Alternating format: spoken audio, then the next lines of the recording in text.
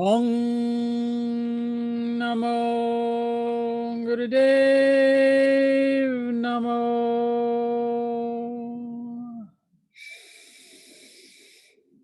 Om Namo Gurudev Namo.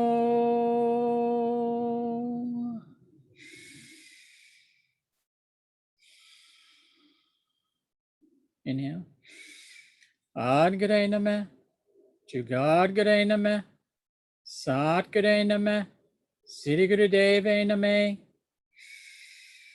Ad Gare Namah, Jugad Gare Namah, Sat Gare Namah, Sri Gurudev Namah. Ad Gare Namah, Jugad Gare Namah, Sat Gare Namah, Sri Gurudev Namah. Inhale, exhale, and relax. So we're going to start with sitting. So please sit with a straight spine. And if your hips are lower than your knees, then please find a bolster so that your knees become lower than your hips. Because one of the things you want to do is make sure that in order for you to have a straight spine, that your knees are always lower than your hips. And the best way to align your spine while seated is to put a rolled blanket, a bolster, a block, or meditation pillow underneath your sit bones. And your sit bones are located under the flesh of your buttocks. And these tap into the part of your brain that creates a calming for the central nervous system and aids in the digestion. It also determines the position of your pelvis so that as you're doing these exercises, you can open yourself up to that. Because what you want to make sure is that as you're sitting, you not only have your sit bones firmly planted on the floor, and for some of you, it might have to twist a little bit to make sure you're really planted, so you're really grounded. For some of you, you might have to reach under and grab your buttocks and pull them apart a little bit so you can really get that bone on the floor. And with your sit bone on the floor, your spine should be straighter. And then if you move your shoulders over your pelvis, so your shoulders come forward a little bit, just a little. It's not like a real stretch. It's just a little, so that you can almost feel an alignment between your shoulders and your hips, like a straight line, like a ruler could go right through there. And that gives your spine a real nice straight position. And when I mean straight on the spine, we know the spine curves, so we're not trying to like unchange the curve. We're just trying to open up the spine so that all the curves can be in the right place. As opposed to slouching forward or twisting or having to bend back a little bit. We want everything to be in alignment.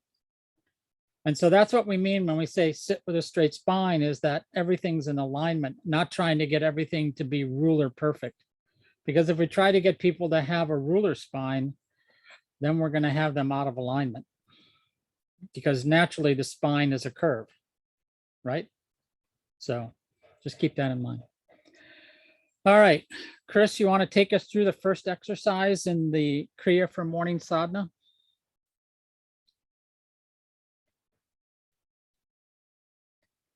Does anybody have any questions on the sitting before we get started? Okay.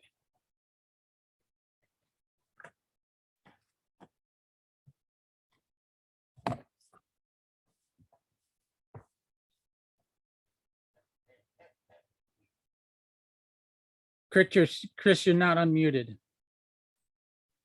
All right. There we go. All right. So the first posture is going to be the cat cow. This is very, I think I've seen everybody doing this very good. One of the key things is to have the alignment between the wrist and the shoulder should be forward or back, should be like a straight line, the same with the hips. And then inhaling, chin up, belly down, and exhaling, round your back, chin to your chest.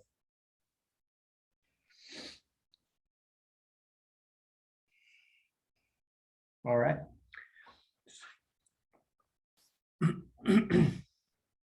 Then the breathing should be like energetic. So at the beginning, some people can do it slower, but you can see different people doing very fast or people doing very slow. So it's up to the practitioner.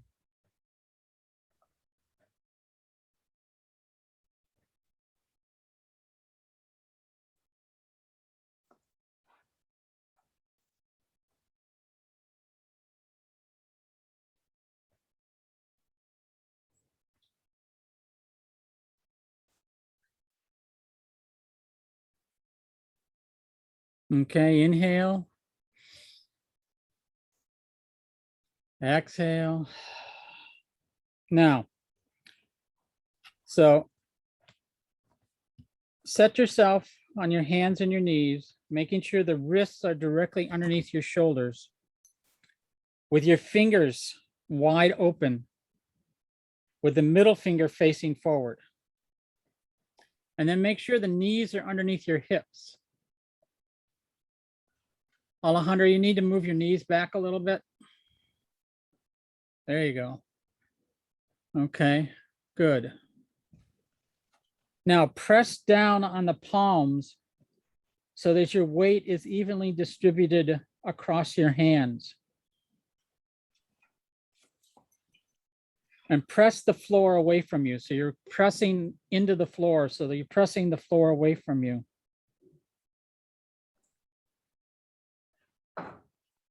And when you do cow, make sure the buttocks and the sit bones blossom up.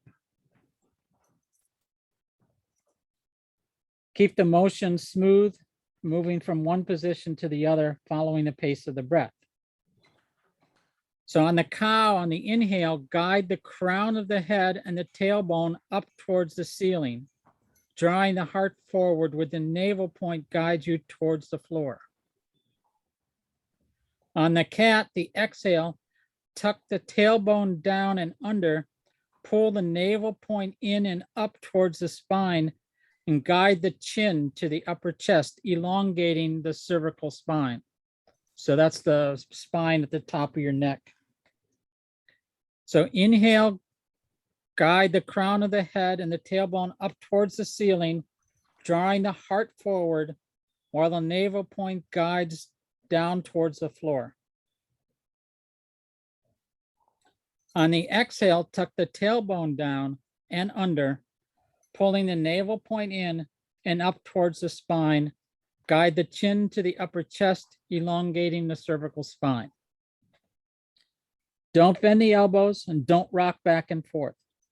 Don't collapse between the shoulders. Be careful with the head movement if there are cervical problems. Maintain the engagement of the navel point to stabilize your pelvis. Start slow and build the speed up and continue. Inhaling up, exhaling down. Inhaling up, exhaling down. Take your time, go slow. Inhaling up, exhaling down. Keeping the weight on the hands so there's pressure on the hands. Jordan, your hands could come in a little bit closer to your knees. Just a touch, there you go. Perfect.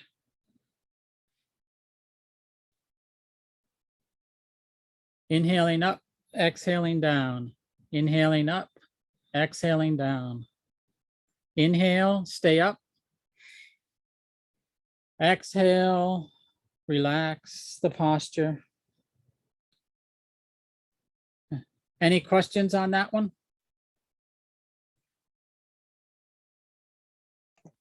I have what's it called, where my elbows like move all over the place. Is there like when I move, they always go like this? Yeah, that's just how your body reacts. You just have to, work with what your body gives you. There's, you know how to do it. You just have to work with what your body gives you and not try to force it to do something it can't do. Okay, sounds good. Yeah, I mean, we all have uniqueness of our body, so we all have to be sensitive to that. Okay, any other questions? All right, Chris, you want to take us into the second one? Yep. Now we're gonna move to the cow pose variation. So it's very similar that we were doing, but this time we're gonna work a little bit in the core. So the similar way, we're gonna do the same position with the alignment of the arms and the legs. This time we're gonna inhale, and then you're gonna move one leg back, and then you arc your back. So similar, you're gonna feel the same sensation that you had before in your back. Sorry. And then, but then when you exhale, you're gonna crouch, and then you're gonna try to move the knee to your chest. And then you curl your back again. And then you inhale back and exhale, knee to your chest and round your back. It's a similar sensation that we had before, but then this time we're gonna focus a lot in the core. So begin.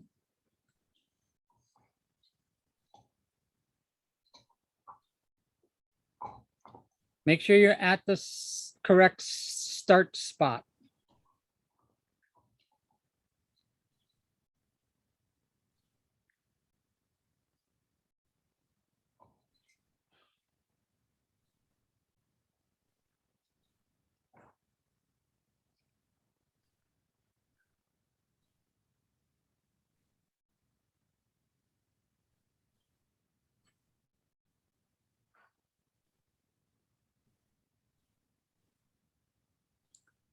Inhale deeply. Switch legs.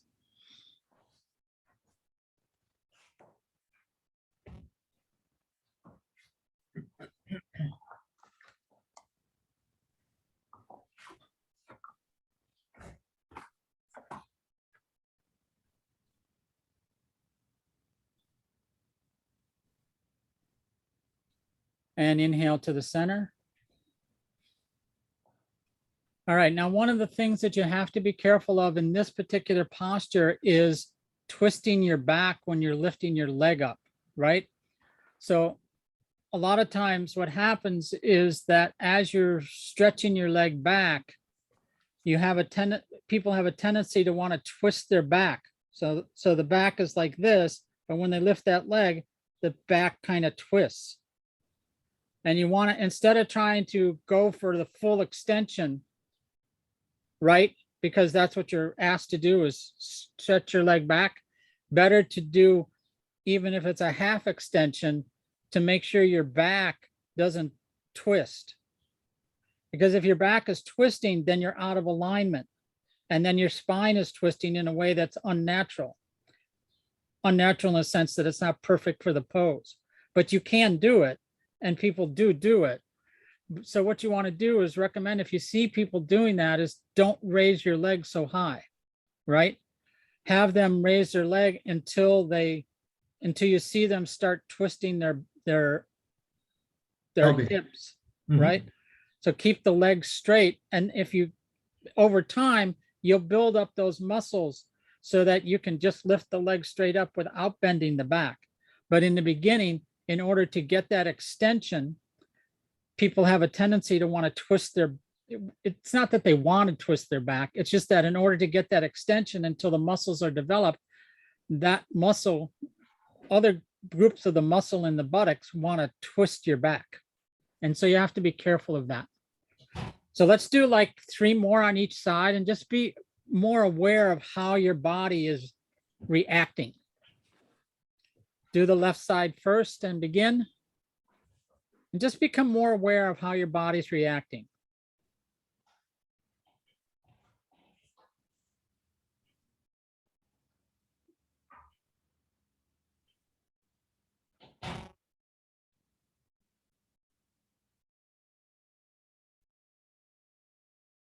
And when you're ready, switch legs.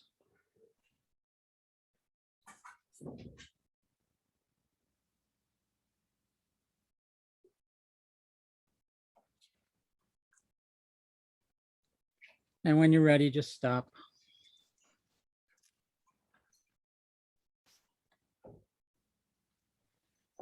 Any questions? Did you feel any difference? Did you notice a difference in how your body responded? Yeah, I mean, a part of doing these postures and sharing them with people is making people aware of how their body is responding. And just by making that subtle awareness available to them, you're helping them to make sure that the alignment is correct. Okay. All right, so the next posture, Chris is taking care of his dog, which is quite understandable. Okay. Chris's dog got jealous because he was doing cat pose. Yeah, you have to play that position. All right, so take us through hugging spiral bend. Yeah. Here we're gonna sit in our heels. And when in class, when we ask the student to sit in their heels, it's good that we give them some options. One of the classic option is to put like a pillow between the heels and the buttocks. All right, so you don't force the muscle quadricep to be that flexible, also help with the knees. Also, you can put a pillow under the on the floor. Sometimes the floor is very hard or the mat is very hard, and then you put an extra one here. So you want to make the people to feel comfortable in the heels.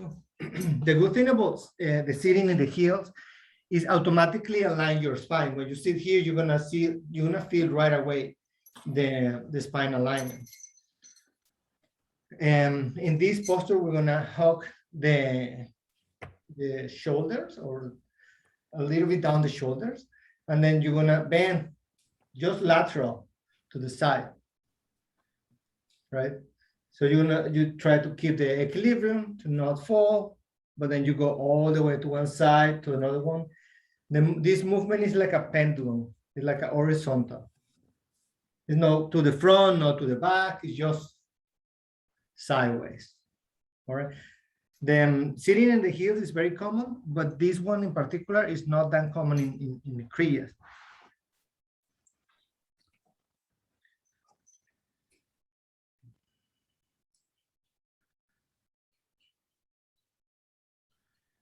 Yeah, try to not bend forward. Just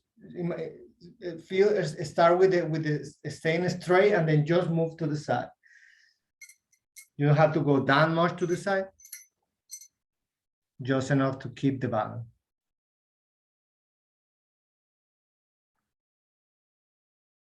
All right. Inhale.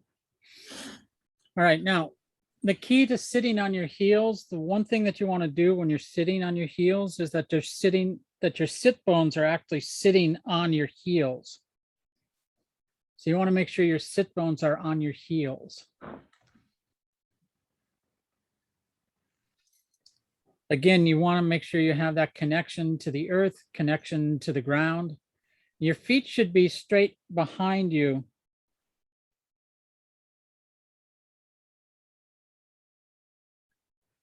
And some people, what happens is their feet splay out, so they go off to the sides, which isn't really the correct posture. So it's better if they can just have the foot go straight back.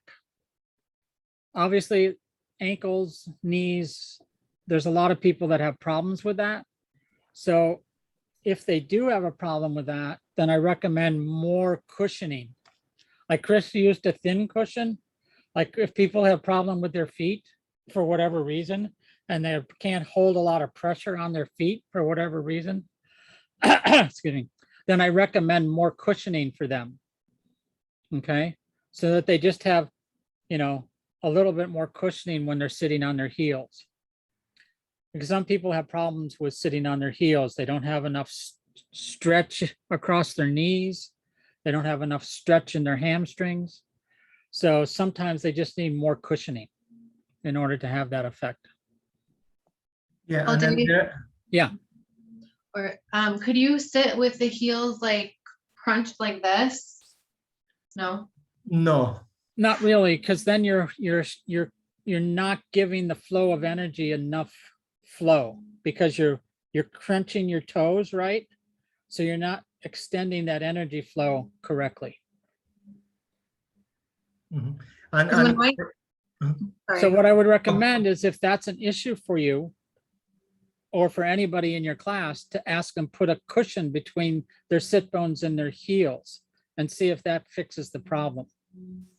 Obviously, people have to adjust as they adjust. So you can't really say, no, don't do it. All we can do is tell you what the proper thing is to do. And if you can suggest that to people and they can do it, great. If they can't, then they can't. And that's just the way it is. Okay. Yeah. You know, I have there's- some, yeah. Go ahead, Chris. No, I was telling that I had some students that had like a knee replacement and they cannot sit on the heels at all. So they do just sit easy posture. But in general, people can have modification. Yeah, I have 2 knee replacements. I can't sit at all. So. Okay. All right. Any questions so far? All right, let's go on to the next exercise. The next exercise is still sitting in the heels. And it's gonna be spinal twist variation. Look like spinal flex. No, sorry. Spinal twist variation. Okay, Jan mudra. Similar than we do in cross leg position. And then you're gonna inhaling in one side and inhaling in the other side. Inhaling in one side and the other side. You have to be in mind that the spine still is straight. You're not gonna move to the side. The spine is straight, not forward, not bending, not back, and just rotating to the side. Inhaling and exhale.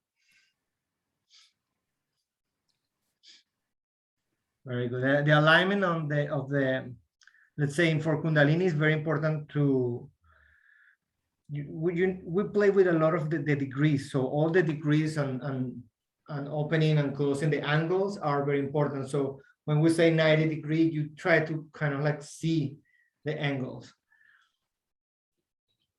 And sometimes we don't see it very often because we need to see we need to see ourselves. And it's good for us to sometimes practice with a mirror to see, okay, what is 60 degrees? What is 30 degrees? What is 90 degrees? Okay, inhale. All right, so 90 degrees, right? So the first 90 degrees is with your arms. So your elbow and your arm is 90 degrees. Then the next 90 degrees is with this part of your arm and your rib cage. So it's 90, 90, right? 90, 90. So there's 2 90 degrees you have to keep. Now, a lot of people have a trouble with this, especially people that have rotator cuff issues or something like that. So always remember that even if they can't do the exercise, they can imagine doing the exercise and they'll get the benefit of it. But when you're teaching the exercise, you want it to be 90 degrees and 90 degrees, right? And even if it's on shoulders. So if this is the shoulder twist, you want to make sure that the elbows stay up. A lot of times people's elbows will drift down, right? Because they're, again, these muscles in here, for a lot of people, these shoulder muscles here and underneath here don't get a lot of workout. They don't get a lot of buildup. They don't get a lot of energy.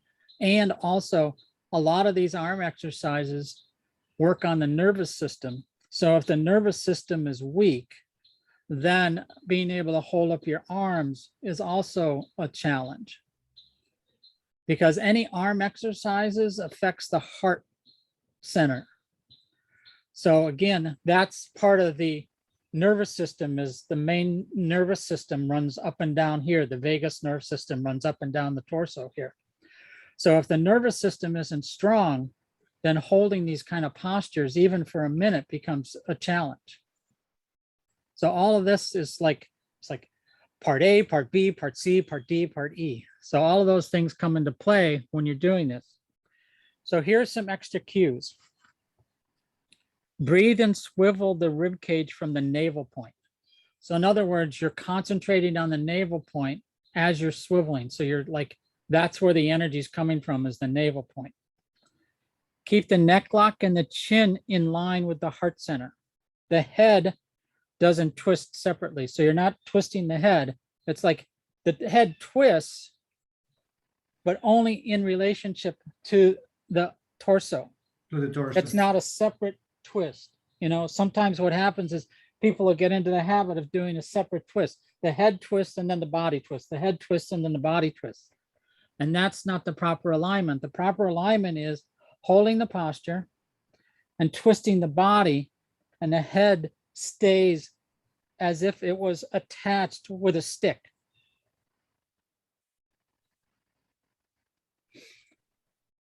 Keep the spine long and lengthened. So in other words, when you're doing this, you want to make sure you keep your spine lengthened. And so it doesn't collapse down. It's really easy to like relax and let the spine. So you want to keep the spine elongated. And that also helps you to hold your hands up, because now you have the extra strength of a straight spine. And that opens up the rib cage, which gives you ability to breathe better.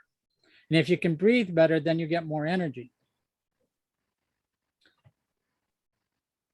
Make sure you're grounded. So one of the keys is making sure you're grounded, whether you're sitting or sitting in sitting on your heels or sitting in easy pose. You want to make sure you're grounded.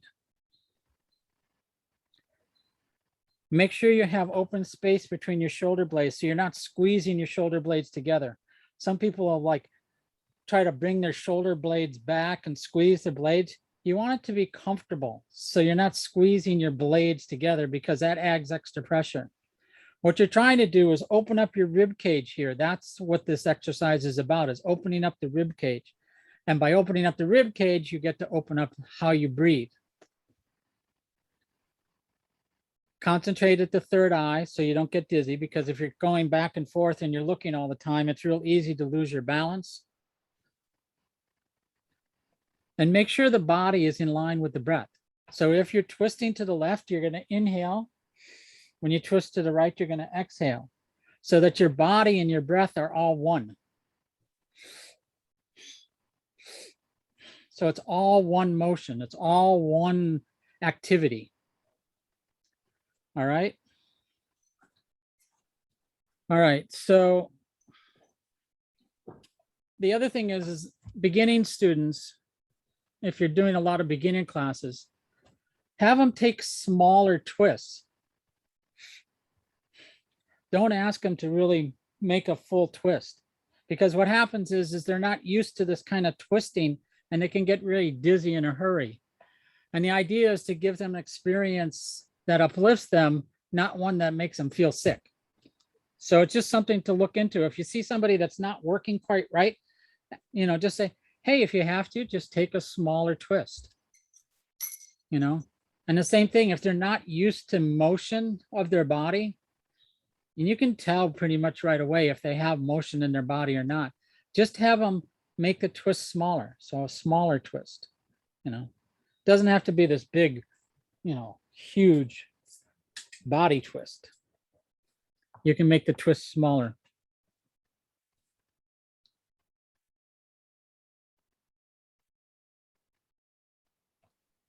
All right, so here are some variations that don't normally get talked about.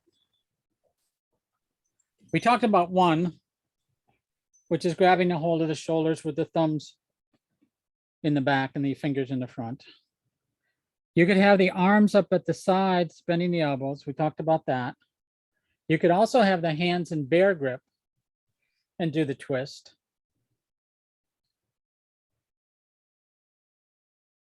You can also have another variation on the twist, is having your hands in fists with the knuckles pointing at each other and the thumbs pointing down towards the ground.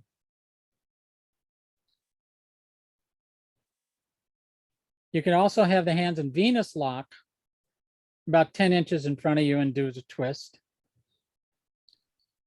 You can take your hands and put them in Venus lock behind your back and do the twist. You could have the arms hugging the ears, and this is a posture that you'll see often with your arms hugging your ears, twisting.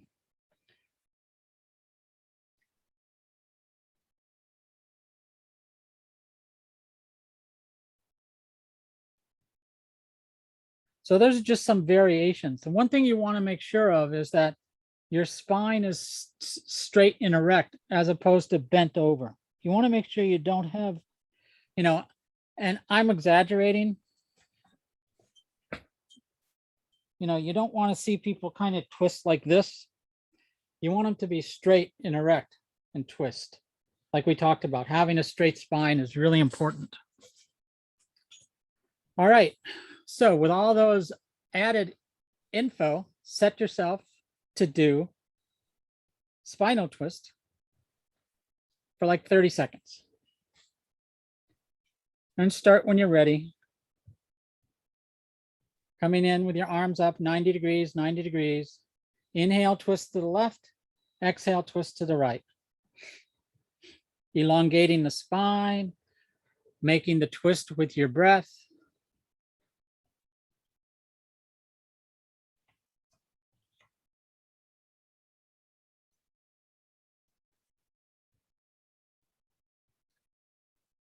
And inhale deeply. And exhale. Relax. Any questions on that? Valerie? I guess it's a couple things. So the first one was when you talk about a weak nervous system, are you talking about somebody who's, say, maybe had acute stress for a long period of time and it's weak because it's overburdened? Or what are you referring to in that respect? Yeah, well, the nervous system just doesn't have what you said, having anxiety, having extra stress in their lives, not being able to handle stressful situations with ease and comfort. You know, it reflects in how the body performs. Gotcha. Okay, You thank know. you.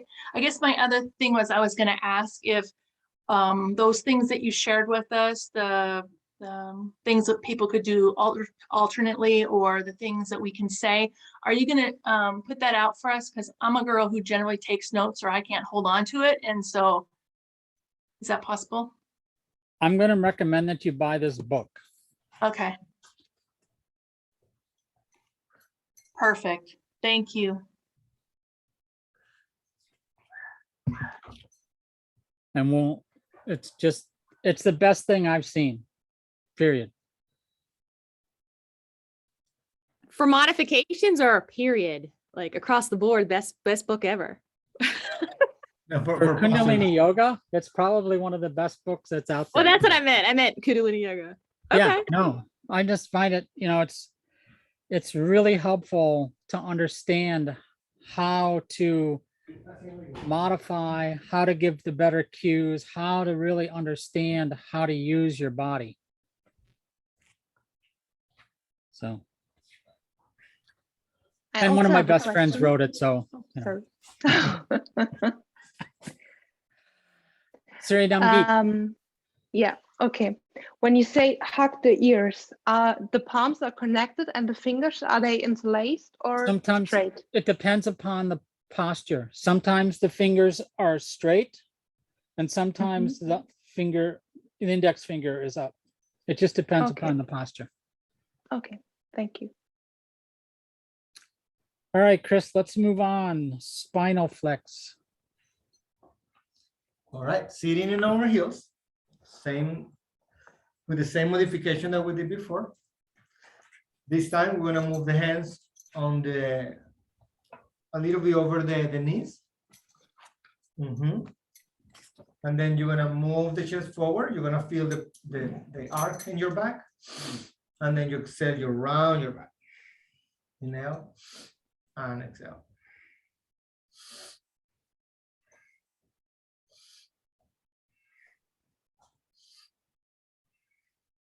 You don't move the neck too much. It's not like I'm moving the head up and down. It's just concentrating the movement in the spine. Even the shoulders, you don't move the shoulders up and down. You're gonna move just the spine, the chest, and the spine, front and back. And some people can do it a little deeper, and then others can do a little bit, just a little bit movement. Okay, so Chris, this is on page 143 in your book there. So inhale. So here are some extra cues for the lower spine flex. Remove any cushion, blanket, or bolster from under the sit bones. Focus on the lower spine flex in the lumbar spine, so the shoulders and chest aren't moving into the extension and the flexion as fully as they would in other positions. So Chris talked about this. So what you're moving is your lower back. That's what you're moving forward and back, is the lower back. Rock the pelvis only from an anterior tilt to a posterior tilt. So you're tilting the pelvis bone. That's really what you're trying to do. And if you notice, if you're just tilting the pelvis bone, your shoulders, your neck, all that stuff barely moves. Because all you're really moving is your very lower spine, your pelvis bone. The chin stays parallel to the floor. The shoulders stay in line with the hips. The elbows are bent to avoid rocking, because you don't want to rock back and forth. You're not like trying to like, you're not trying to like do this. You're just trying to keep the spine straight and rock the pelvis bone back and forth. Keep the head as straight and relaxed. The eyes can stay on the horizon or at the third eye. Keep the knees on the floor and don't bring them up or rock on them. And do one forward and back every 3 seconds, or your own rhythm. What you want to avoid, and depending upon who your audience is you don't want them to get to go too slow, right? There's a certain rhythm that's involved with Kundalini yoga, and too fast or too slow isn't the rhythm. There's somewhere between sort of fast and sort of slow. But if it gets down to really slow and really fast, that's not a good rhythm. So just keep that in mind, because you'll get some people that are just like going, go crazy, right? And that creates stress. We're trying to elongate the body. We're trying to give that energy movement. But if you go too fast, then you're stressing the body. And that's what we're trying to avoid. It's not like we don't want to go at a rapid pace, but there's some speeds that are just like rocket speeds. And for most exercises, rocket speed isn't a healthy speed. So keep that in mind. And the same thing with going too slow. Now, some people's bodies, I have one person who comes to my classes who just cannot go faster than a turtle. And it's just the way her body works. It's just the way it is. But, as long as she's consistent, that's what I look at when that person's doing the exercise. Is she consistent? Is she can keep up, and is she consistent? And that's all her body can do. And that's cool. But you don't teach to that person. You teach to the middle crowd. And then you just encourage them to keep up.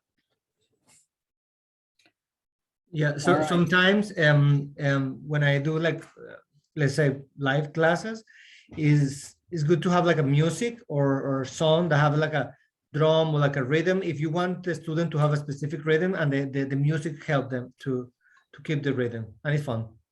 Yeah. Chris, you want to read about the cues for the middle spine? What is that? 143 in the book? In what book? This book.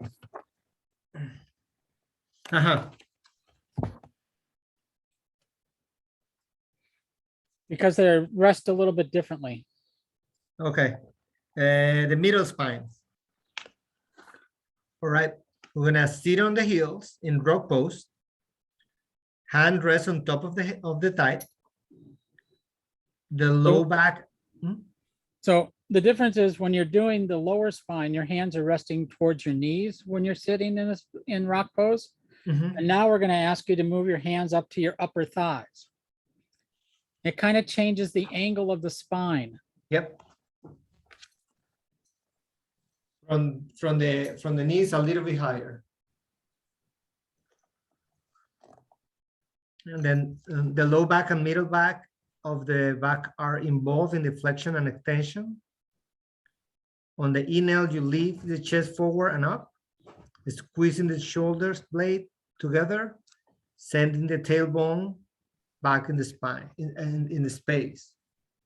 So you move this, and then you move, when you move the chest forward, you move the pelvis back.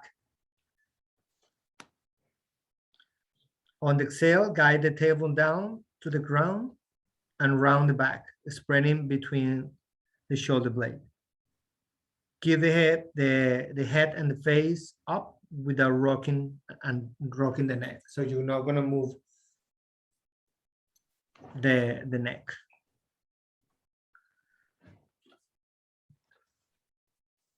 So it's a subtle tweak, right? This is a subtle change, but in some point you're gonna get a little bit sensitivity on the spine, and you can feel when it's more in the lower back and when it's more in the middle back. How exaggerated is it with the middle back? Like, is it like full out, or is it just similarly small like the lower back? It's similarly small like the lower back. You'll see some people that go crazy and they'll be like overextend everything. But in reality, you're only asking, you're moving, basically you're still moving the sit bone, you're still moving the pelvic bone, but because your hands are higher up, and so your position is higher up, you're also flexing the middle back. It just becomes natural, because what's going to happen is your chest is going to come forward, and then when you come back, it goes back.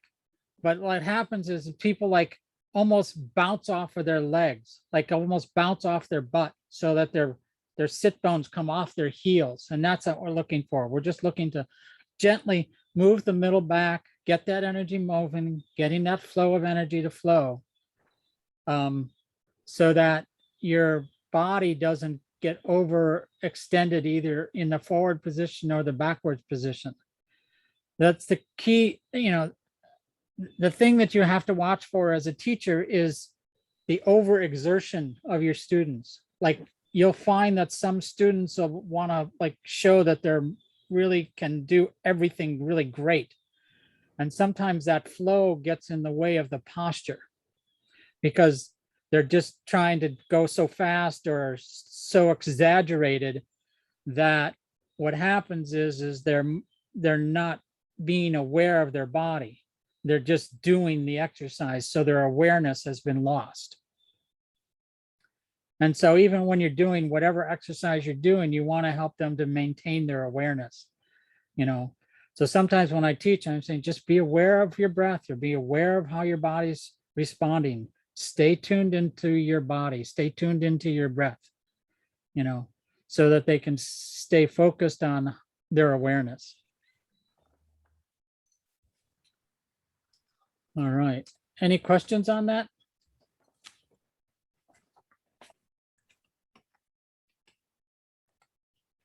Now, I'm going to talk to you. So then let's do the upper spine.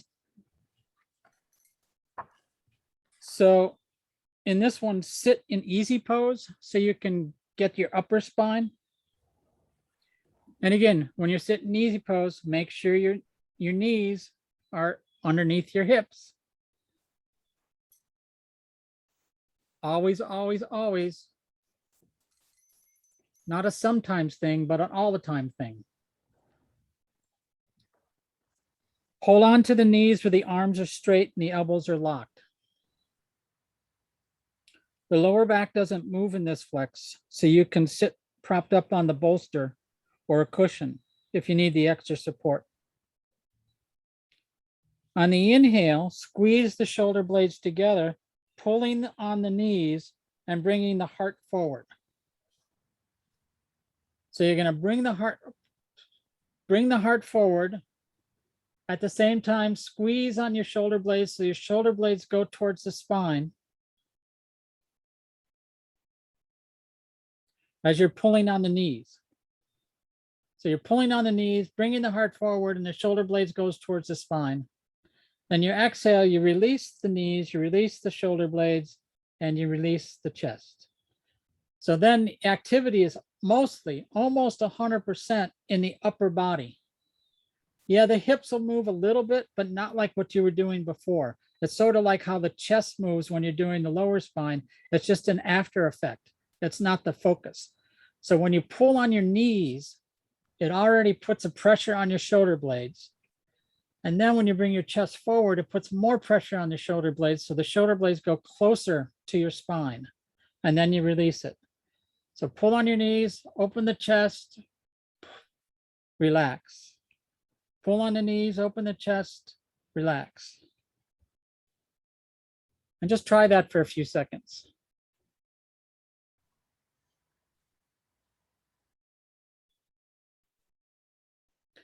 Keeping the chin parallel and the neck doesn't really move during this position. I mean, that's the hardest thing you're going to have to teach people, is that the head and the neck during spinal flexes does not move. People just don't get that. They're like, oh, I got to move my body, so I got to move my head. I'm like a bouncing rabbit, you know, up and down, you know. So that's one thing that you'll always be correcting, no matter who you're teaching, whenever you're teaching, because people just do it automatically. They just don't get it. So keep that in mind. All right, let's move on. Front bends, unless you guys have any questions. Okay. Front bends. We're not going to get through this whole series, but we'll dig into it more later, because in about 40 minutes, Haridas is going to join us. Okay, so forward bends.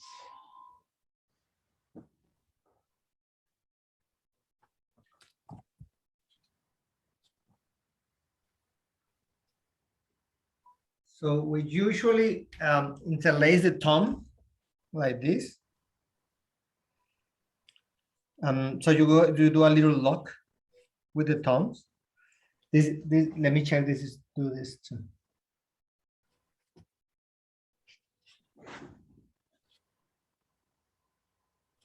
Well, in this one is not specified, but usually we do a little lock, and then we do like okay, I'm gonna do this back, right?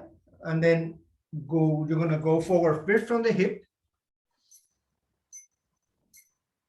and then you move the arm down, touching the floor. So then inhale, you move, do a little back bending. Everybody has a different flexibility on the spine, and then you go forward. And then up and down, all right? If you don't touch the floor, you can micro bend the knees, it's okay. If you cannot do back bending, it's okay, just have it straight is good. And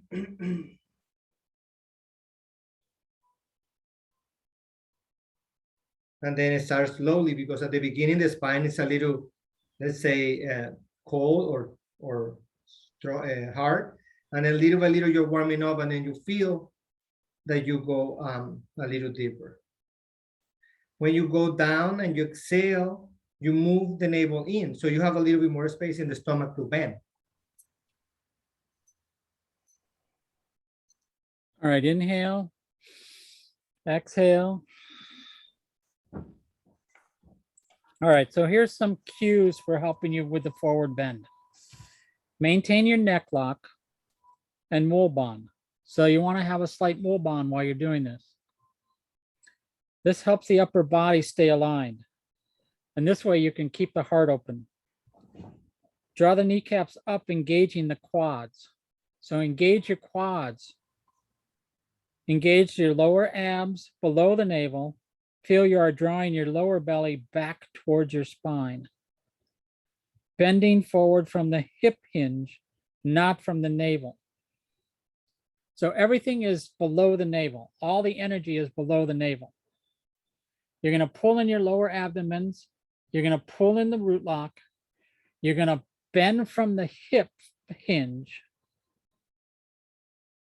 And you're going to do all of that before you even try to bring your head forward.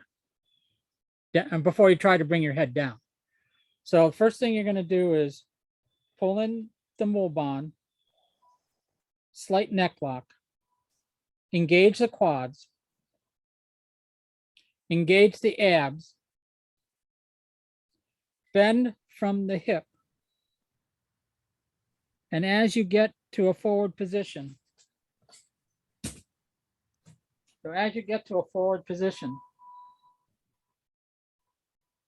now you stretch and let the head fall.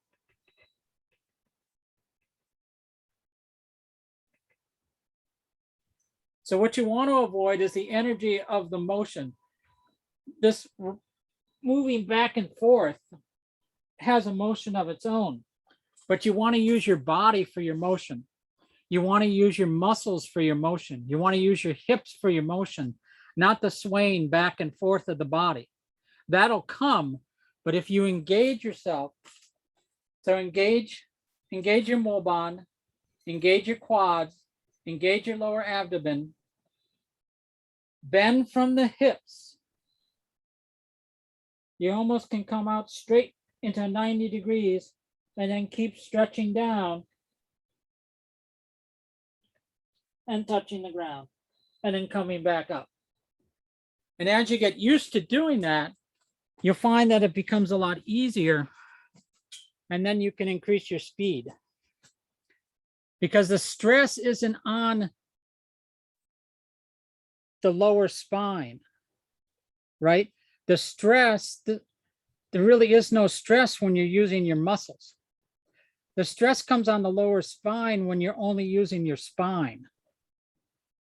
And that's what's so critical about the forward bend is it's not using the spine as a primary muscle group. The primary muscle group is the hips and the abdomen. Those are the things that you want to bend. And those are the things you want to engage. And then the spine follows. And then the chest follows and the head follows. Any questions on that? Did you guys notice a difference when you changed it up a little bit? Chris, anything to add to that?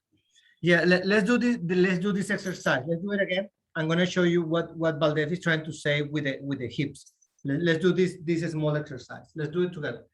So you're going to go up, and then you can go from the hip down, down, down, down, down, down, down, and then from here you're going to leave your head. You're going to grab your chin, and then you're going to move the spine straight. Try to have the spine straight. Right from here, help with your arm, spine straight.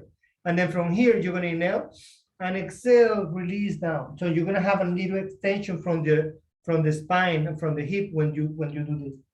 So you're going to feel the difference.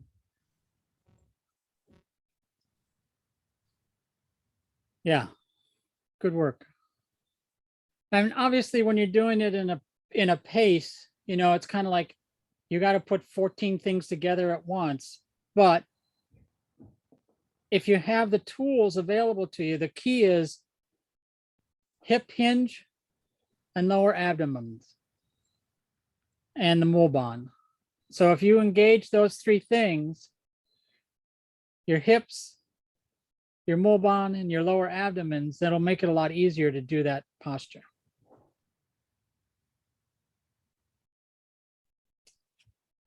Okay. Any questions? All right, let's move on to life nerve stretch. Okay. So in this one, we're going to remove any pillow or anything that we have on the back. Right. This is let's say how we, you know, in Kundalini we have like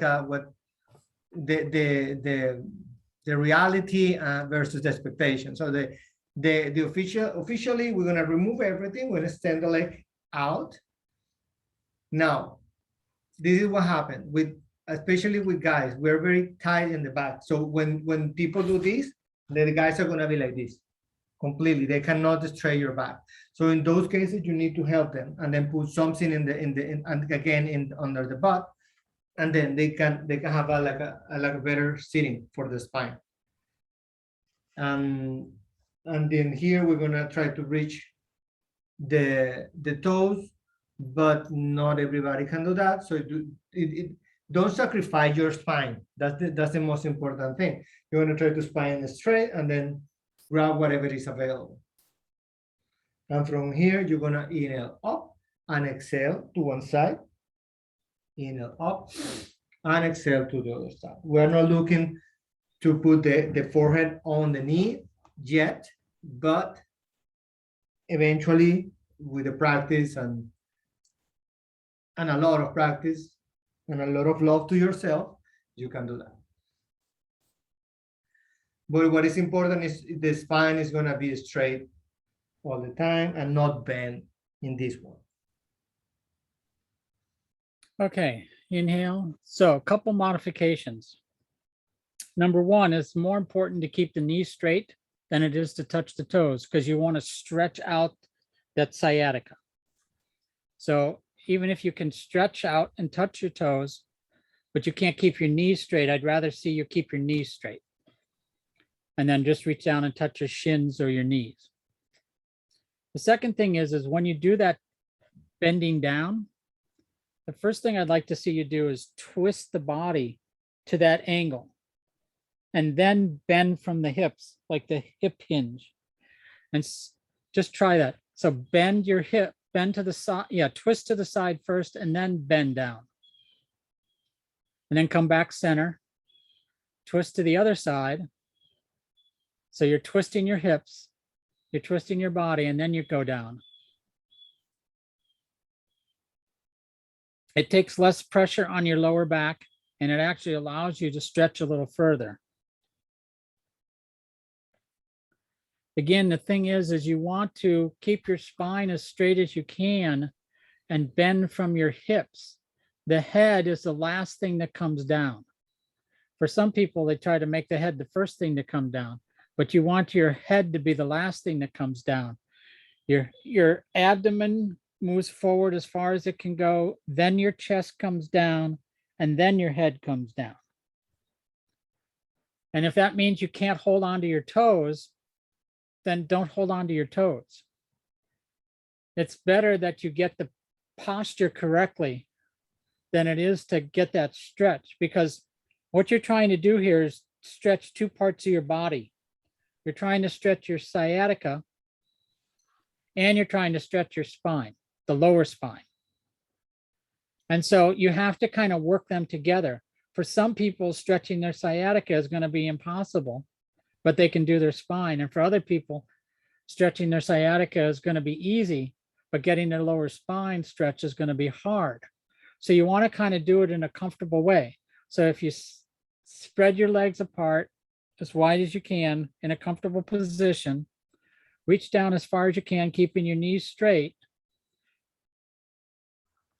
twisting your body to the left, bending from the hips, stretch down, moving your abdomen down, then your chest, then your head, and coming back up in the opposite direction, your head, your chest, and your abdomen, and get back to center, and you repeat it. You twist the other way, moving from the abdomen and the hips, then the chest, and then the head.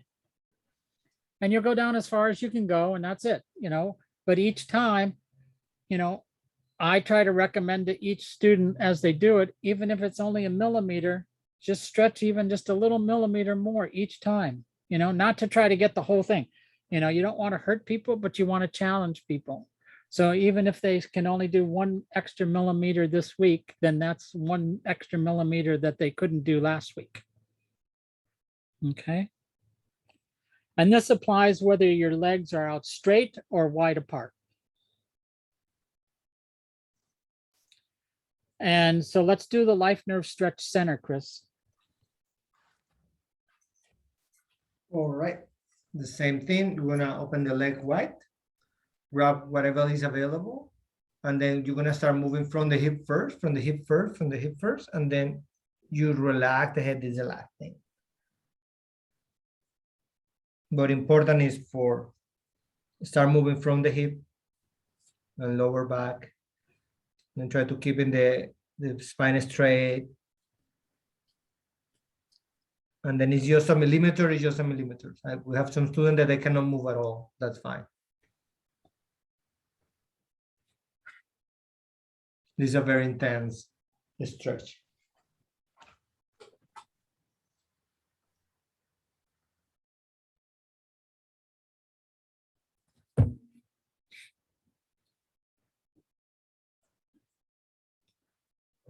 Okay, so quick question. We've spent a lot of time on hip hinging. Is that a new concept for some of you? Is that something you guys do in your daily practice, is making sure you're bending from the hip and not just from the back? Good. All right, cool. All right, let's see where we're at. I have a question. Yeah. Like what's the, when you're forward, when you're forward, like what, like you're not like that. I mean, you're not like exaggerated down in the neck, right? Are you aligning your neck? Yeah, When what you're you're trying to forward? do is, in a perfect posture, what'll happen is you'll have enough stretch in your body that you can actually bring your forehead to the ground in front of you. And that happens because your legs and your hips and your pelvic are stretched enough so that there's space. It just takes time. It's like if you watch like a kung fu master, how much flexibility they have in their legs, right? And their hips, they can really stretch their whole legs almost perpendicular.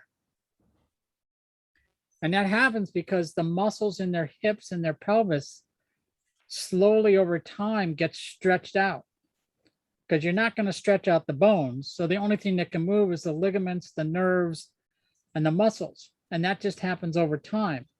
And when that happens, then you can move your whole body down so that your chest and your head can touch the ground. Mhm. And that's really, that's the object of the exercise, is to get that much stretch in your body. That's not something that most people can do. It takes years of constant practice over and over of those same types of exercises to do it. And that's one thing in Kundalini Yoga, because the exercises change every class, almost every class you go to, we don't really emphasize that kind of stretching. Over time, it happens, but it's not something we focus on. But when you're going forward, like when you're down and you're going forward, like is your head, like is your neck aligned like this instead of like bent down? Like, is it just, you know what I mean? You keep your head basically up. You're Right. bending from the hips. Yeah, you keep your head basically up. So you basically want to keep your neck, you basically want to keep your spine in straight alignment and your neck in straight alignment with your spine. Yeah. Okay. Yeah, you're not trying to bend your shoulders. You're not trying to bend your neck into your chin into your body. Yeah, you're trying to keep your spine straight. Okay.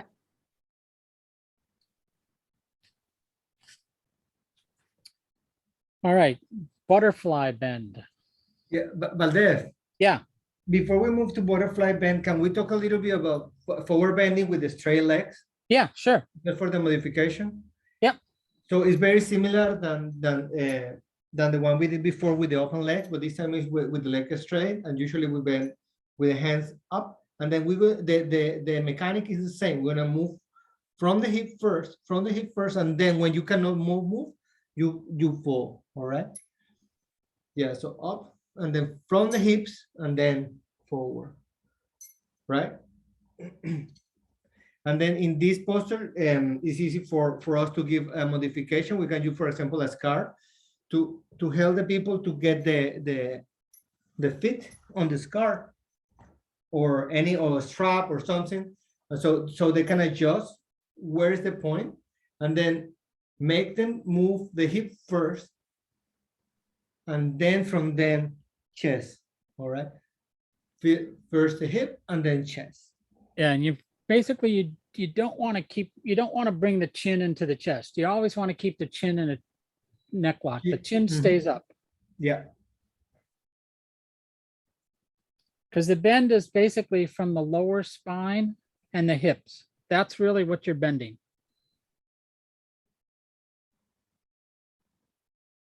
Yeah. Okay. All right. Let me that's- just read you some of the cues on this. Mhm. Bend from the hips, not from the waist or the head. Lengthen forward with a long spine rather than rounding the chest down towards the knees. Keep pressing the heels down into the floor and increase that pressure to help you lift on the inhale. Engage the quads and pull them away from the knees. This activates the reciprocal inhibition, which relaxes the hamstrings.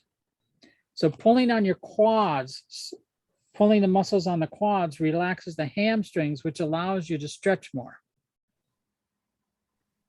Forward flexion has its benefits.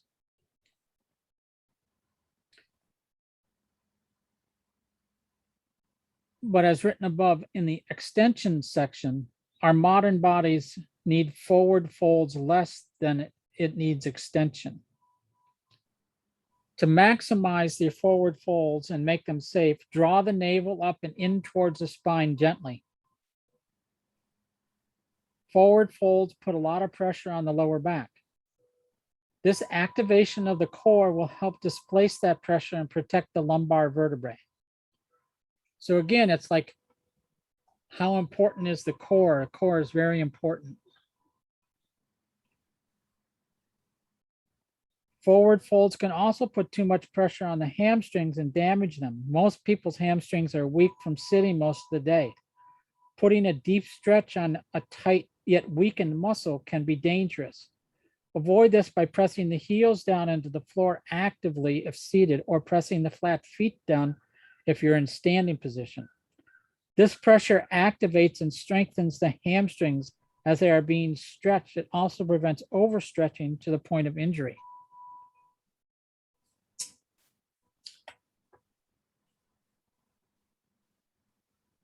Some modification is putting a blanket under the sit bones so that you already have activated the tilt of the pelvis forward so that you're not rocking back and forth. Placing the hands on the shins as opposed to your toes. Using the Molbon when you're doing the exercises helps to keep the core locked in place.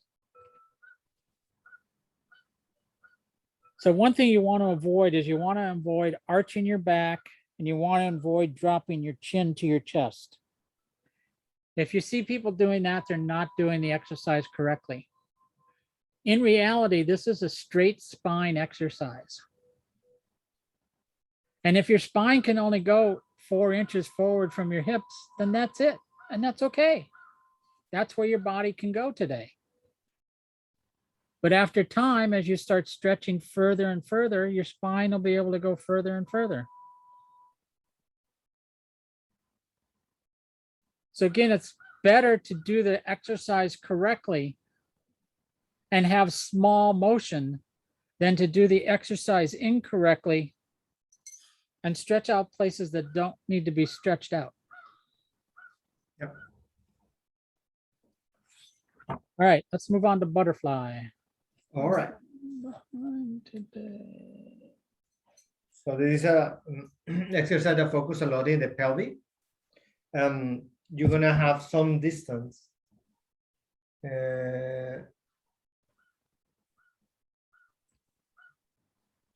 Just read it like it is in the manual. Yeah. Okay. The manual said, bring the sole of the feet together and clap the fingers around the feet. Keep the spine and head straight. Begin bouncing the knees up and down. Let the knees move vigorously. 10 to 12 inches. But what I'm gonna say is like it's not too too close to your body or too open. It's kind of in my like a little diamond shape, and then you're gonna grab your foot, and then you're gonna move the hip, the knees up and down, up and down. But when we do this and we focus a lot of in the hips, we also try to keep the spine straight. We're not gonna collapse. And sometimes with the student, this is very hard because this posture make, especially guys, move like to the front. So you at the same time you're moving the chest forward, you're moving knees up and down, up and down, up and down. So one of the modifications is to use a bolster or a Mhm. blanket to elevate the hips Yep. and then place the hands on the shins instead of on the feet.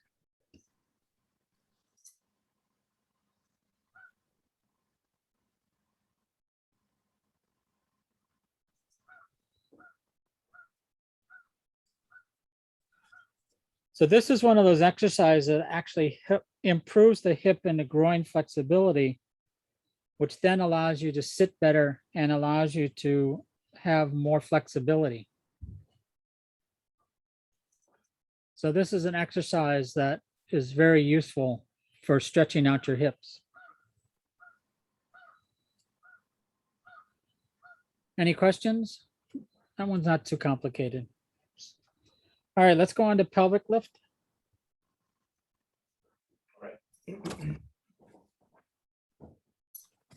All right, this is like a counter posture. All the posture that we were doing was like a kind of like pushing the us to do forward bending, and this one is going to stretch the back to the other direction and you're going to feel good after.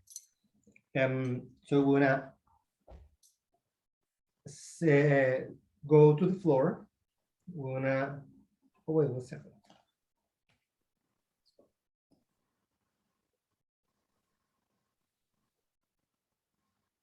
Bend the knees, place the feet flat on the floor near the buttock, and grab the ankles.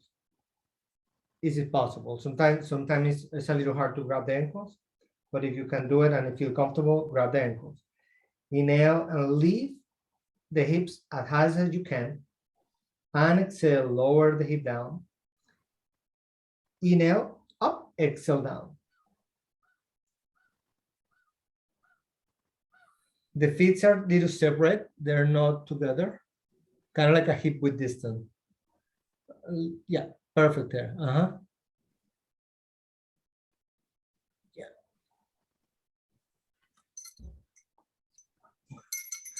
All right, so here are some extra cues. So start by tucking the shoulders under by rocking side to side. So before you start, make sure your shoulders are in the correct position. Squeezing the shoulder blades together. This allows a broadening across the chest to open the heart center. As you inhale up into the lifted position, engage the mole bond, tuck the pelvis, guiding the tailbone to the back of your knees. So you're going to put the tailbone towards your knees. And pull on your navel.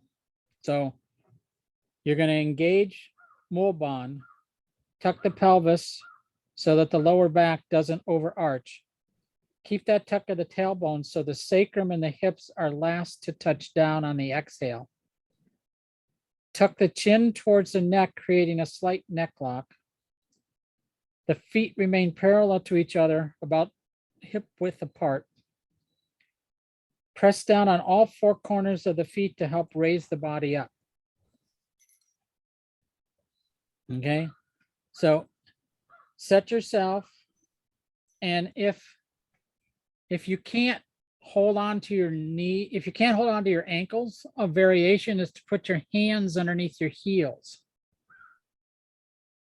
So your palms would be flat on the floor with the palms facing up. So the back of your hand would be flat on the floor, and you would reach that underneath the heels of your feet. And if you can't do that, that's okay. Sometimes having a strap is helpful in this exercise as well. So you can keep your feet flat on the floor. So put pressure on your feet. So you're holding your posture by pressing down on your feet. You're going to pull in your Molbon, which pulls in your navel and your root energy. And then you lift yourself up. And then exhale down and come down. And then inhale up and come down. And if you can't touch any of that, then put your hands by your side with the palms facing down. If you can't touch your knees, if you can't touch your ankles or your feet at all, just have the palms at your side with the palms facing down. Making sure your feet are as close to your buttocks as you can so that you can use your feet to lift you up. So the energy of your feet can help to lift you up. You inhale up, lifting the buttocks, and then exhale down and lowering yourself down. And the chin can be on the chest. So you move the chin onto your chest so that your cervical spine, is that part of your neck, is not just flat on the floor. It doesn't have pressure, doesn't have so much pressure on you. Inhale up, exhale down. Inhale up, exhale down. Page 95, Chris. Inhale up, exhale down. And then a variation is holding your hips up with a breath of fire. So the two modifications I already talked about are, or three of them actually: placing your hands underneath your heels, placing your palms flat on the ground, or grabbing hold of a strap and placing it around your ankles. All those three are acceptable modifications to help you with this exercise. Because for some people, they just can't reach down there. They can move their hips, but they can't reach their their heels, which is fine. Each body is different. Inhale deeply, exhale. So the things you don't want to see, you don't want to see the palms facing up towards the sky, and you don't want to see the knees splayed out.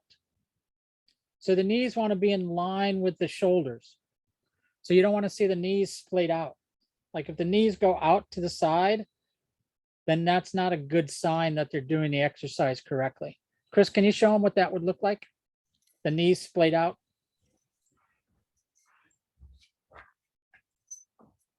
Yeah, like this. Yeah.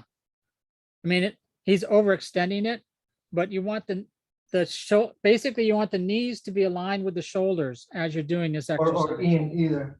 Or in either, right. Yeah. So you basically want your knees to be shoulder width apart, which is basically in line with your shoulders. And exhale. And inhale. All right, we're making progress. All right, so I'm going to give you guys a 5-minute break before the meditation. So come back in 5 minutes, and if Haridas isn't here, we'll take on another exercise. Okay? I just want to make sure you guys are prepared for the meditation. And if you have any questions, I'll be here.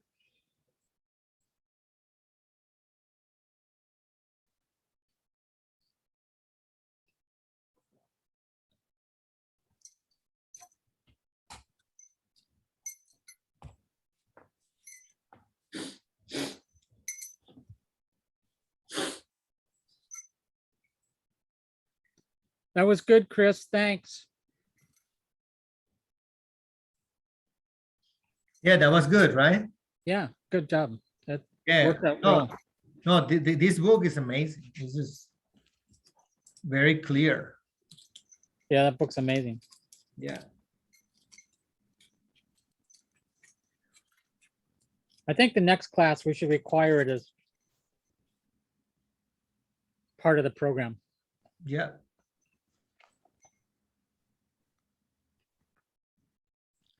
Yeah, and especially because we are online, and when Yeah, we are in we're person, online. they can see it better. But then Right. online, I think this book can add good value to the posters. It's not that expensive. No. For what you get out of it, it's incredible. Yeah. And I think also doing this with the actual Kriya helps a lot. Yep.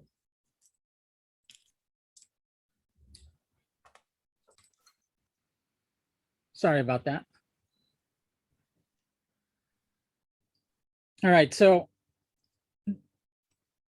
now we're going to actually do it with the piston motion.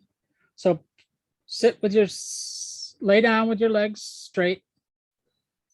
Lift your legs up about 10 or 15 degrees, 10 to 20 degrees, and begin pistoning, moving your knees back and forth towards your chest, in and out. Piston your legs in and out. The key here is to engage your mole bond and your navel. This will help you to do this exercise correctly. And again, making sure your lower spine is on the floor. If that means you have to put your hands under your hips, put your hands under the hips. If that means you have to put a little cushion underneath your lower spine, then put a cushion under your lower spine. Just get a feel for how this feels when you do it correctly. Inhale, exhale, relax. We're not trying to overstress you here. We're just trying to give you some examples of how correct posture works and feels. So again, anytime, this is why we keep trying to develop the navel and the root lock and your core, because it's so important for these Kundalini yoga exercises to get your body in the right position to be able to do them consistently and over time. Okay. So some modifications that you might have to do is bend the knees slightly at a 45-degree angle to decrease the amount of weight that you're lifting. So for instance, if you have to lift your knees, if you have to lift your legs 90 degrees, the first thing you might want to do is bend your knees into your chest, like at a 45-degree angle or a 60-degree angle, and then lift your leg up. Another way to do it as an alternative is to do alternate legs. So no matter what the angle is do one leg at a time. So lift one leg up, lower it, then lift the other leg up. Again, a lot of people don't have strength in their core, and this is what you really need to use in order to use your leg lifts, is your core muscles. So until people develop that strength in their core, you have to give them variations so that they don't blow themselves out. Because the idea is that you want them to continue doing this practice. And if they come once and get blown out by it, then most likely they're not going to come back. Another variation is scissoring the legs so that they're moving back and forth. You can bicycle your legs at 60, 45, 30, 20, or 10 degrees. So sometimes you might lift your legs up 60 degrees and do the bicycling. Most times it's going to be somewhere between 10 and 20 degrees.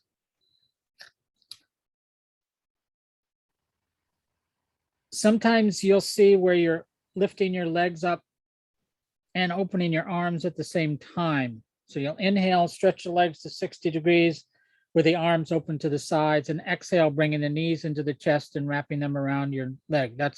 You'll see that in Nabi Kriya.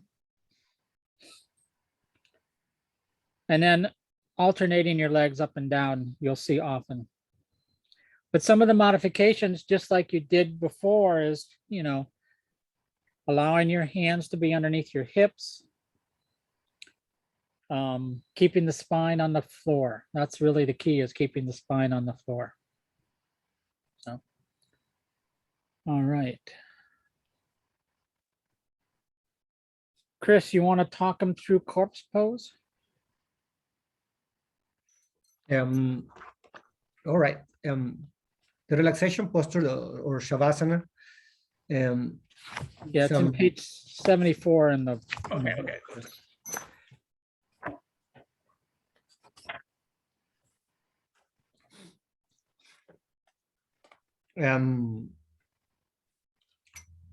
What are we doing? Like getting the benefit or the cues? Give them the extra cues. First of all, get them into the position and give them the modifications, Okay. and then give them the extra cues. Yeah. So the original posture is just laying down on your back, how you know. Some people have a some, let's say, pain in the back when they lay down like this, especially for example, pregnant ladies should not be on the back, so they can be on the side. But then we can put a pillow between the under the knees, and that's gonna give the people some release on the back. So the back is gonna be flat on the ground, and they don't have a, let's say, pain. But in general, we just lay down completely on the floor. I ask the people to adjust the body a little bit to make it feel like comfortable, and then just relax. Just just try to be still and then try to relax. The extra cues here are smooth your brow, smooth your eyelid, soften the tongue. So some teachers guide you through this. Some others are more shy and just put music and then allow the people to feel whatever they say. But some people are guide you through the kind of like relaxation, kind of like a yoga nidra style, and it feels very good. Let your eyes settle deep into their socket. Soften the cheeks. Release the jaw and let the teeth separate. Let the feet float apart. Let all the muscle melt away from the bones. Let the bones settle deeply into the floor. Notice the tingle, pulsing, buzzing, and warm, melty feelings in the body. Stay with and enjoy all the sensations. Let the body feel and hear the gong or whatever sound might be played to enhance your relaxation. So so this is the time that you want to people feel relaxed. So whatever is coming to your let's say imagination, to allow people to relax is welcome. Either it's a soft music or we play the gong, they can go deeper into the relaxation. We don't touch the people, we don't put essential oils on people like other practice people do. We let them to be in their space. And stay there, stay with them present. So I see people, some teachers like getting into the phone when the student got into shavasana relaxation, or leaving the room. Actually, I think it's a sensitive space, and I think as a teacher we should be there, present with them. Like just holding the space for them. Okay, inhale. Exhale. Come out of the posture as you normally do and come sitting up for meditation.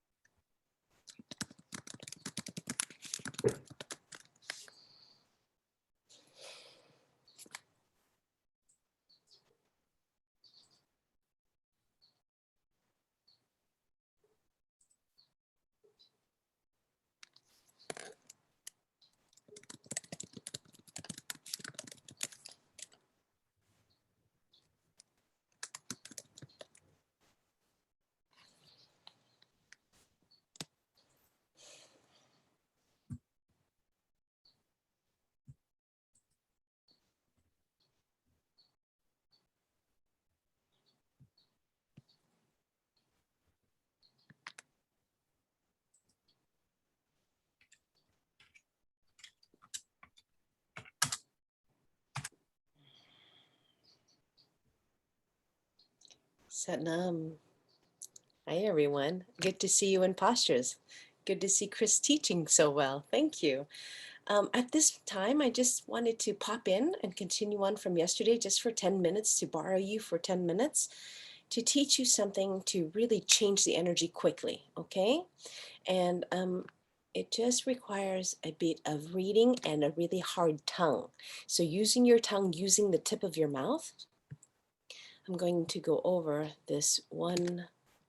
Let me see, it's a mantra. It's a Shabad, actually. I'm going to share the information to link there for you, so you can read the history of it on your own time. And let me pull up the words.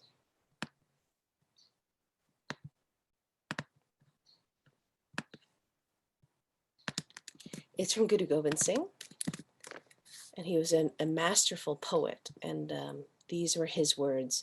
And it's to praise the sword. The sword breaks through and cuts down the demons of the mind and body. This beautiful and powerful weapon adorns the battlefield of life. It is the extension of the arm, unbreakable, terribly fast. Its awesome splendor overshadows even the sun. It protects the peace and happiness of the saints and destroys any powerful negative energy. It has erased the negativity and guilt that I carry. I seek its refuge. Praise, praise be to the great doer of the world, savior of the creation, my great protector. Praise be to the sword. So you remember how yesterday we said we need mantras, right? We need to use mantras. We need to develop mantras, relationship to mantras for specific uses. Like, have one very close to your heart. Jetagang is a wonderful one for protection, to get rid of fear, to get over insecurities. It's there for you, especially when you start to hear like negativity, especially when if you have a great relationship to Jetagang, you can hear gossip and it would protect you before it gets to you. Like if someone said something, you're like, Jetagang, oh, I'm hearing Jetagang. It's because it's protecting you. Like that's how close this relationship you'll have with Jetagang. So just now and then, I like to sprinkle it in while you're in the middle of postures and go, hey, learn Jetagang. This is great. Are you ready? So the word's right above it. You see that? I put it in your chat. Kagakanda Bihandan. See that? K-H-A-G. Okay, this is called tribi. It has a tribihang chand, rhythmic circle stanza. So when you say it, you don't say it straight like kag kand bihandan. Okay, because every word, like the energy of this mantra is ang. You'll hear a lot. So this is how it would look. Kagakandan bihandan, kaladala kandan, ataranamandan, barabandan. See that? So it's not just like word. There's like a circle feeling to it. So just chant with me. I'll go like a few words at a time, okay? And then we'll go a little bit faster. Kag, it says kag, but in Gurmukhi especially, or in these sounds, there's a little ah sound that connects the consonants together. So it's kaga, say it, kaga, kaga kanda bihandan, kaga kandan bihandan, kaga kandan bihandan, kaladala kangdan, ataranamandan, barabandang. From the top, kaga kanda bihandan, kaladala kandan, ataranamandan, barabandang. Bujadanda akandang, Tej Prachandang, Jot Amandang, Bana Prabang. Again, Bujadanda Akandan, Tej Prachandan, Jot Amandan, Bana Prabang. Got it? Let's do two of them together. Kagakanda Bihandan, Kaladala Kandan, Ataranamandan, Barabandang. Bujadanda Akandan, Tej Prachandan, Jot Amandan, Bana Prabang. Sukasanta Karnang, Duramata Darnang, Kilabika Harnang, Asasarnang. Sukasantan karnang, duramata darnang, kilabika harnang, asasarnang. Last line. Je jagakaran, shrist ubaran, mama pritaparan, je te gang. Okay, so it's a little bit of a tongue twister, right? So I need you to get really clear when you start chanting this, because what it does is it starts to clear the mind, and you'll notice even I'm a bit tongue-tied right now, right? Because I'm making little tiny mistakes, but there is a certain consciousness in this mantra that once you get into it, it's very clear. It's like the sword cutting away anything confusing for you. So this is like the sword of your mind. This is to sharpen your mind by sharpening your tongue, as in getting the tongue more precise, okay? Because there are those 84 meridian points in there. Okay, ready? Let's do it again. And remember, well, Dave or Chris, you can look it up for me. It is what makes the mantra more effective. It's in the book. One is rhythm. One is rhythm. What else? Go ahead and type it in, everybody. I know you've already done your test or you're working on it. What are the 3 ingredients to make the mantra effective? 3 ingredients.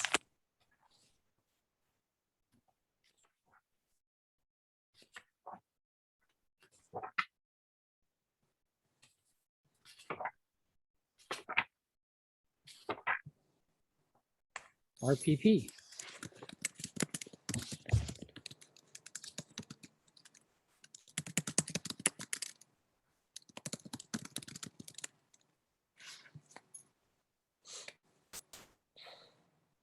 Yes, Jordan. Projection, rhythm. What else?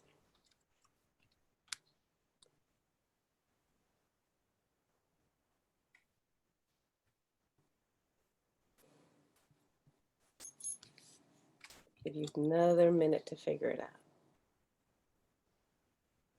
Yes, focus is good, Chris, but you know, that's what's written in the book. But yes, correct. Pronunciation. Thank you, Baldev. So rhythm, projection, no, rhythm, pronunciation, projection. Okay, so that's why this is like the perfect mantra that really conveys rhythm. Got it? Okay, set yourself up. There's 3 ways of learning this mantra: sitting up, standing up, and laying down. So first we're going to sit up. Okay, ready?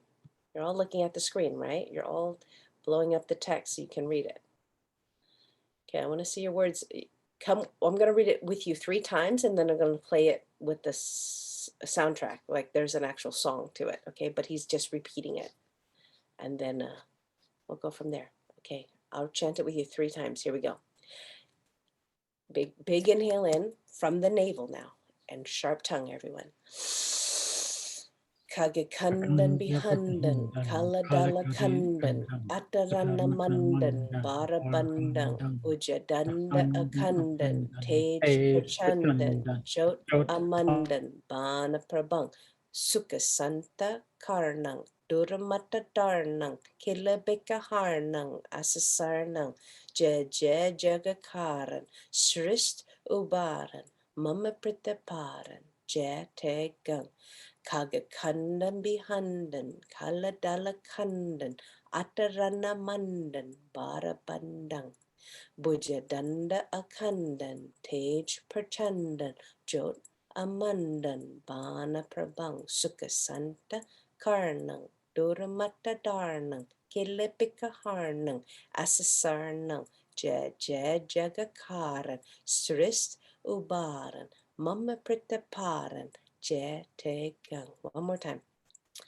Kagakanda bihandan, kaladala kandan, atarana mandan, barabandang, bujadanda akandan, tej prachandan, jot amandan, bana prabang, sukasanta karnang, duramata darnang, kilibika harnang, asasarnang, jagakaran, srist ubaran, Mama pritaparan, jategang.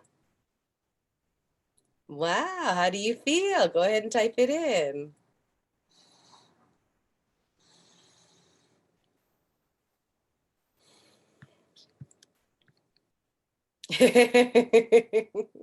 Big Tara. It's so good, no? Because once you start reading like this, you're like, what? What did I say? Because it starts to resound. The sound starts to resound in you. Yes, Misty, it's very good and very clearing. I had someone do this, we were chanting this in a level 1. He went to his car and started cleaning it, and he hadn't cleaned it in 3 years. All of a sudden, he came out with 6 bags of trash. I'm like, yeah, it gives you the energy because it clears out all that gunk, overthinking, whatever. And then he just went and did it like that. Just like, oh, I just cleaned my car. It took me 3 years to do it, right? It gives you power. Okay. Yes, the bounce. All right, I'm going to play a track now, and you're going to stand up. Okay, you're going to stand up. And at this point, I don't even want you to read it anymore. Just stand up and just chant along with this guy. Okay, it's going to be fast, but try to get into the rhythm of it. Like, don't get upset. Just be like, okay, this sound current is going to carry me. Okay, let the sound current carry you, and then your tongue will be like, oh, I know this rhythm, and I'll start to get into it. Okay, ready?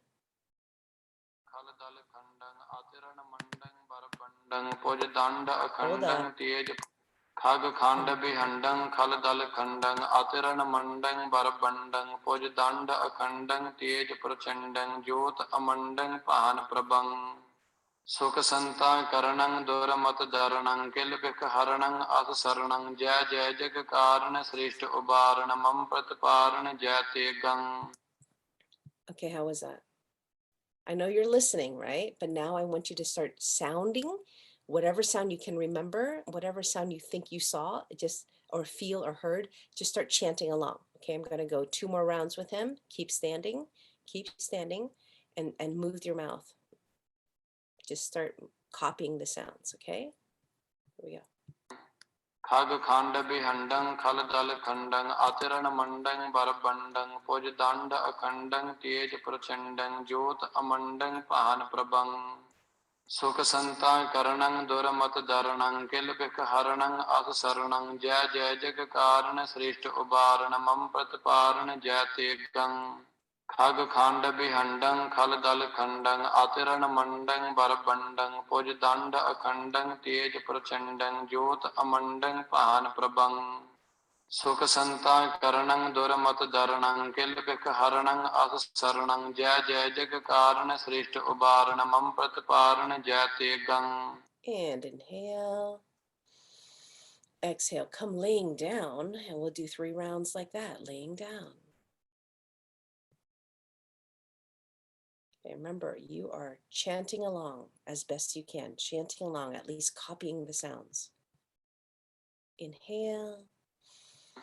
Khag khanda bihandang khal dal khandang atiran mandang barbandang poj danda akhandang tej prachandang jyot amandang pahan prabang suk santa karanang doramat daranang kilpik haranang as saranang jay jay jag karan shrishta ubaranam pratparan jayate gang.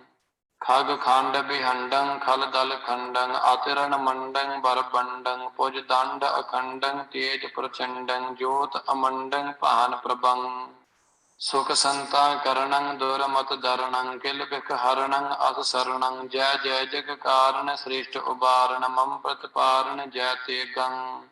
Khag khanda bihandang khal dal khandang atiran mandang barbandang poj danda akhandang tej prachandang jyot amandang pahan prabang suk santa karanang doramat daranang kilpik haranang as saranang jay jay jag karan shrishta ubaranam pratparan jayate gang.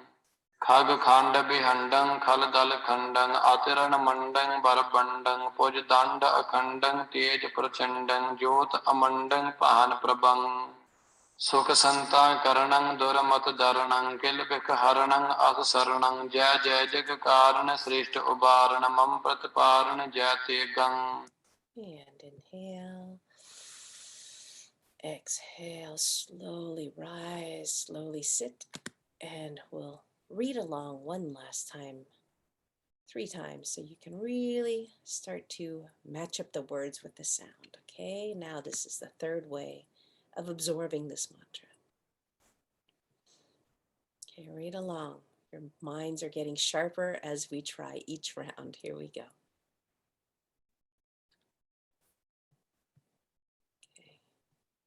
Nice and loud from the navel, from your navel. Use your tongue, hit the parts in your mouth. Here we go.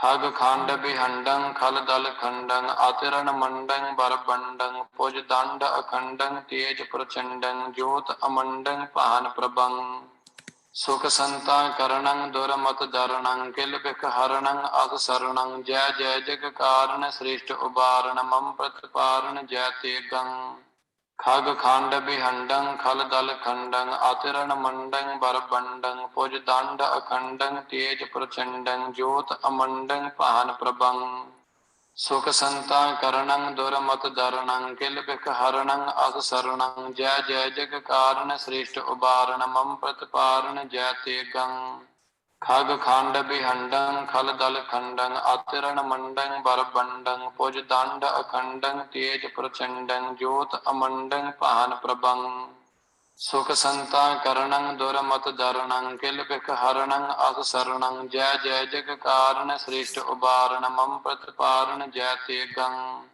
खग खांड बिहंडं खल दल खंडं आतिरण मंडं बरबंडं पुज दंड अखंडं तेज प्रचंडं ज्योत अमंडं पान प्रभं सुख संता करणं दुरमत दरणं किल बिख हरणं अग शरणं जय जय जग कारण श्रेष्ठ उबारण मम प्रतिपारण जय ते गं And inhale. Exhale.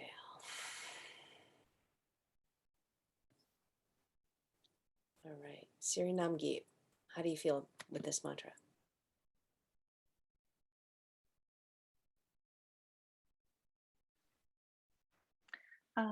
Yeah, as I wrote in the chat, I feel the rhythm is really captivating, and yeah, feels good.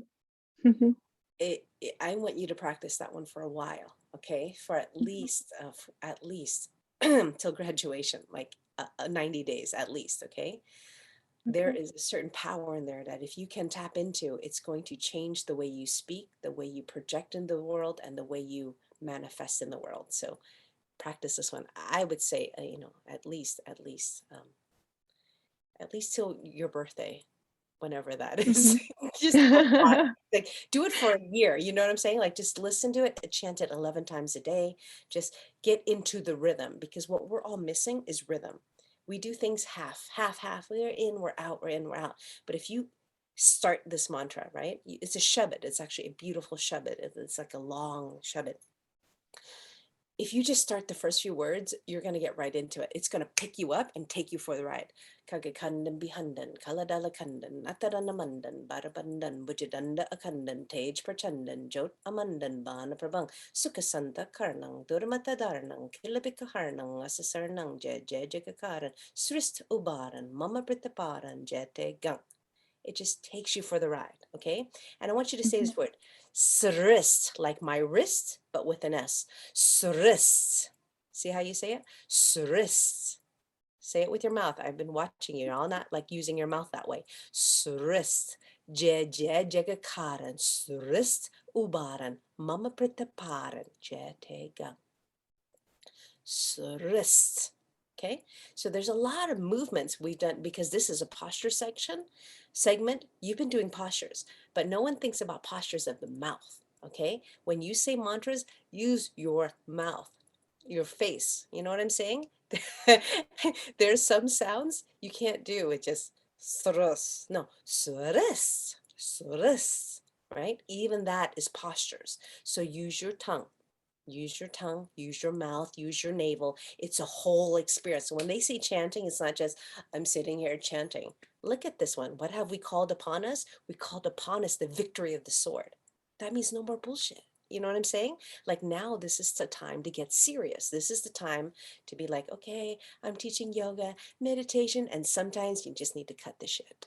Okay, this is the kind of teachers we are. We are Kundalini Yoga, Saturn teachers. I mean, as in Yogi Bhajan was Saturn. He taught us how to get to the point, but then, get to the point in you so that you can get really real when you present to teachers, to students, and be out there in the world.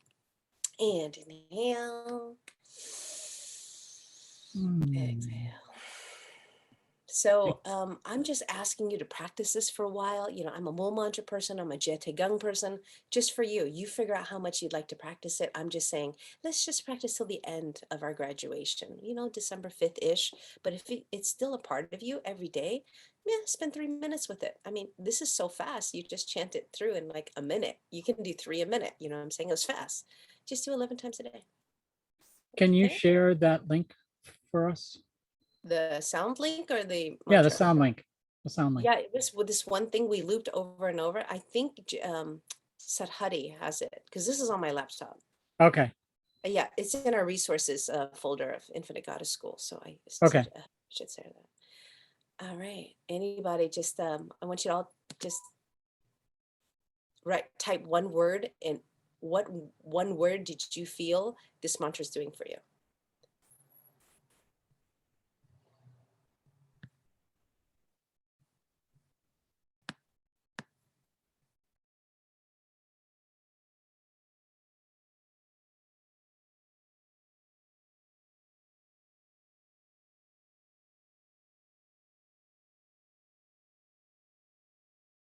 Wow, Alejandra called it relaxing. It's like the most invigorating thing. And she's like, it's relaxing. You know why it's relaxing? Because it's cutting all the things around you that is bothering your mind. Yeah, that's what I found this mantra to do. It clears everything. Yes, very good. All right, one big long inhale so we can embed that mantra in you. Inhale. Satnam.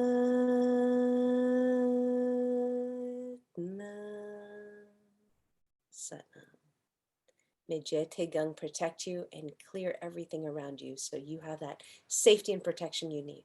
Satnam. Thank you, everyone. Continue on, Chris and Baldev.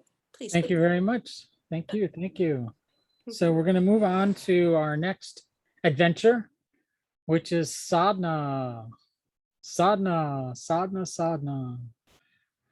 So, Jordan, you taught this morning. What was it like leading sadhana? Well, I thought I prepared, and then when it was time to do it, I'm like, what am I even doing? And I just kind of went with it. But I kind of called upon, help. I try to do that and call in, whatever. And I specifically, asked for help with Guru Jaga because she's kind of my first person. And when I messed up in the beginning, all I could think of was her saying the joke's on us. And I was just like laughing the whole time because, what are you going to do? So I felt that it was easy, but also a lot of pressure to do it the right way and guiding people.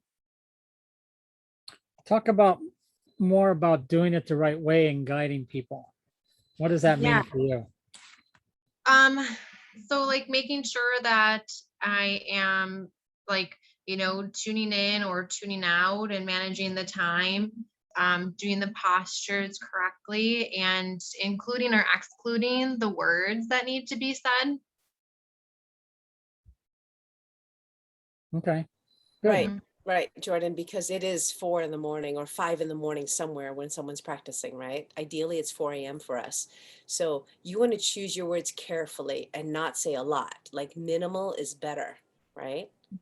That's right. So you're being very honoring and respecting the sacred space of that morning time. So less is better. Yeah. Good job.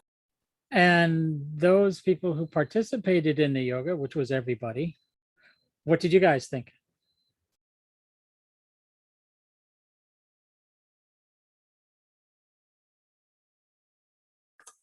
I'm glad you caught yourself in the very beginning with when you started and then realized you had to tune in. So I was glad you caught yourself. As a student, I thought the transitioning between poses could have used the inhale and exhale because I kind of thought it was like from one pose to the other was rather quick and we could have used that inhale, exhale in between. But I really liked the Kriya that you did and the Shavasana was nice. So I thought it was well done. Thank you.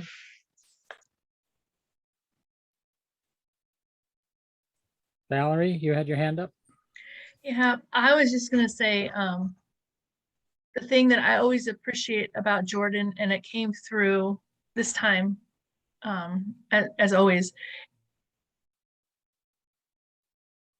is that, you may have not felt comfortable remembering or being in that space, but you always feel very confident in your leadership. That always feels like, well, we're just gonna go along with her because she's not gonna take us off the cliff. And so I appreciate that as someone who is holding space and leading, that you feel powerful to me always and confident. So I appreciate that very much. Thanks for your feedback, Val. Yeah, I would totally agree with Valerie.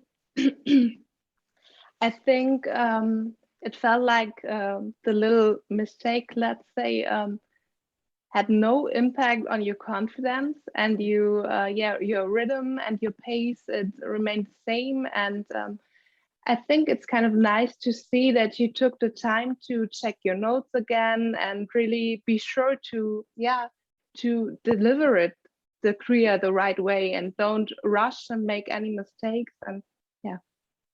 And your energy was really, really nice, calming, lovable. Yeah. No, thank you.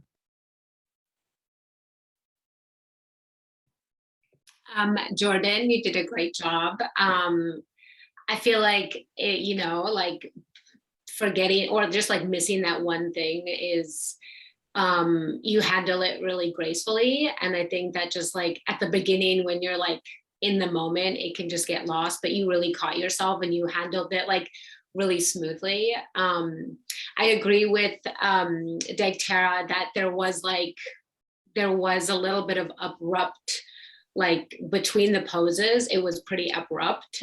There was no like inhale, exhale. It was just like, okay, move into this pose. The Shavasana was super long. And I think like coming out of it would have been a little bit nicer, a little bit longer, because like it was so early here that like at some point I looked up and I was like, did I fall asleep? Like what happened? Why is it so quiet? And then I was like, oh no, everybody's still there. So we were probably still doing Shavasana. But I think just like coming out of that for me was just a little bit harder because it was pretty early here and I was pretty deep into it at that point. But other than that, you did a really beautiful job and you held space really beautifully. Your energy, I felt like came through because you have a very like lively energy and I could feel that. I also had coffee this morning, so thank you. Thanks for your feedback.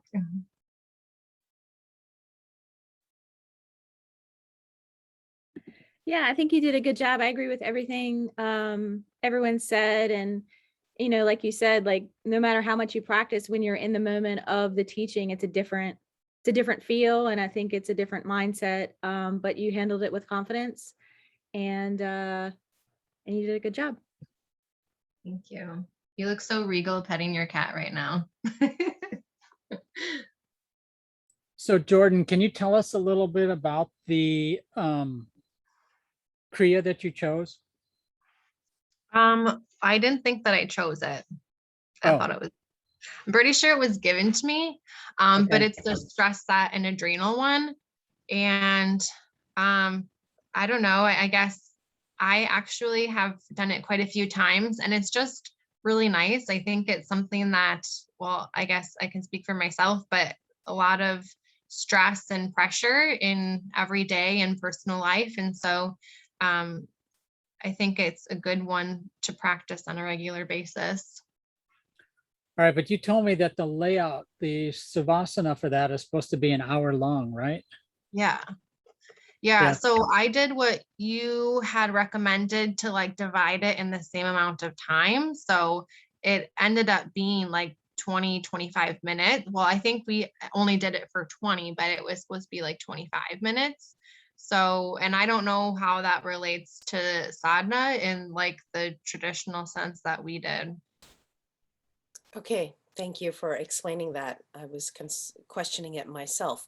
So when it comes to sadhana, it's only 2.5 hours for everything, right? So that's like a little bit of jap. You got your 20 minutes japji, you got your japji, you got your tuning, you got your kriya, you do a little bit of layout, and then an hour of chant of Korean sadhana chants. So basically, you would have had 48 minutes to 55 minutes for your kriya. Like if we were doing Aquarian sadhana, that's what you would do, and you would fit your kriya into that 45 to 55 minute range plus a 5-minute layout. So even though you had an hour layout for this kriya, you would have definitely would have shortened it to like 3 to 5 minutes, only because we're on time. We got to get up and do long ek on cars. You know what I'm saying? Versus your regular practice where you would honor that hour kriya. So would the 20-25 minutes be okay? Or Yeah, should see that how Dave teaches this different than I do. I don't teach it that way. If I have a kriya that is like long, I would not do it exactly, you know, like he said, if it's 50%, then everything's 50%, or cutting it down. I would just do what you can do. Because some of those kriya parts you can't do for 10 minutes. Like you might be able to do 1 minute. So you're like, okay, well, I'll do 2 minutes of that. And then I'll do something else longer. So for me, I just do what you can do. And then the layout, cut it down shorter. Because imagine, I've been on those solstice stages teaching and leading sadhana, and we don't have a whole hour and a half to do that long kriya. We have sometimes on tantric days, on tantric days, the kriya is 27 minutes. Like they rush me right out of there, you know? So I can't pick anything long. So it's like really honoring the time you have and figuring what would work, okay? So yes, you picked this beautiful kriya that had a long layout, definitely would have to shorten it a lot in order to make the time frame work.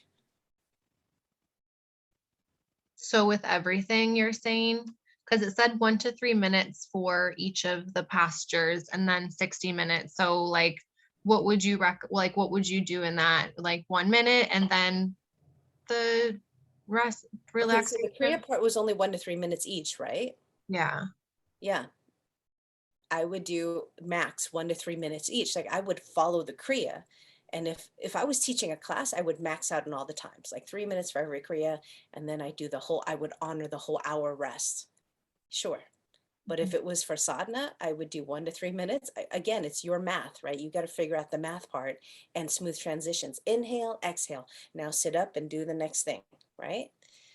I would just definitely would have cut it a lot shorter, because the thing about sadhana is your layout is only for just to rest the body a little bit. Normally for sadhana, you don't want people passing out sleeping because they still got to get up for the next hour of chanting. And you want to encourage them to get up and chant, you know, especially when you're doing group work like this. If you're by yourself, you're on your own time. But when you're with everyone and you're leading this group, you want them to be, okay, here's the next thing. Let's go for it. So keeping your restful, but not too long, or people start to, like him at Sangeet, wake up and go, wait, what happened? Where am I? What's going on? You know, because then that's a bit jostling, like it startles you, because now you know you have that very precious time frame to tap into your chanting. So up to you, Jordan. If you want to lead it again, you can, but shorten that rest time to fit the Aquarian sadhana time frame. That's all. Okay. Thank you. Thank you, Baldev. Okay. Alejandra, you want to share your thoughts about the morning yoga? Yeah, I enjoyed so much the Kriya. So Jordan have a very strong confidence. So that is contagious to all the team. And with the mantra, I feel comfortable with the mantra because that's my daily meditation that Harida taught me, because I'm practicing with her recording. So I like so much. So how did you like leading the meditation? The thing, it was easy to me and I enjoy it because that's my daily meditation, my 40-day meditation. So I feel comfortable with that. Okay, good, good. How do you think she held, how do you think she held the space during the meditation, ladies? I think she did really good. I was telling her the long echo cars sounded really good. I don't know about like the transition to the warrior pose. That's the only thing. I just went and did it. And I really liked. That was my fault. Oh, gotcha. I didn't pause the I didn't pause the music. I forgot to call the people to the warrior pose. Yeah. Okay. Yeah, Yeah. I was supposed to pause the music there and I forgot. All was- day. I know, things happen. Yeah. I mean, I think we all knew what to do, but yeah. And then the long time sunshine was pretty too.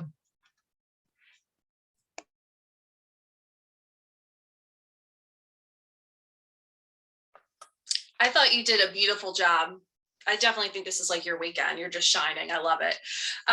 Yeah, I peeked up during the different mantras just to see you, and you were just holding space so beautifully. You look so graceful. And as a student, I would have liked to have seen you chant the mantras along with us. But honestly, like you looked so radiant. You looked beautiful. Long echoing cars and long time sun were amazing. So celebrate yourself this weekend because you did an amazing job both yesterday and today.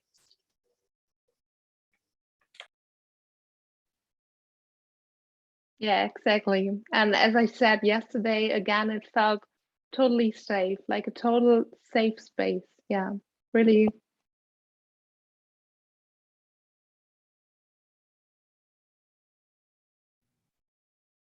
I thought you did a wonderful job. And the thing that I very much enjoyed and appreciated is that I felt very much connected and drawn in by the space that you were holding and the manner that you were presenting it, sharing it, giving it. So I thought you did a wonderful job. Thank you, Alex.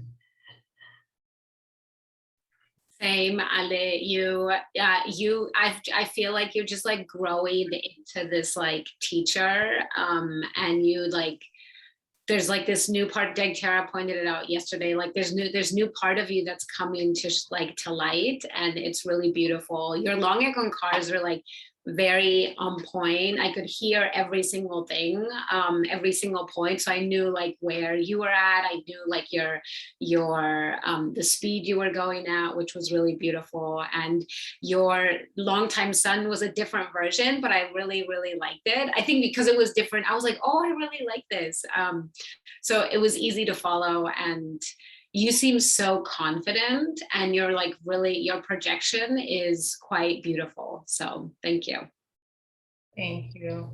All right, Chris, you want to give some feedback real quick and then we'll be done.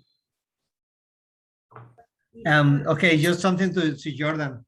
You know, I married a ballet dancer, so I learned a lot about ballet. And one of the beautiful things about ballet that I learned that was new for me is like sometimes there are all these people in the stage and doing the beautiful dance and everything, and there is one skill that they have that sometimes they fall, right? Sometimes they fall while they are dancing, and they recover in the way that you didn't notice it that they fall. So that you had something like that this morning, like you were like, are you missing something? And you were, no, let's do this. And then it's so gratefully that you didn't feel it was a mistake. So that's a beautiful thing that you did this morning. You have it. And then Alejandra, so real, you know, singing, and you can see this from the heart. So beautiful both.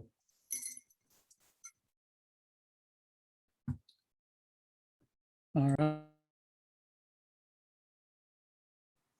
All right. Thank you, everyone, for feedback and being such a supportive group for each other. I really enjoy watching you all loving up on each other. I love it. Okay, great.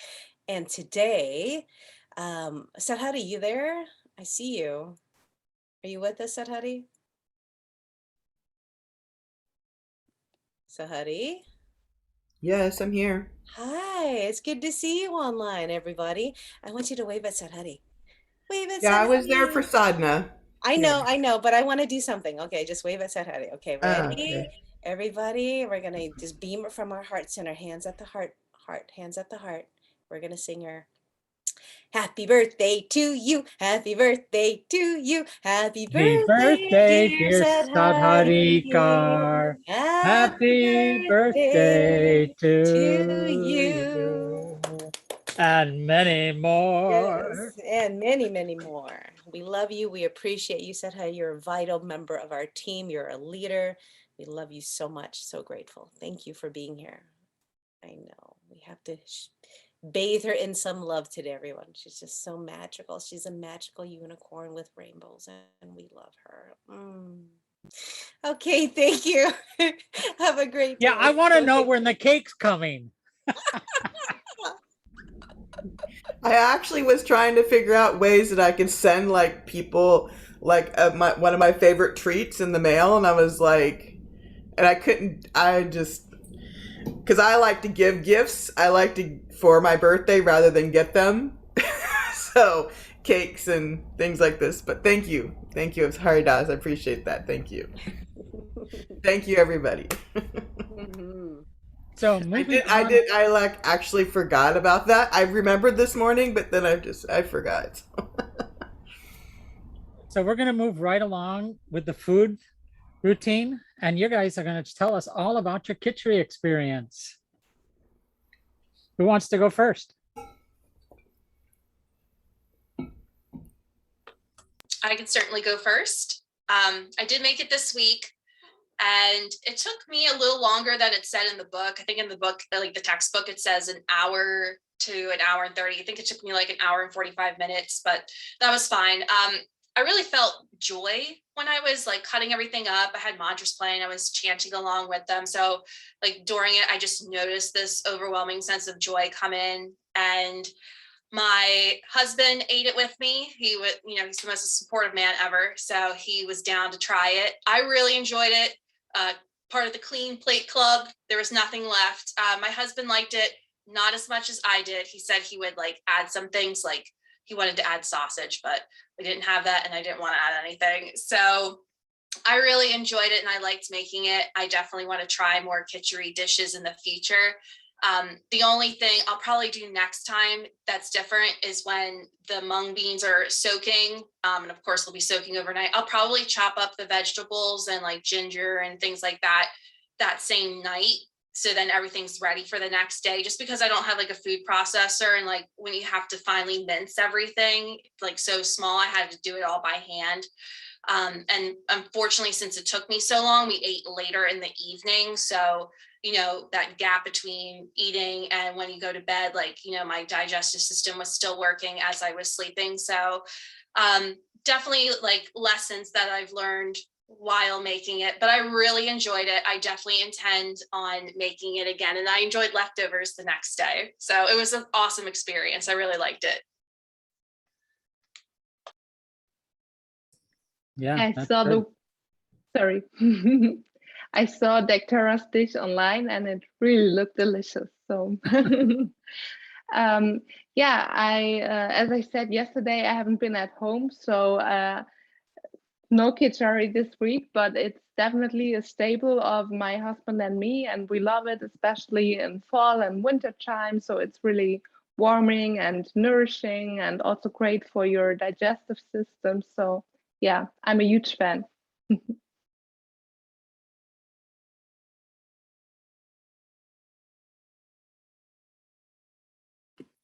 Unfortunately, sorry, Val, do you want to go? I haven't been able to make it yet. I was traveling, but it's on the menu for this week. I'm gonna make it, and then I'll report back. But I love anything vegetables, like I'm probably gonna, soups and vegetables are like my favorite thing, so. Well, I didn't have lots of the ingredients, so it took me a couple different stores of locating them and some help from Sadhari to know where I should be looking for it in the store. And so all right, so stop right there. So tell us about the adventure of finding the ingredients, because sometimes that's part of the whole journey. Well, so we have a couple different stores, and the one I normally go to has been in the last few months, reorganizing everything. So that's the first thing. You're like wandering around because it's not where it used to be. And then you're helping old ladies because they can't find it either. And so I found the mung beans, but it said hull split. That was the only kind they had. So I'm like, okay, I'm not even sure what it's supposed to look like, but okay. So I had to like Google it to see. I don't think, do I soak it as long? Do I cook it as, so I cooked it. Looked a little mushy, more like oatmeal a little bit. So maybe I didn't do that so well. So I never have used raw ginger before, and I really like the way that smells. So I'm going to do that again. And so I'll have to tell you how I feel about how it tastes, because I'm going to have it for lunch today. I finished getting it ready this morning, and we'll just see how that goes. But I'm not a girl that enjoys cooking so much, so I wouldn't say I found a lot of joy in it, but I didn't hate it. So I would call that a win. I like to eat though, so I'm very good at that. But yeah, I'll let you know.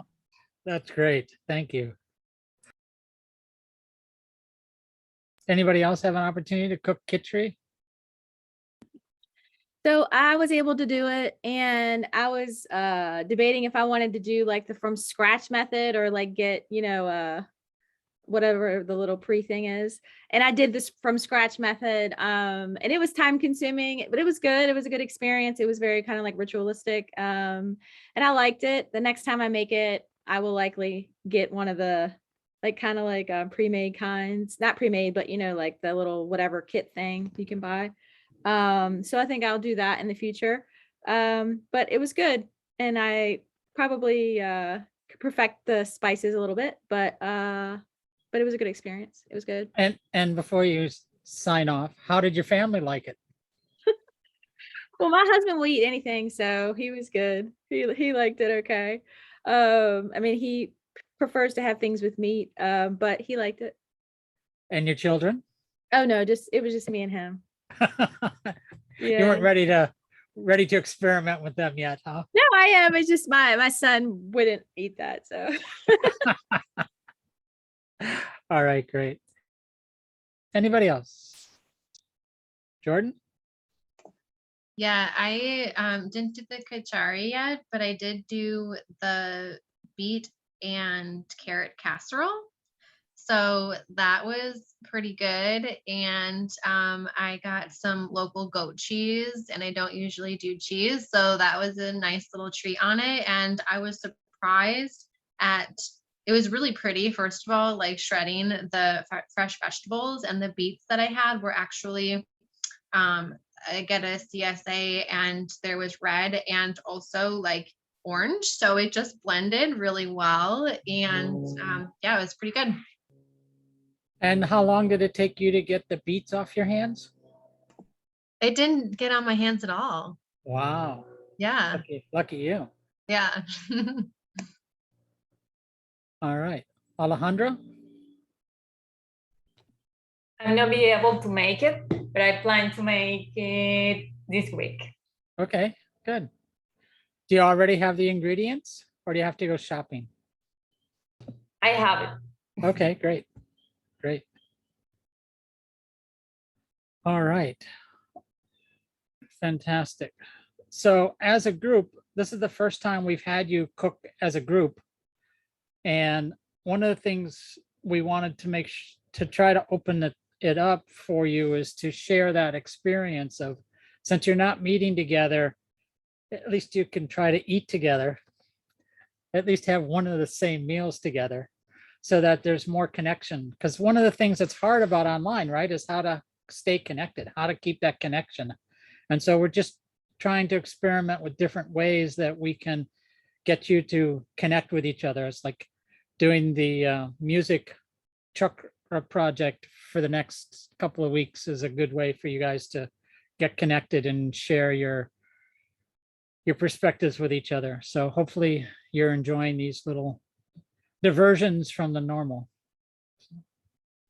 Thank you very much for experimenting and trying it out. We look forward to hearing from the rest of you. So, okay. Sadhari, what's next? I'm proud of you for all, attempting to try it and gonna try it.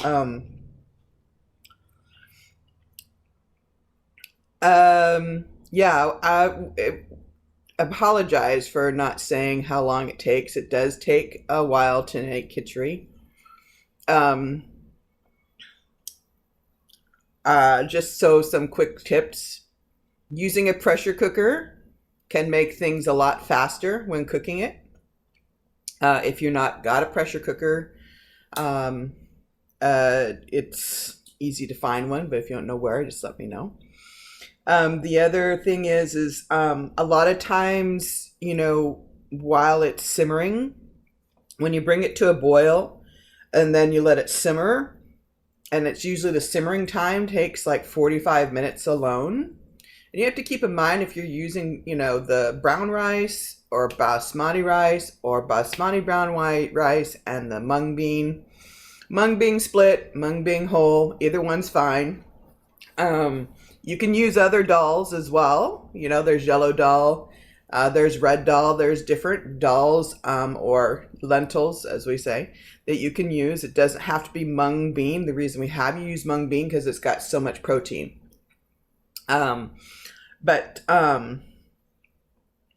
So, you know, letting it simmer for 45 minutes, you know, I usually go do other things while it's simmering, and chopping up the vegetables and things like that. Yeah, it's just one of those things that takes time. I've made, what day is today? Sunday. So I've made 2 batches this week. Just because I made smaller batches that would only last us like 2 days. Whereas I usually make bigger batches than that will last like 4 at a time. So, yeah, just anytime you're experimenting with these things, like even like, you know, with the carrot and the beet casserole, which is one of my favorites as well, you got to allow time for, you know, all the additional stuff of shredding it, you know, finding the tamari sauce if you're going to use tamari sauce, and even have to maybe work harder if you're going to try to find the alcohol-free tamari sauce or soy sauce, depending on what you're going to use. So it's just some quick tips on that.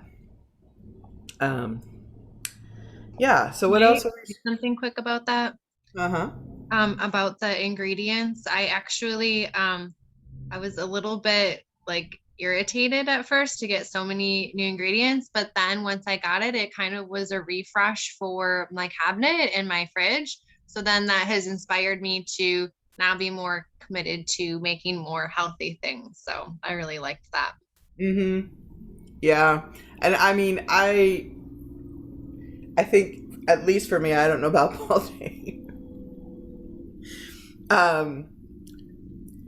When something's a stock ingredient in your house for a long time, sometimes we, you know, like myself, doesn't think about that it's not your everyday spice. You know, it's not your everyday ingredient that you use in most of your foods. So I have to apologize for that, because it's not something that I really had taken in consideration that we should have, and so therefore would have been nice probably for y'all to have a list of the ingredients, but also places to find them in your areas.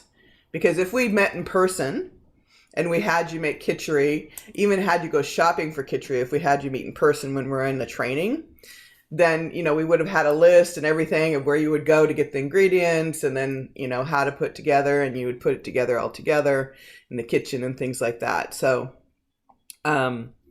apologize if that made it a little, your little investigation trying to find things made things more difficult. So, and not having the timing of how long things are. So this is good feedback, so that it will help for next time, that we make sure that our students have, you know, at least all the information. So, and thanks for patience as we're still on a learning curve for some things, right, while we're teaching online. So I think the next thing is right, so who's been doing the moon experiment? Yeah, Degtera, Fetishakti, who else? Surinam Gi, Nobody else? Have you heard of the moon experiment?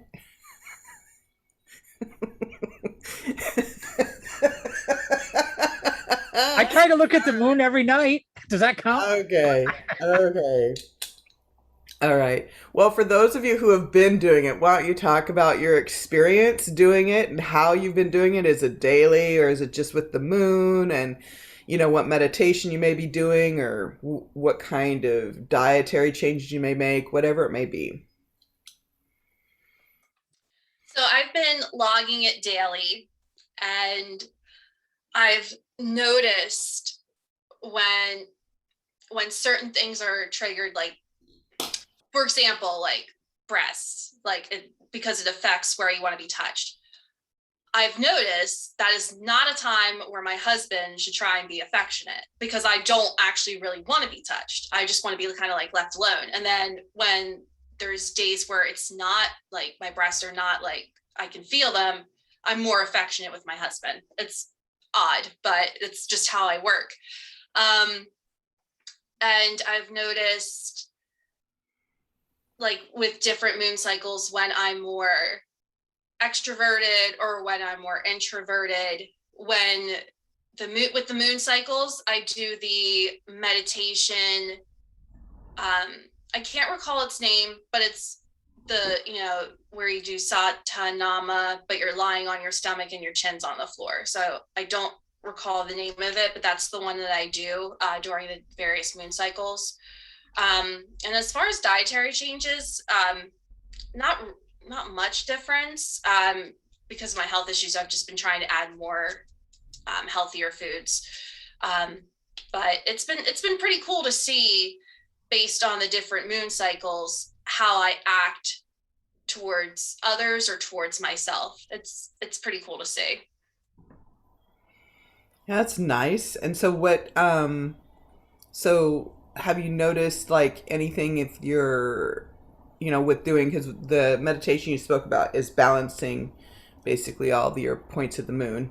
Mm-hmm. So have you noticed how your emotions have been like compared to how maybe they've been in the past during this time? Do you find yourself more balanced, or are you just simply noticing when you shift? Yeah, I notice more when I shift than emotional balance, because I think like I'm pretty much the same as far as like my mood, but obviously like different moon cycles will play, and there's some days where it's like the same moon cycle for like a period of days, and then it stops and then it keeps going on, and then there's some that it's like every day. But I just mostly notice the shift, not really a difference in emotion or my emotional state. Nice. And it's nice what you've noticed with your husband too, of like, when you want him around and when you don't. And that's the thing, sometimes when we're more sensitive in an area, we are more sensitive in that area, which means we don't want nobody touching that because we're more sensitive, so it's good that you've noticed that, so it's just this process. So are you having, is it kind of a good exploration for you to be going through? Do you enjoy kind of seeing what's coming up for you, even the stuff that you're not able to name yet? Yeah, absolutely. Yeah, I feel like I'm, like you had said during the training, like it's another way of getting to like know yourself and going deeper within yourself. So I feel like with the moon, like with charting or taking down my moon cycles each day, I feel like I know how to appropriately handle the day ahead of me because I know what's coming up. That's sweet. That's nice. It's like you're able to tell the future, right? Yeah. It's that feeling a little bit, right? Yeah. Yeah, I like that feeling. All right. Yeah. Thank you, Dig Tara. How about you, Fateh Shakti? So I actually thought you were talking about the moon fasting. So I have not been doing the moon experiment. Well, no, but that's part of it. That's another part of it. Yeah. So, yeah. So I've been fasting on all of the days that were recommended. And it actually just really good. And I'm noticing that even generally, I feel a lot better when I don't eat as much. And yeah, so also for like the moons really affect me just on a emotional and energetic level. Full moons, I actually feel like a lot more tired and I need more rest. I don't know if there's more energy like moving through me. And then new moons, I'm like really excited and ready to go. So I think that the fasting just makes it a lot more clear in my body. And what kind of fasting have you been doing? Like what ingredients or fruits or vegetables? Yeah, so I usually do that Miss Whiz. Mm-hmm. And it's so good. So I usually do that without the chlorophyll. I haven't gotten that yet. And then other than that, I'll do like sometimes if I'm really hungry, I'll do a smoothie and just do like berries and some juice with it.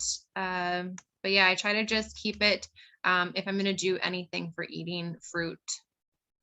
And when you drink those, are you drinking them like at room temperature? Are they cold or? They're cold. Okay. I'm not supposed to do it cold. Try to experiment doing it, as close to, I mean, they can be cool, but try to do it, like room temperature or just slightly over that being cool. Because when the cold stuff goes into our body, it creates like this, I call it a freeze frame, basically, because your internal body is functioning at a certain temperature, and that temperature is allowing all those different processes and organs to function at their optimum. And so when you put something cold in there, a cold drink, cold ice cream, cold anything, all of a sudden it lowers that temperature in there. And so then what happens is then it has to work harder to create the heat in order to do the processes that needs to happen. So for example, digestion, it has to have a certain amount of agni or fire in that area in order to break down the food. And when it's cold, then it has to work harder to do it because it has to get warmer in the process in order to break it down sufficiently. So it goes to the organs and goes to your cells in, a proper smooth manner, right? So we always want to try to, eat our foods and drinks at room temperature. And I realize that doesn't necessarily sound appetizing to maybe a lot of you. I don't know. It's not that you can't ever have anything cold. Okay. It's just simply, when we're really trying to be aware of what we're eating, it's like, really simple thing is that you can just notice, play with it. Again, use this as an experiment. Notice when you drink, say you have dairy products or you have, I don't know, maybe you drink hemp milk or almond milk or whatever, alternative milks or regular milk. Okay. Notice what it's like to drink that cool or cold versus warm. Noticing when you drink your smoothie cold, and then notice what it is when it's cool or, it's almost room temperature. Notice not just how it tastes, but notice how it feels to your system going in. Because that's the only way for you to know, right? It's the only way for you to know whether or not it's correct for you or not is to really kind of use that meditative, restful awareness kind of noticing and experiment so that you can notice how your body receives something, and what it does. Like for me, if I take something in cold, I know full well I'm going to feel, maybe 2 hours later, it could be an hour later, or it could even be later than that. I'm going to start to feel uncomfortable in my stomach, in my gastrointestinal area, in my intestines, my colon. I will feel uncomfortable there, and then it shows up for me then whether how easy things flow out of me versus how easy they don't flow out of me. Okay, and I also notice how I feel, and I'm somebody that if my esophagus, if my stomach, if my small intestines or large intestines, if I'm somehow feeling uncomfortable in those areas, even at the slightest level, it impacts me emotionally. Okay, that's what happens to me. It will show up. I'll start to feel more irritable. I'll start to feel more agitated, and things like this. And I'll have to be doing other yogic things in order to balance that out. When if I just was, eating right, drinking right, whatever I'm doing that I know is correct, then I'm not having to do those extra techniques, or I figure out, okay, what, like this, because, it's like, I notice I'm being an ass. So, and then I'm like, okay, I know I'm being an ass. So, that means I have to do something about that, right? Not the cats, not my family. Okay, I've got to do something about that, so I gotta go in my room and whatever. And that's all well and good that I have all these techniques to do, but I'm one of those people that if I can be in that awareness and following it versus, we all have days where we, say F this, and it's like, I don't care, right?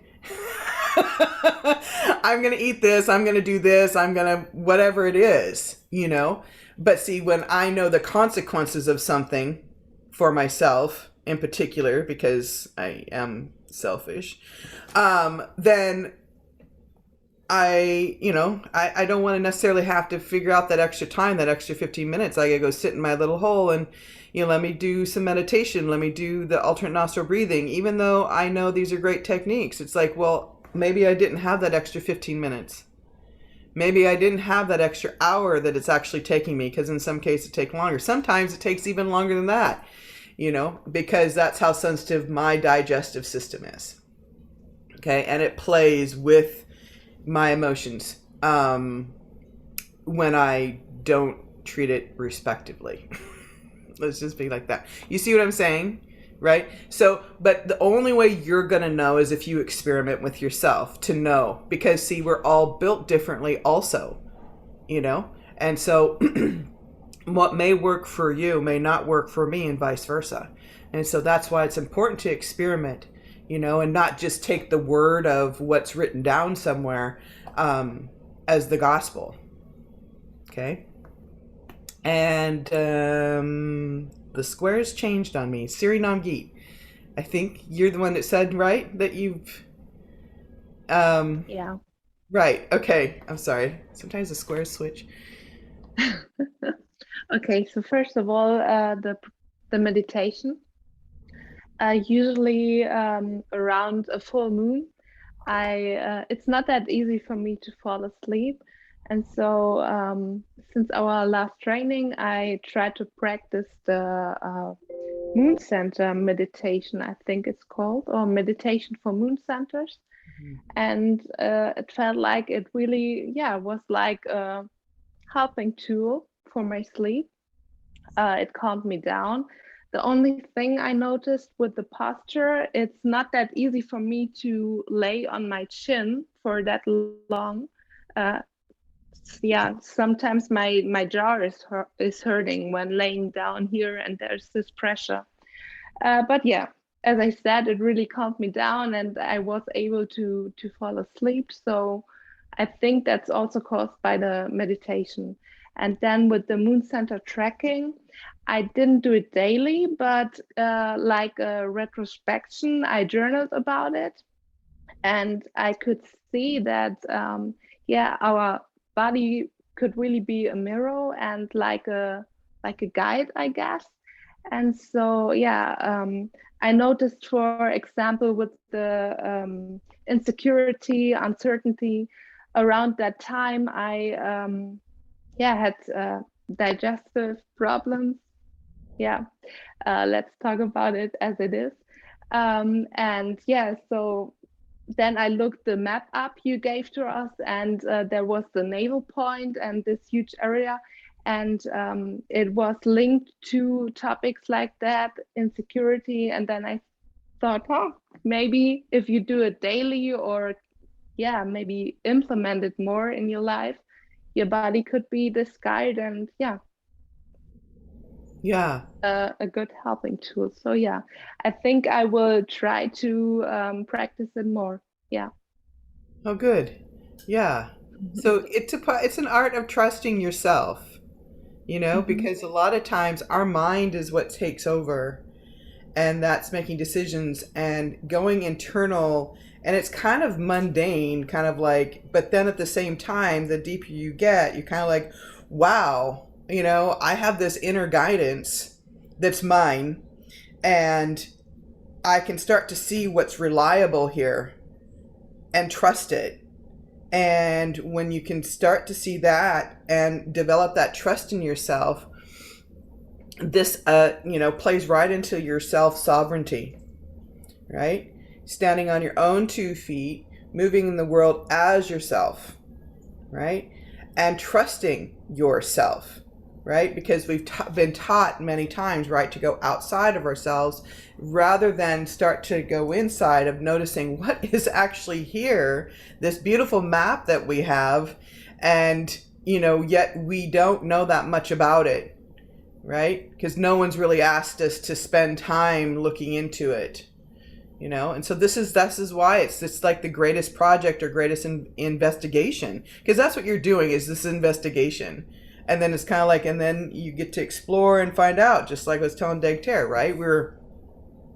It's a way that you can start to notice, the future, little by little, because of how your body operates, because then you can understand that, how it syncs and how it doesn't, and what pushes it in and out of sync. And, doing these practices will help you get there. So I encourage you to keep doing that. And that's really great that, I'm hearing that. And the other thing with your chin, are you on a floor? Or are you on a hard floor or carpet when you have your chin down? I did it on the floor and then one day also in bed. So it was like a soft underlying, but I also had this pain. So yeah, Okay. but I also clench my teeth sometimes in the night and have a huge pressure. So everything with my jaw is, yeah, that Do you know puts how to pressure relax? on it. Do you It's know how not. to drop your jaw down? So Yeah, that, yeah. do you know how to drop your jaw down and relax it? What do you mean? When there is pressure, yeah. But when you notice it, like without even putting your chin on a mat, do you notice the tightness that you have, like even just if you're sitting or, doing anything else? No, that's fine. Or is it just at night? At night, Mm-hmm. most of the time, So you're yeah. grinding your teeth? Yeah. Okay. So have you practiced then trying to be with your mouth open and dropping your jaw down? And also, something which is a lighter thing, not breath of fire, but having your tongue out, but dropping your jaw at the same time so that you get this airway open. Because part of what's happening is that when you're that tense area, the breath airway is not open like it needs to be. And so then you're not getting the oxygen that you need up into the brain. And so it gets closed or almost closed.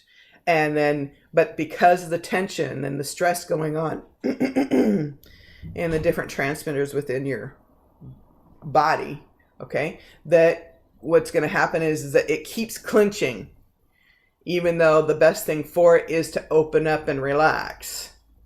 Okay, so it's kind of gone into, in some ways, a fight and flight mechanism to clench. Okay, and so something to keep in mind is just try practicing different things that allow you to drop the jaw and then have your mouth open, even if you're breathing with your mouth open. Okay, so that gets open, so you get to practice it, because you have to make sure that you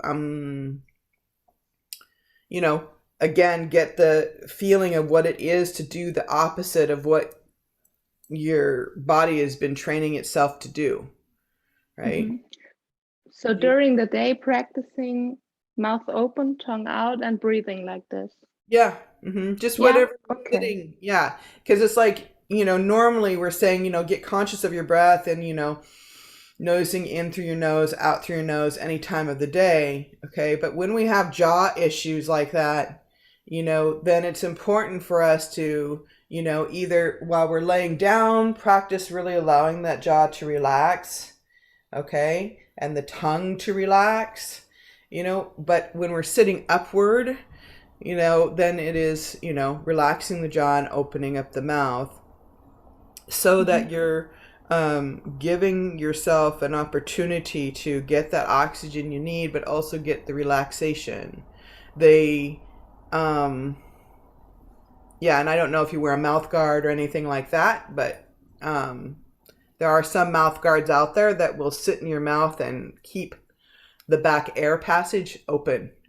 A little bit for you, which then you could have your mouth closed and breathing through your nose. So, but that will help because you don't want to limit the oxygen getting to your cells or, obviously up to your brain. But that's what happens. It starts to close that off.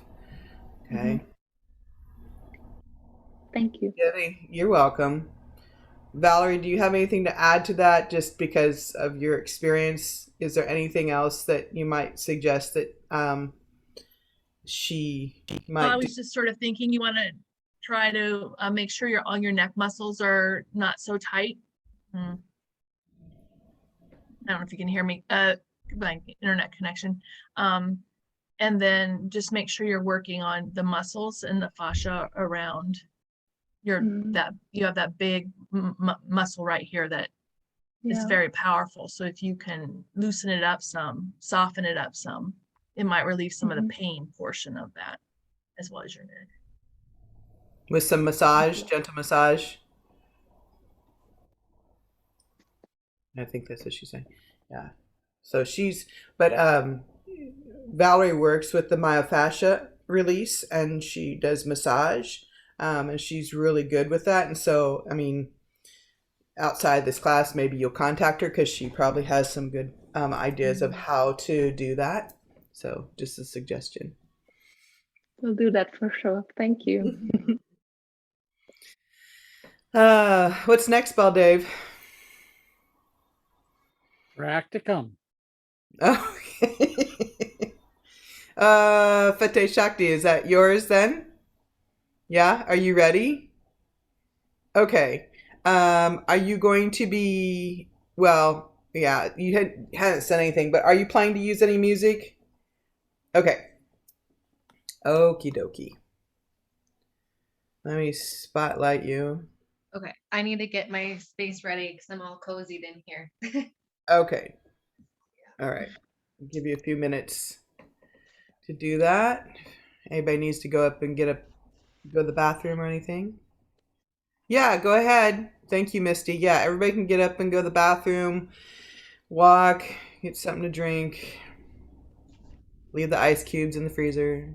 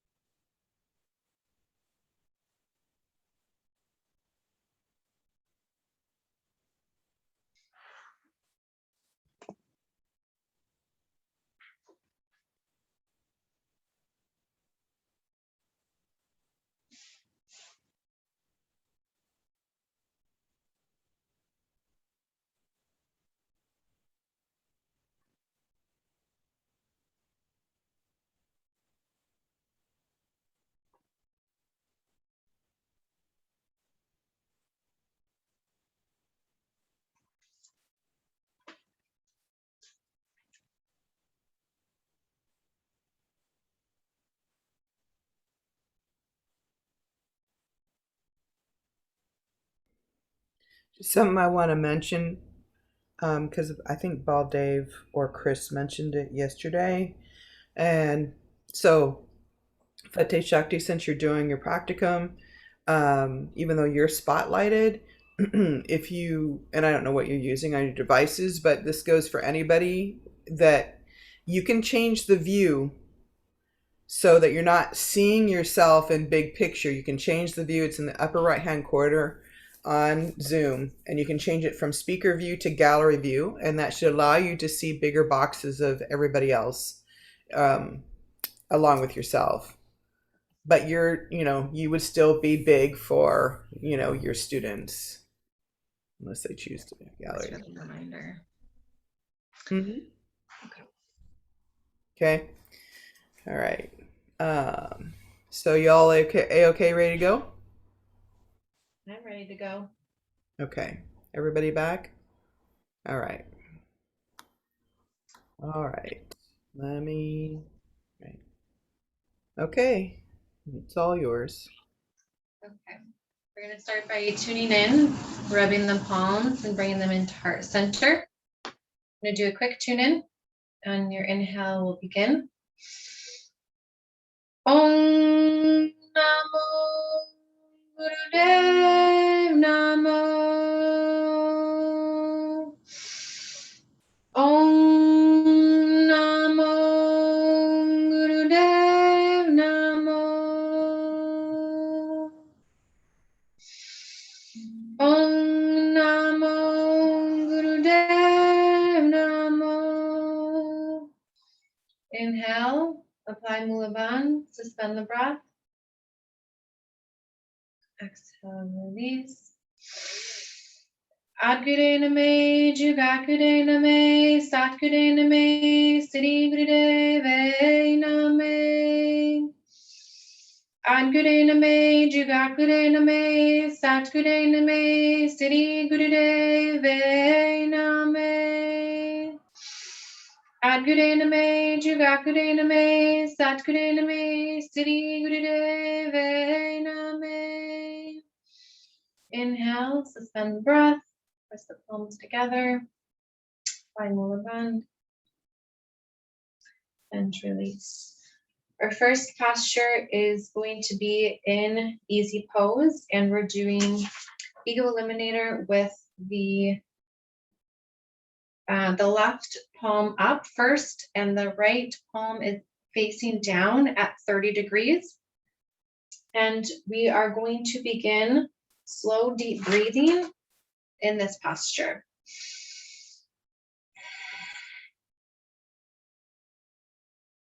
Concentrate at the heart center. Our eyes are shut down and focused at the brow point.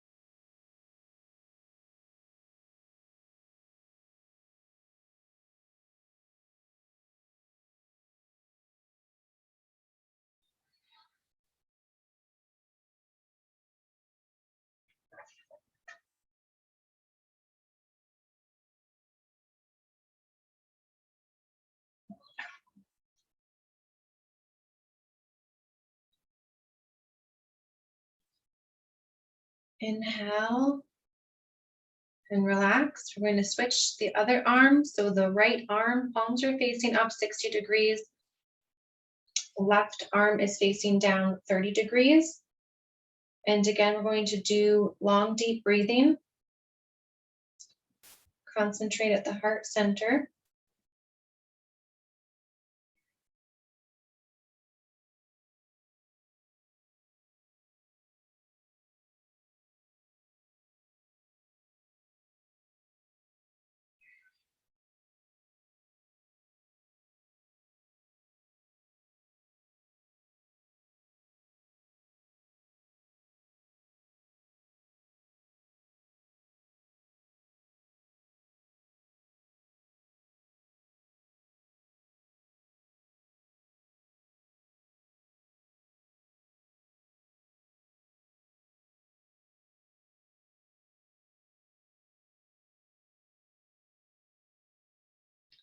Your left arm should be at 30 degrees. Exact opposite of your right.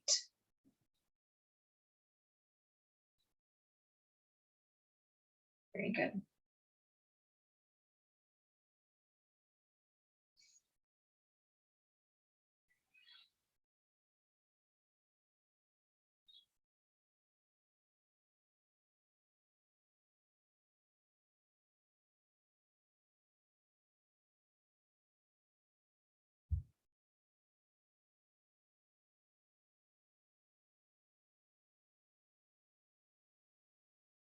Make sure your right palm is facing towards the ceiling. Your left palm is facing the ground. On your next inhale, briefly suspend the breath. Exhale and relax the arms down. Hands into Gyan Mudra, index and thumb together, resting on the knees.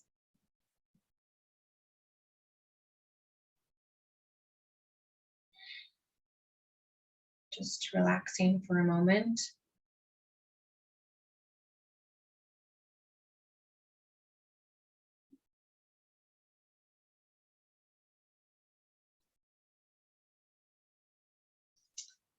And on your inhale, we're going to bring the arms back out to a parallel plane. Our palms are facing up, and we're doing long, deep breathing again.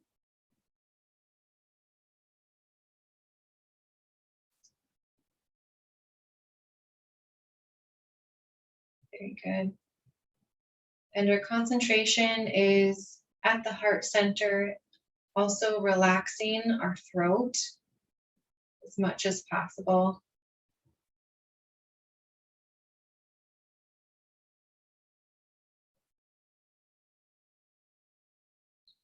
Bring your hands slightly back. Good job.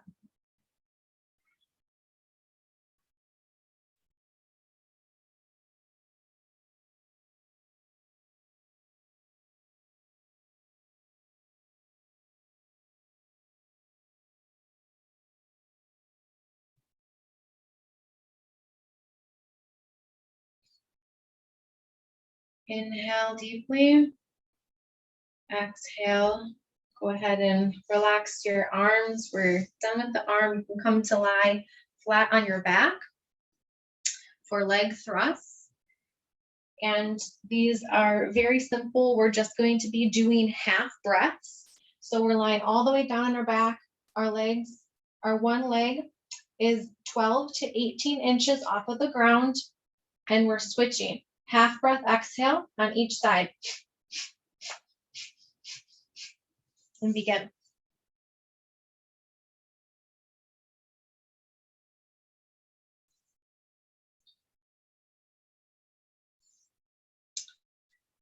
Palms are down by your sides.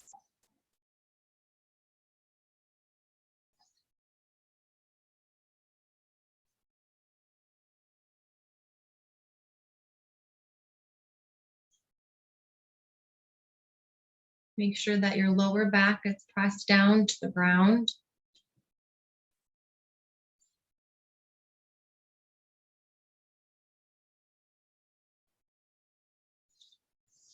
Breathing strong through your navel. And inhale. Exhale, relax. Bring your knees into your chest. Exhale your feet to the ground. We're going to straighten the legs all the way out. And slowly rock and roll up to your hands and knees. We're going to begin cat-cow.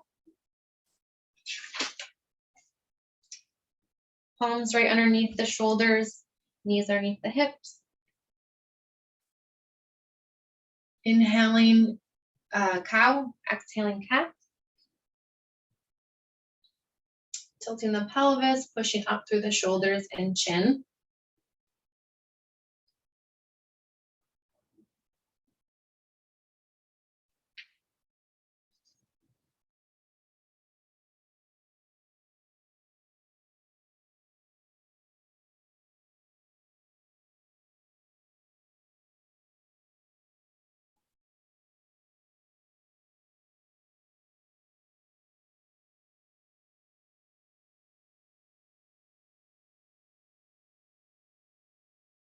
Inhale, extend your shoulders and your chest forward, pelvis tilting up.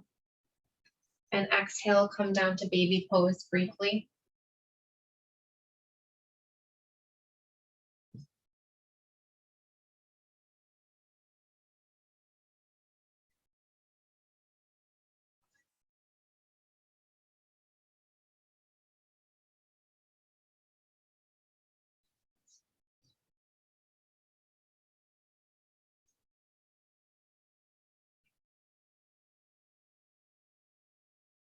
On your inhale, slowly come up to celibate pose, or modification is to sit in easy pose.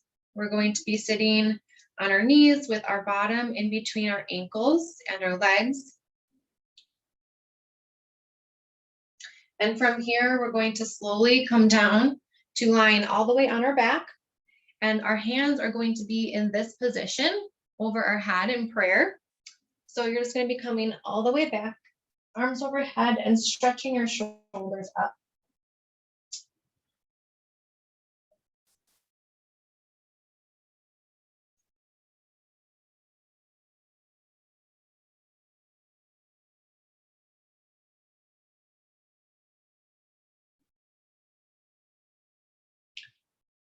Doing slow, deep breathing.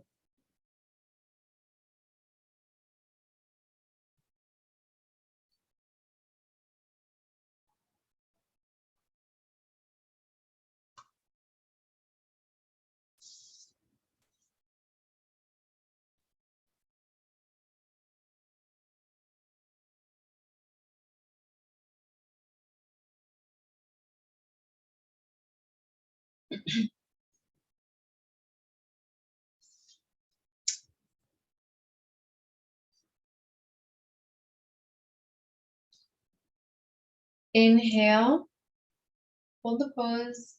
Exhale, we're going to suspend the breath out, apply root lock, squeezing rectum, sex organs, pulling the navel up and in, and sending the energy up your spine. Release. Inhale. Exhale. Gently come out of the position and lie flat on your back.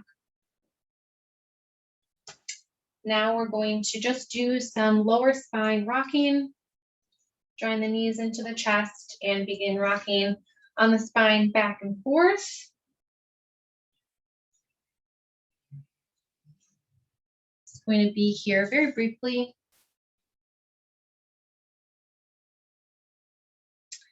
And then we're going to rock all the way up to standing for tall tree pose. And basically, we're standing up. I'm going to show you how our hands are. They're hands in a basket. The index fingers pointing up, and they're straight above our head.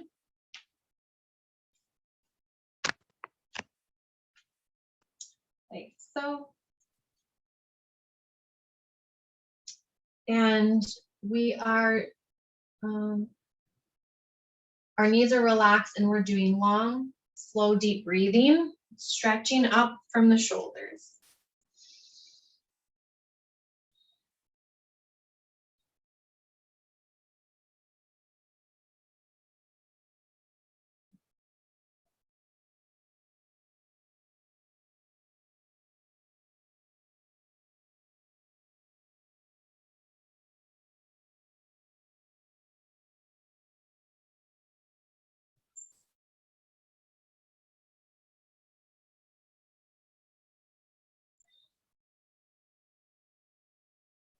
Inhale, stretch up all the way through your body, up through your shoulders, your hands. Exhale and release. We're going to come down to relaxing pose, either sit on your knees or an easy pose, whatever is comfortable for you. And our hands are going to come into our lap.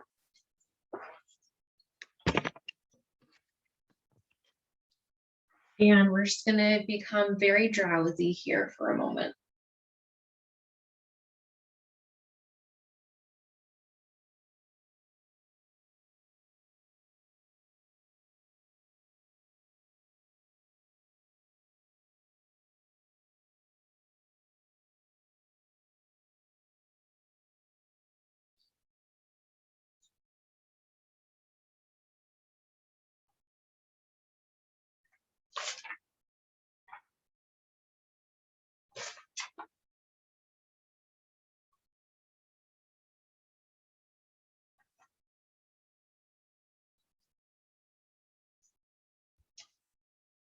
And the next part we're doing is a breathing technique. It's very specific.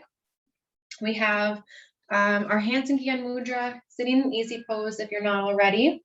And we're going to be doing quick, powerful breaths with a puckered mouth. Breathing out very powerfully, just sitting in Gyan Mudra.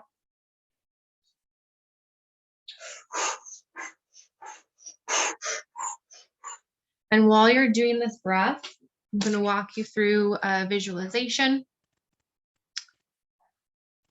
So this is a rebirthing meditation. So we're imagining ourselves as a flame of a candle. We're sitting up tall, eyes are closed, focus at the brow point. With a powerful breath.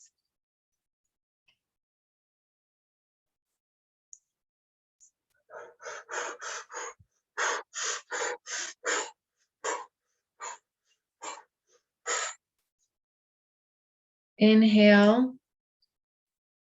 exhale, relax the breath.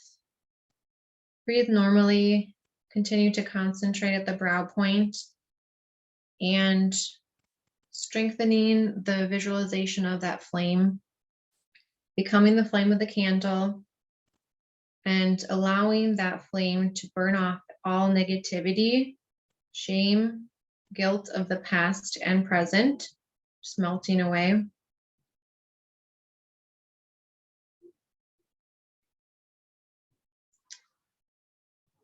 And in that flame, going to allow yourself to become the hope of the future, illuminating yourself and the whole room. Inhale, consolidate your energy, align your energy, feeling bright, positive, and hopeful.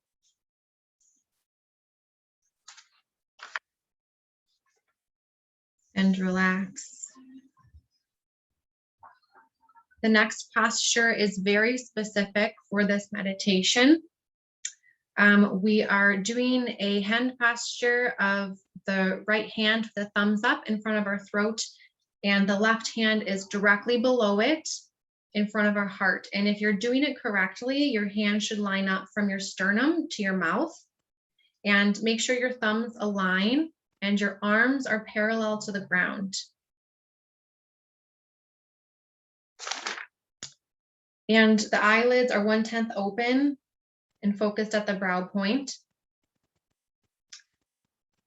Our breath is inhaling quickly and exhaling quickly and suspending it on the exhale. And this part, while we're suspending our breath, we are doing 26 counts, visualizing the energy coming from the bottom of our spine up through each vertebra to the top of our spine at the back of our neck. And during that, each squeeze, each step of the spine, we're squeezing Mula Bandh. So inhale, exhale, suspend the breath out and squeeze up 1, 2, 3, 4, 5, 6, 7, 8, 9, 10, 11, 12, 13, 14, 15, 16, 17, 18, 19, 20, 21, 22, 23, 24, 25, 26. And continue on your own.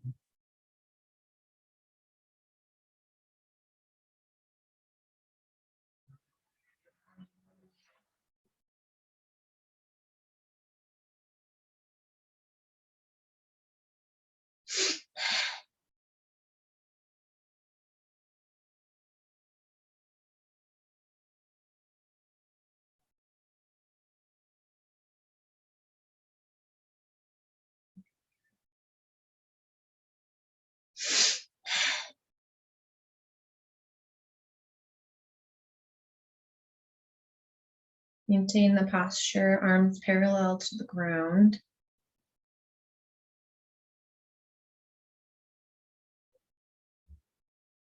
And go ahead and relax. We're going to close out, bringing the palms to heart center.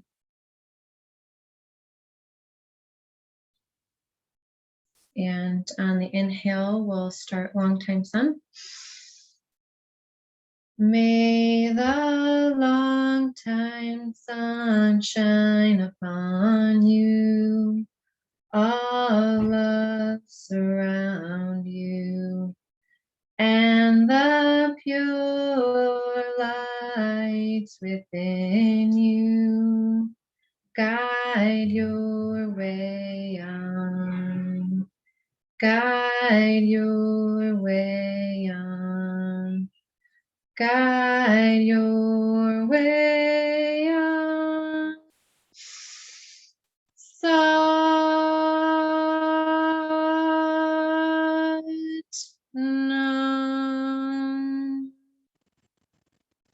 Satnam.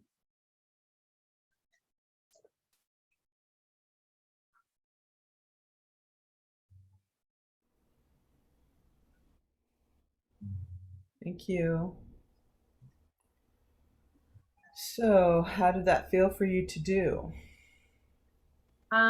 It felt pretty good. The last quarter of it was very squeezed. I barely had enough time for the meditation, so I had to shorten everything. But yeah, other than that, it felt pretty good.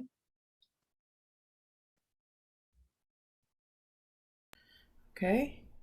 How about the class? Anybody want to give feedback to Fateh Shakti? I thought you did great. Oh, can you hear me? Mhm. Okay, excellent. Yeah, I thought you did great. I couldn't even tell that you ran over. It just flowed so nicely. I really enjoyed it. I really liked the meditation. I wish we had more time to do that. My only question is, and because I've never done this, how do you keep your eyes open 1/10 and look at your brow point at the same time? Good question. I just close mine. Just close. I think some people like actually do that, but it's not my thing. Okay. Yeah. I tried my best, but I really enjoyed everything. I thought you did a fantastic job. Transitioning from one pose to the other was great. You did incredible. Good job. Thank you.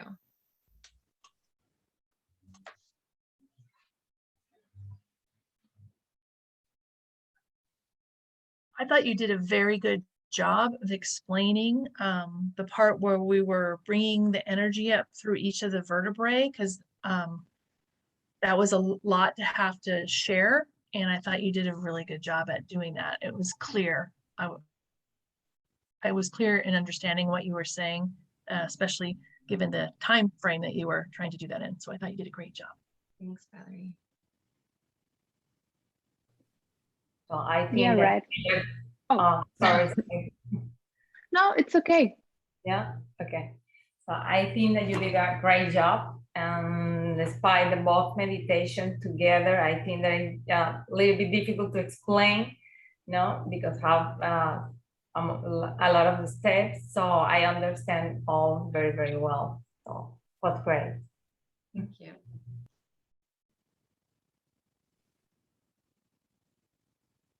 Yeah, right. I also think you're okay. Okay. Your instructions were really sorry. Now I'm really clear, and it was easy to follow. And I really like your way of tuning in. So with the suspend the breath and apply Mula Bandh. So yeah, even if this only is 20 minutes, I think you did amazing. Yeah. Thank you.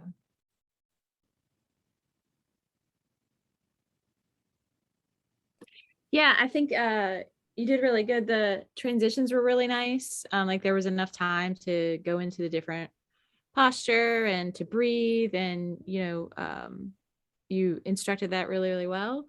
And I really enjoyed it. Thank you. Thanks, Misty. You did a really good job. I agree what Valerie was saying, like the meditation was definitely, could have been really tricky, but you managed that really well. And also like actually guiding us through the, the vertebrae and the breathing. So that was excellent. Thank you. Chris? No, I think it's agree with everybody. You did a great job. Everything was clean, like your setup, your voice was very clear, the instruction were very clear. You were reading, and that's a good thing, because sometimes we don't want to read and we think we know the Kriya and we know the details, but you were reading, and then the art of reading and try to be smooth is with the practice. So what you did was very good, and I'm glad that you read, and that's it. And you were checking the students, and you were demonstrating very good. You demonstrated a lot, and some posters you demonstrate more than just the beginning. You demonstrate a lot, but you were still keeping the eye on the students, so that you were still present. Very good. My feelings is, I know one of the things, like I can see in you, is that you are a real person. So when you talk real, and then you are a person who usually don't hold back. When you were teaching, I don't know, maybe the nervous or something, but it's something that you were not completely you when you were teaching. You were trying to pretend that you were a very perfect teacher, which you were, but is something around that we want to see. That we want to see the real Jordan, the real Fateh showing yourself. But I mean, it's hard to it's a balance, because we are an internet, but we want to follow the book, we want to do everything perfect, but sometimes we don't relax enough to show our personality, our let's say emotion. But it was very good. I'm not picky at all about pronunciation, but I want you to do the number one time for me. the tuning, just one time. Do it right now. Om Namo Gurudev Namo. Om Namo Gurudev Namo. Okay, good. Yeah, I because I heard like Om Namo Gurudev Namo, but maybe it's me, and maybe I asked my wife. I said, "You heard Namo?" My wife was like, "No, it's perfect," but I heard Namo, and okay, yeah, but it's fine. Okay, perfect. No, very happy, very happy. Thanks, All of you guys are very, very good. Yeah, I thought you did a great job. A couple questions I have for you though is, did I miss the Savasana, or did you? Yes. We ran out of time on that, right? Yep. And Okay. also, I wasn't sure where to put it. I could have squeezed it in, but and I didn't. I forgot to ask you guys if you do it before or after like this meditation, because there was two. So I just figured I'm just gonna cut it. Yeah. So normally you would finish the Kriya, whatever is in the Kriya, Okay. then do Savasana, and then do the meditation. Okay. So that would be the normal flow. Okay. The other question I had for you is, did you do this full set yourself with the full times? I don't know if I've done the full times, but pretty close. Yeah, so I'd like to see you do it like a couple of times with the full times, so you can get the experience of it. Because I think one of the things that I didn't feel was your experience of the Kriya. Okay.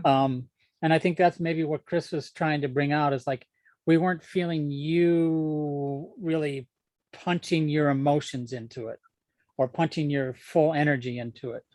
And I know a lot of that is first time teaching and not quite understanding all the things that have to be dealt with in the first time teaching. It's like, and I got to remember this, and I got to remember that, and I got to remember this, and I got, there's like 5,000 things you got to remember. But the easiest way that I found to get over that is to really understand the Kriya, so it becomes part of you, so to speak. So I would recommend trying the full times to have that full experience of that Kriya a couple of times for yourself. I think that would be really helpful. But I think your presentation was fine. I think you paid attention to your students, which was great. You encouraged them when they needed to be encouraged, addressed any adjustments that needed to be made, which is always important. Yeah, good job. Thanks, Paul Dave. Yeah, good job. Hey, Fateh Shakti.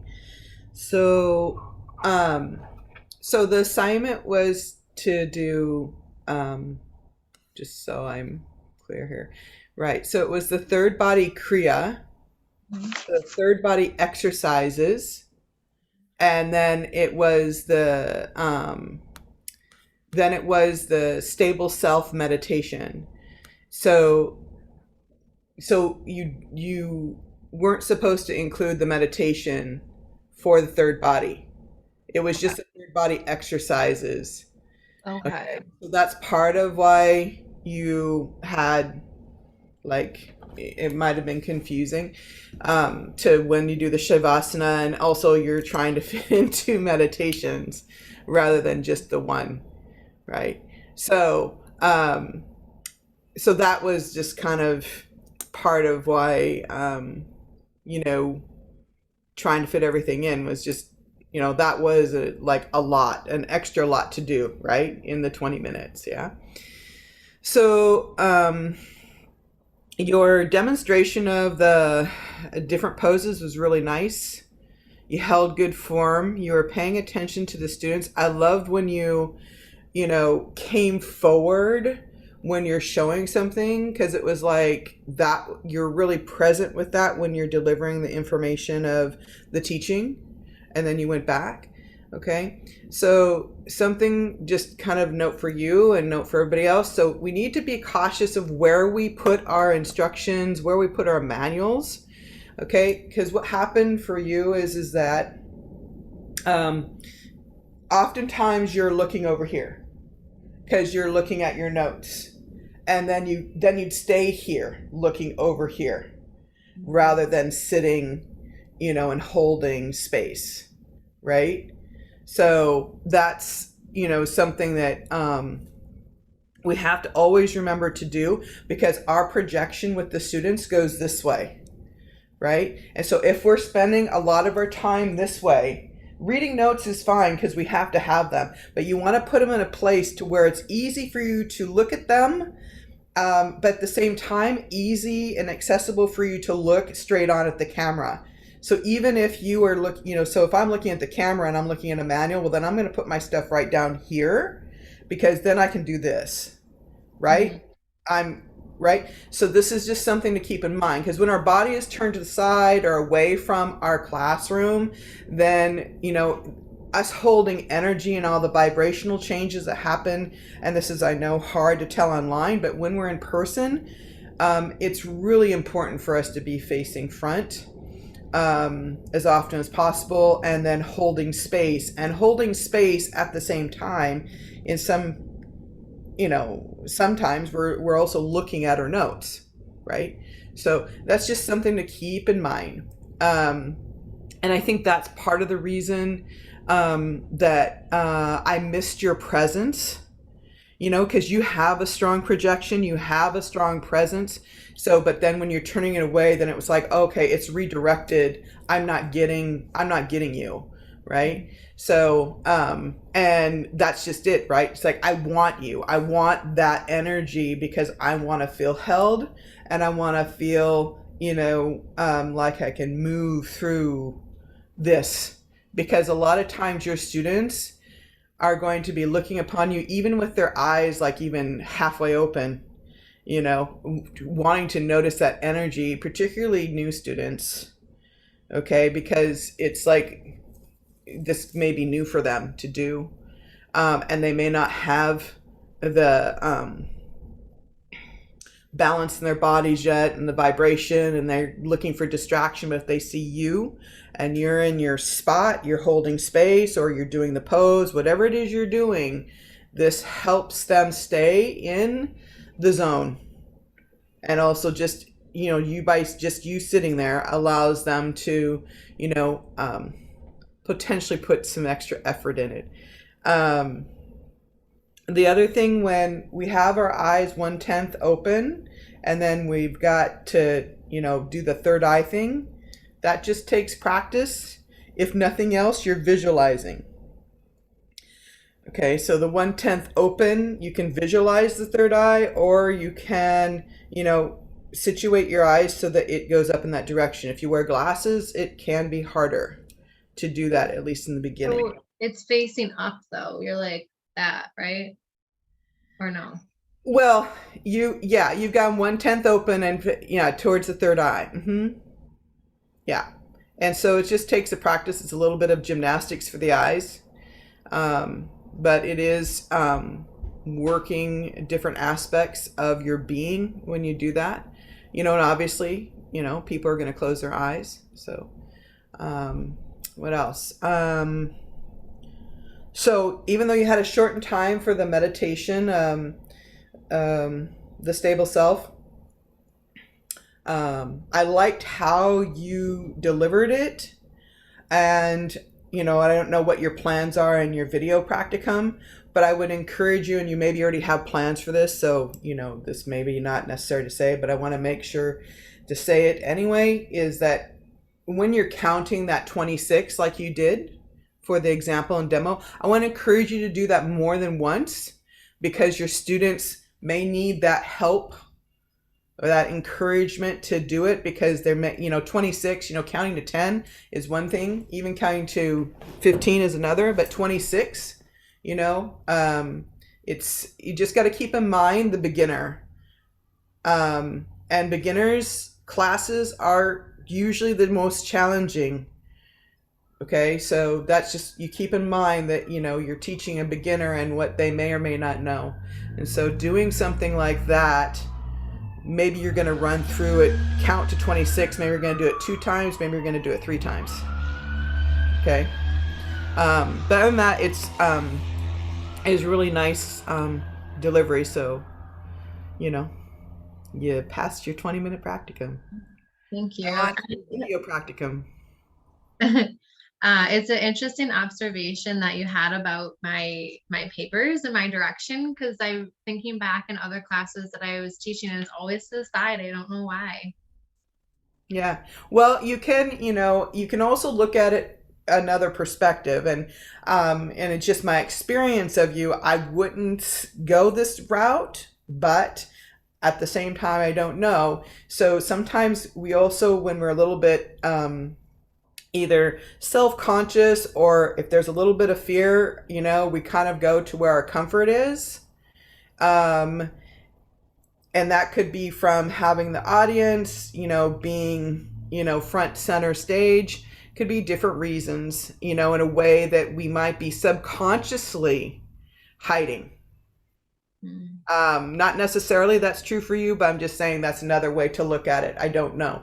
So it's something that you'll have to play with. And we all do. But, just try to keep your paperwork, because we have to have your manuals, and it's okay if they're seen. It's okay if your paperwork, your note cards, whatever it is you have your Kriyas and meditations on, it's okay if they're seen. You don't have to hide them. Okay. But yeah, we want to be careful with where we put them. And there may be subconscious issues going on with the way we do it that we may need to become aware of, that we're not aware of right now. So I don't know. Thank you. Yeah. I have a question, because I had the same Kriya for my practicum, and within the 6-body Kriya, there's that relaxation period, which she did at the end in rock pose. So is this Savasana supposed to be after that period and then move into meditation, even though it had that kind of brief pause within that 6-body Kriya? Okay, so you had a different Kriya, and your Shavasana is after your Kriya, but before your meditation, is what you're saying? No, I had the same Kriya that she had for her practicum. We had the same one. So what, I think it was 6th and 3rd. And so what I noticed, she did her rock pose, which is the same that I did as a relaxation. So there was a period within that particular 6th body that had that. And so the question is do you do the rock pose short relaxation and then Savasana and then a meditation, or was that brief period within that particular Kriya where she was in, or you're in rock pose for a couple minutes or however long, is that considered the relaxation? Well, in this case, you're going to follow the Kriya. So if there's a Shavasana there, then you're going to do that. Right? So if it's there and included, so it'd be different if there is no Shavasana whatsoever. Right? So all you're doing is that, you know, if you're doing the, what'd you say, child's pose, right? So you said? No, it was rock pose. It was just a rock pose at the end of the Kriya. Yeah. So yeah, you would then have them get on their back. Mm-hmm. So it would be a short relaxation and rock pose, then transition into lying down. Is that how it go? Okay. Mm-hmm. Mm-hmm. Yeah. So the only other option you would have is to do Shavasana after the meditation, but that's not typically the case. You know, because it's, you know, depending on the meditation. If you've got a really active meditation, then, you know, Shavasana might make sense at the end. But in your case, what you're talking about is rock pose, brief relaxation, and then going to Shavasana. That's what it calls for. Okay. I have another follow-up question to that then. So, based on the concept of like not changing the recipe, how does this apply if we're taking out the meditation? Because that's technically changing the recipe. Like, how do we know when to do that or when not to do that? Well, in this case, you're not changing. What you're looking at is the Kriya, and you're looking at the meditation. Those are two things that have been put together. It's kind of like me, like, for example, today earlier for sadhana, you did the stress set for adrenals and kidneys, right? And I could very well then put Sudarshan Kriya meditation after that. Okay. So in this case, if you wanted to do everything third body, so say you're going to teach a chakra class and I'm going to teach it on the third body, all right, then you can teach it, you know, straight. You could have the Kriya and then you could have the meditation, all third body, all right? But what you were given is that you were given a third and what was the eighth body? Fifth? I don't recall right now. And then you would have them separate. So the way that these kriyas and instructions that you've been given for your practicums, you have to understand that the meditation itself has been added to it. So it is How do you know that? interchangeable. Like, how do you know that? Because in this case, it was all together. Did you make this? Because that's how it's been. Yeah, that's how it's been put together. So what happens is that in the case of your practicums, they're based on your tantric numerology. Some of you just got, you know, one body, and you would do the third body kriya and the third body meditation. Some of you, like yourself, got, you know, a sixth body kriya and the eighth body meditation. This is something that is, you know, because they're all separate parts.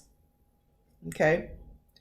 So that's, you know, how you're able, in this case, this specific case with how these are written in this book with regards to these kriyas with these bodies, you can interchange the meditations. You can say, okay, today I'm going to do the third body kriya, and then I'm going to do the eighth body meditation later on this evening. Okay. They're interchangeable. Okay. Thank you. Yeah. So it's not mandatory. I need you to understand this, that when you have a kriya and a meditation, it's not always necessary for you to do the meditation with the kriya. Okay. So you have to pay attention to, you know, what it is that you're going to do, you know, because of the way, if you're looking in our manuals, you'll see a lot of times that the meditations are separate. Sometimes in certain cases, you'll see the meditations together with the kriya. Okay. Is this making sense, or is it even more confusing? And maybe I'm not, maybe Baldev can, or Chris can say it better than I am. Maybe I'm not coming across very clear. Well, what I heard you say, and maybe this will help, is that the particular way that you assign these practicums was based on the bodies, and then the meditation was based on some other criteria. So, and that the book that you took them out of, allows you to switch off the meditations depending upon what you wanted to do. That particular Kriya showed at the bottom that it was a third body meditation. And what you were saying is you didn't have to do the third body meditation. You should just do the 8 body meditation. But tomorrow she could do the third body meditation. The next day she could do the 5th body meditation. And then the next day it could be the 7th body meditation, depending upon, while still doing the third body Kriya. Mm-hmm. Exactly. And so it's just a matter of understanding how that particular set of, how that particular set is organized to understand. But for the most part, you know, there's even some in this book. Oh, you don't have this book. I lost my other book, but in the manual, there are some here where you do meditations at the end. Sometimes I don't do that if I'm doing sadhana, because I might do the Kriya and not do the meditation at the end, because we're just going to go do an hour's worth of meditation, right? So sometimes you just have to, you know, make a small adjustment. So but the important thing is to do the Kriya correctly. And then if the meditation can be adjusted, it can be adjusted. It's a little confusing until you get more comfortable with the whole process. Mm-hmm. But so in the beginning, I recommend trying to just follow the recipe. It's sort of like when we talked about, you know, the beginning stage of doing things, you know, that very beginning stage, that first stage of learning. We're kind of in that first stage of learning where all you're going to do is repeat and rinse, and then repeat and rinse and repeat and rinse, and just kind of stick to the formula as best you can. And then when you get to a more advanced stage, like Haridas was talking about driving. Now, when you get to the advanced stage of driving, you don't have to remember how long do I have to hold the brake down before I have to release the pedal, and so on and so forth. It's like you learn how to use the energy of your understanding to enlighten what you want to accomplish, if that makes any sense. And then it's not like you're going to adjust the Kriya, but if there's a meditation at the end, and like sometimes let's say meditate for 11 minutes and just sit there and meditate. Well, in that 11 minutes at the end of the Kriya, you could actually add a different meditation where you're doing 11 minutes meditation, but it's not just long, deep breathing.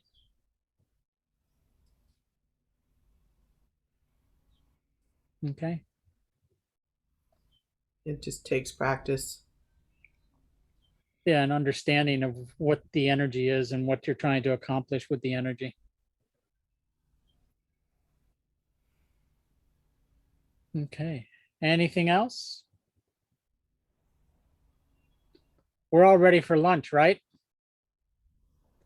Yeah, okay, so 1 hour, 3 minutes. So we're almost at the hour. So we're going to add 3 minutes to that. So whatever the top of the next hour is without the 3 minutes. So it's 3 minutes plus an hour. So it's noon if it's Pacific, or it's what, 3 p.m. if it's Eastern. What you do? Thank you for clarifying.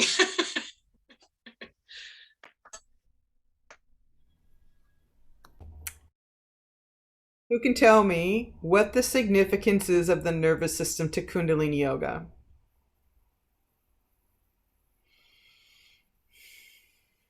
Or the lymphatic system, you can pick. Or you can do both. Valerie? I'll try the lymphatic system, that is your immune system. And so I'm imagining that the Kundalini is helping you bring your nervous system down from being really elevated. When you have stress in your life, you're producing all those hormones that aren't great for you over a long period of time.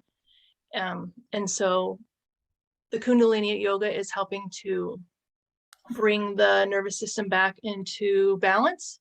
And then that impacts your lymphatic system, so that you can be healthier, that you're not going to get sick as much, and have disease. That's what I'm going with. Okay. All right. Nice. Anybody else?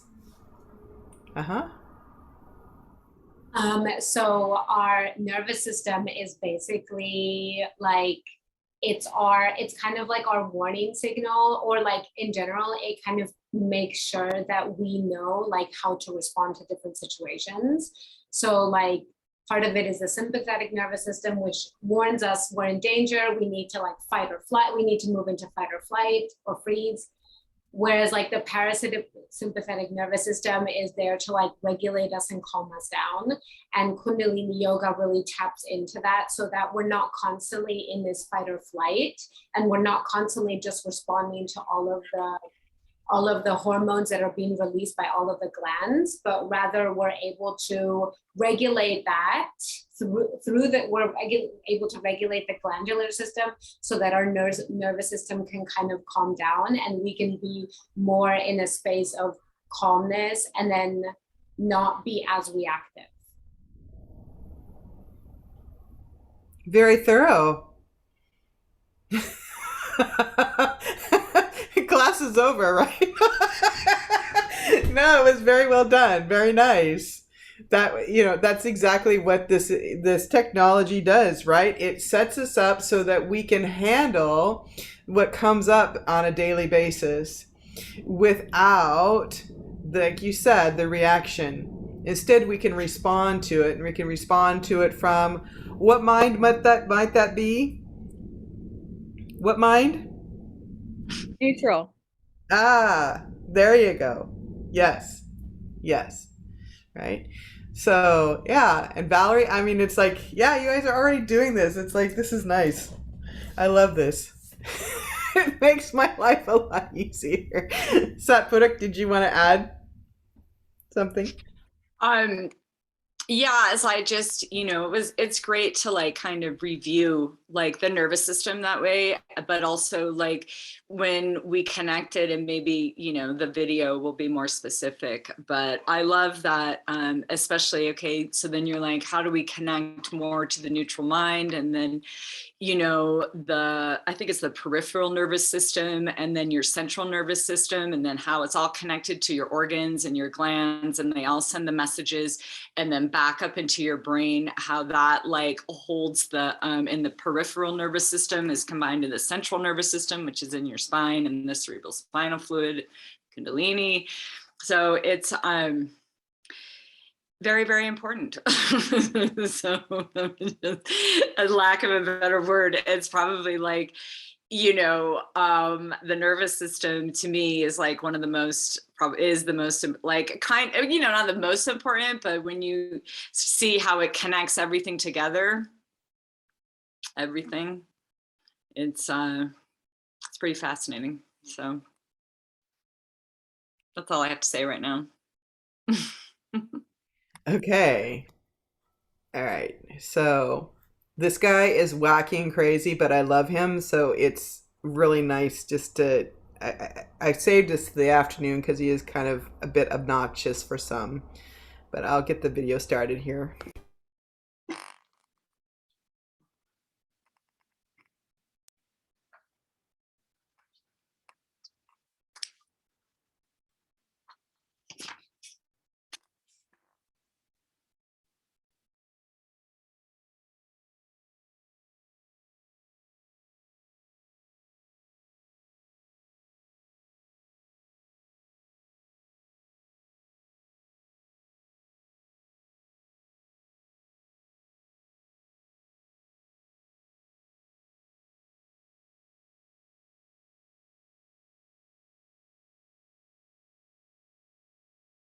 All right. Oh, where to go now? There it is. Okay. All right, here we go.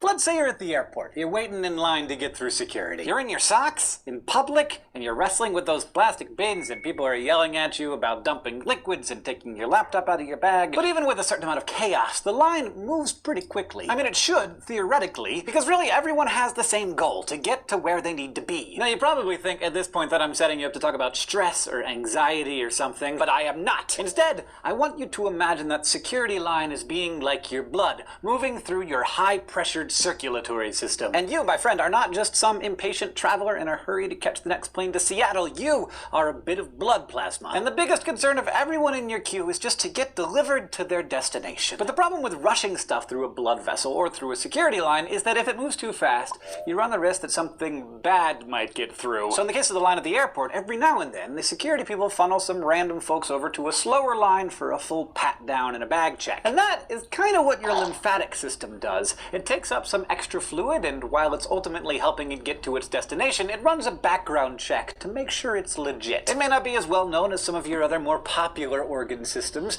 but your lymphatic system quietly plays a vital supporting role to both your cardiovascular and immune systems. For one thing, it maintains your homeostasis by eventually returning most of the fluid that has been diverted back into your blood. Which is good, because if it didn't, your ankles would swell up like balloons, your lungs would fill with fluid, and your blood volume and pressure would drop to the point where your body would just give up and you would die. But the lymphatic system isn't just another security line. It also has a series of checkpoints that are staffed by special security officers that have the ability to take care of small infections on the spot, or if they really don't like the looks of what they've found, they can alert the whole immune system to take it down. So for keeping your blood volume levels where they need to be, for keeping you from collapsing from low blood pressure, and for preventing you from dying from a staph infection every time you scrape your elbow, you have to thank the unsung hero of your anatomy, your lymphatic system.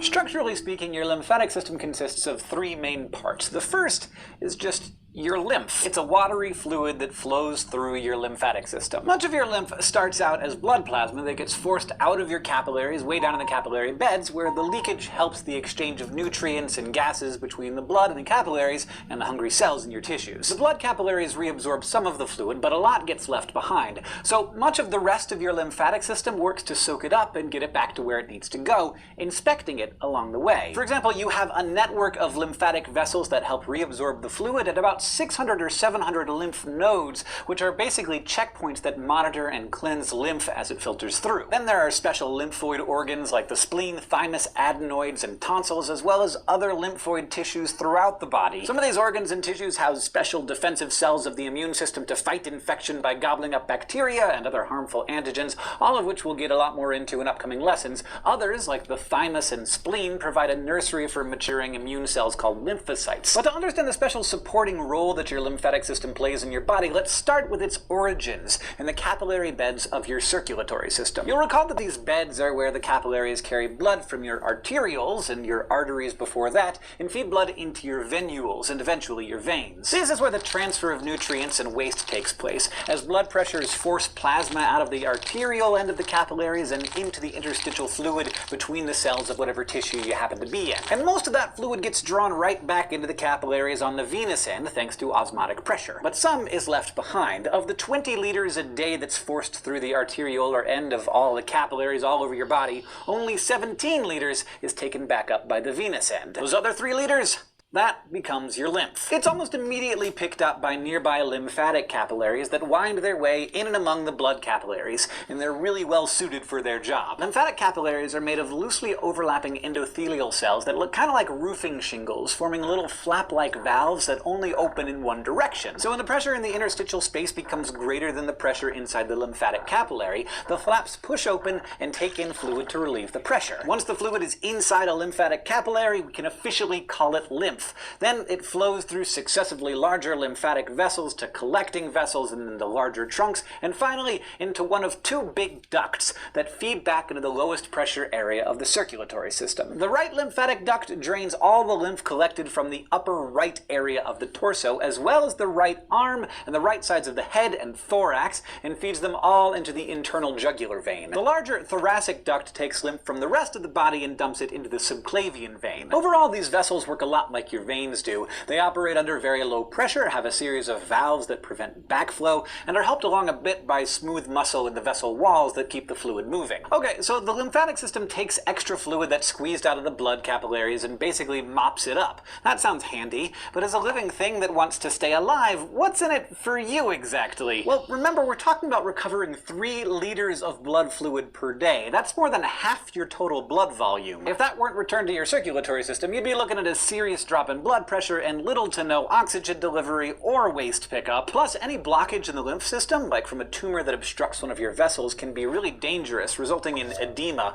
or swelling that can constrain blood flow and lead to serious complications. And finally, don't forget that your lymph also plays a key role in the function of your immune system. Say you scrape your elbow and some bad stuff, like the Staphylococcus bacteria that's covering your entire body right now, infiltrates some of the loose areolar or connective tissue under your skin. Since that tissue is full of interstitial fluid that drains into your lymphatics, which ultimately drain to your heart, you're gonna want to vanquish those bad guys before they have a chance to wreak any havoc. Whatever will you do? Well, this is where your lymph nodes come in. Your body's main lymphoid organs, the lymph nodes, are where your lymph gets close and regular inspection by its resident immune cells, lymphocytes. Depending on what kind of troublemaker they find in the fluid, the lymphocytes might trigger the release of resident macrophages to attack unwanted microorganisms, or they might activate the general immune system outside of the node if they need extra support. The details of how that happens we will get to next time, but for now, just understand that lymphocytes are found in and mature in the loose reticular connective tissue that makes up a large part of the nodes and most of your other lymphoid organs. Now, if a node is overwhelmed by whatever invader it's trying to quell, it may become inflamed.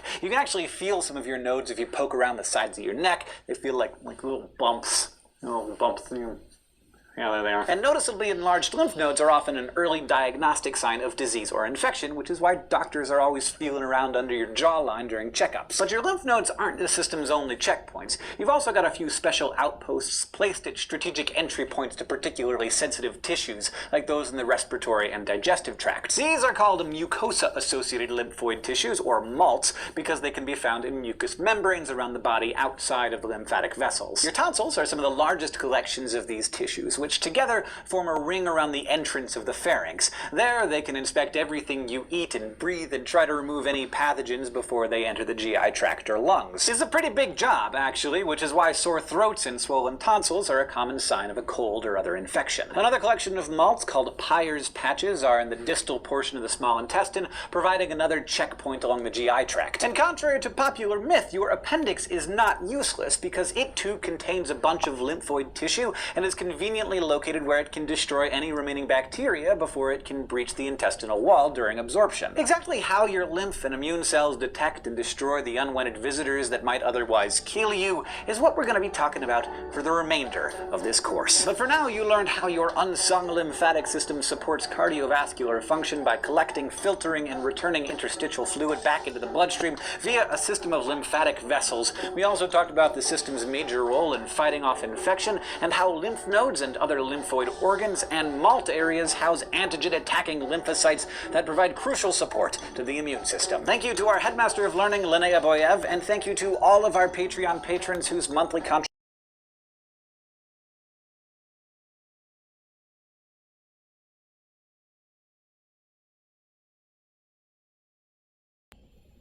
Okay, did you get all that? He's fast, right?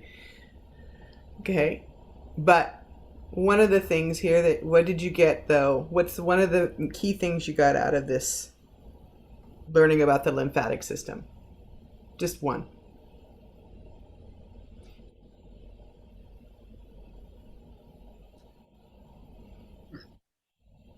Picks up extra fluids that are sitting in your body. 3 liters. Inflammation. Yep. And about the link to our immune system. Exactly. So within Kundalini Yoga, right, one of the things is that this lymphatic system, right, it's everywhere. Okay. But what we do with this technology, with the different techniques, whether they're the hygiene, whether they're the lifestyle, whether it's the kriyas and the meditations, okay? So in order to get this lymphatic system moving, we have these heating exercises, we have a certain diet, because what is key, if you got that, is that the lymphatic system needs to move. Once it gets stagnant, once the volume between the and the pressure of the inside and the outside of the lymphatic system, once that gets out of balance, then the lymphatic system is the one that's paying for that. And ultimately you're paying for it, because that then it stifles the lymphatic system, meaning it moves slower. And when it moves slower, then that is a main carrier of bacteria and also inflammation all over the entire body. Okay, so this is one of the reasons why we have to, what happens is that when we do things like cold showers, when we do these kriyas, when we do breath of fire, what we're triggering actually is among many other things, is the lymphatic system. Is we're keeping it at a temperature so that it can flow, because it can get cold and stagnant, and viscous fast. And so this is everything from weight gain to not being able to metabolize properly, because the lymphatic system helps with also metabolism. Okay. And what happens, gets stuck in this cushiony stuff, because that's what I call it, because when it gets cold or it's not at the temperature and it's not moving at the rate it needs to move, then things, on our left and or right side get out of balance. And this is a lot of times why, we may be at our subtle level noticing something doesn't feel right, but we can't pinpoint it.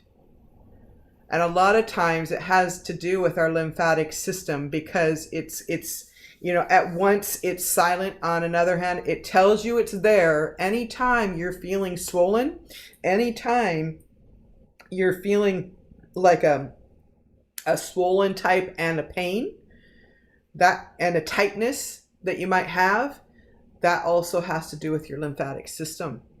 And so it's being aware of that. Massage, when you get massage, it's helping to loosen all that up.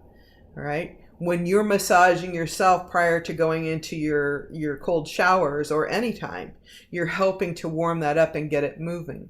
And if you have that moving, then you can have a stronger immune system, then you can have a stronger balanced system.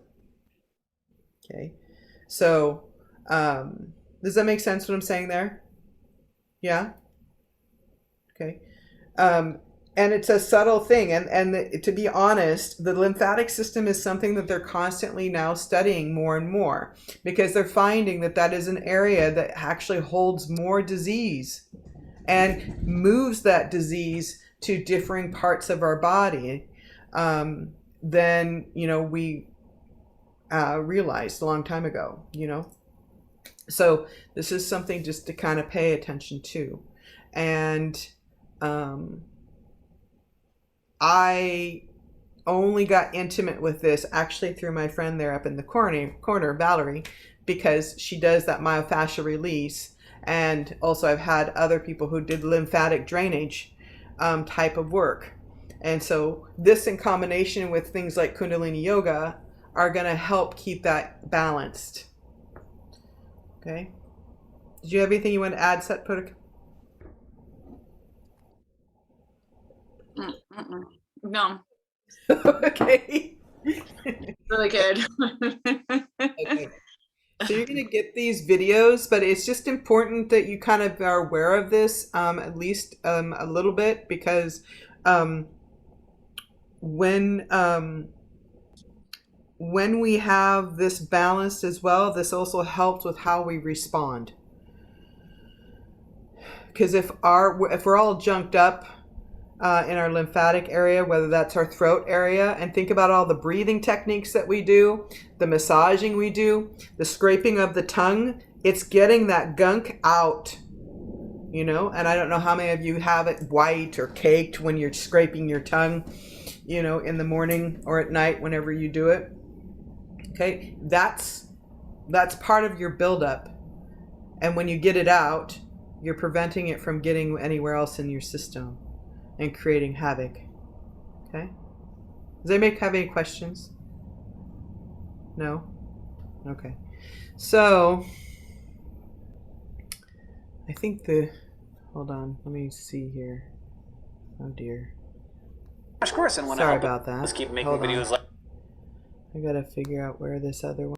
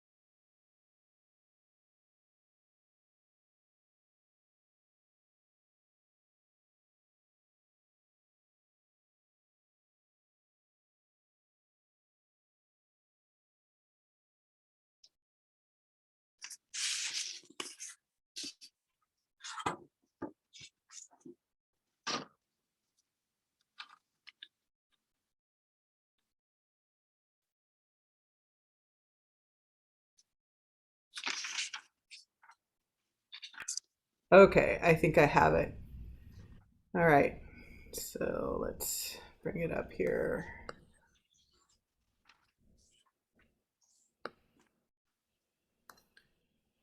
All right, here you go.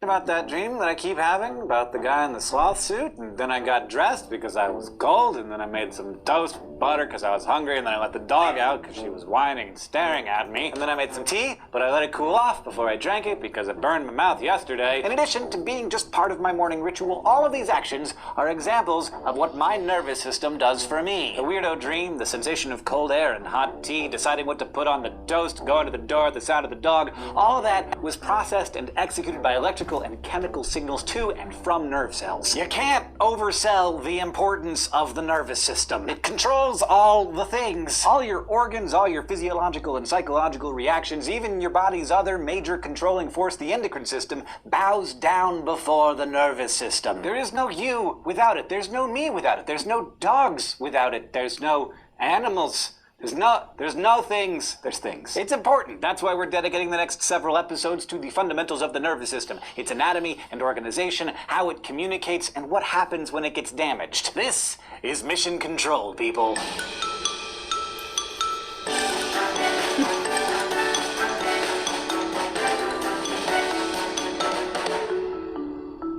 Even though pretty much all animals, except super simple ones like sponges, have a nervous system, ours is probably the most distinctive feature of our species. From writing novels to debating time travel to juggling knives, all of your thoughts and actions and emotions can be boiled down into three principal functions: sensory input, integration, and motor output. Imagine a spider walking onto your bare knee. The sensory receptors on your skin detect those 8 little legs. That information is your sensory input. From there, your nervous system processes that input and decides what should be done about it. That's called integration. Like, should I be all zen about it and just let it walk over me? Or should I not be zen and freak out and run around screaming, "Spider!" Your hand lashing out to remove the spider and maybe your accompanying banshee scream is the motor output, the response that occurs when your nervous system activates certain parts of your body. As you can imagine, it takes a highly integrated system to detect, process, and act on data like this all the time. And when we talk about the nervous system, we're really talking about several levels of organization, starting with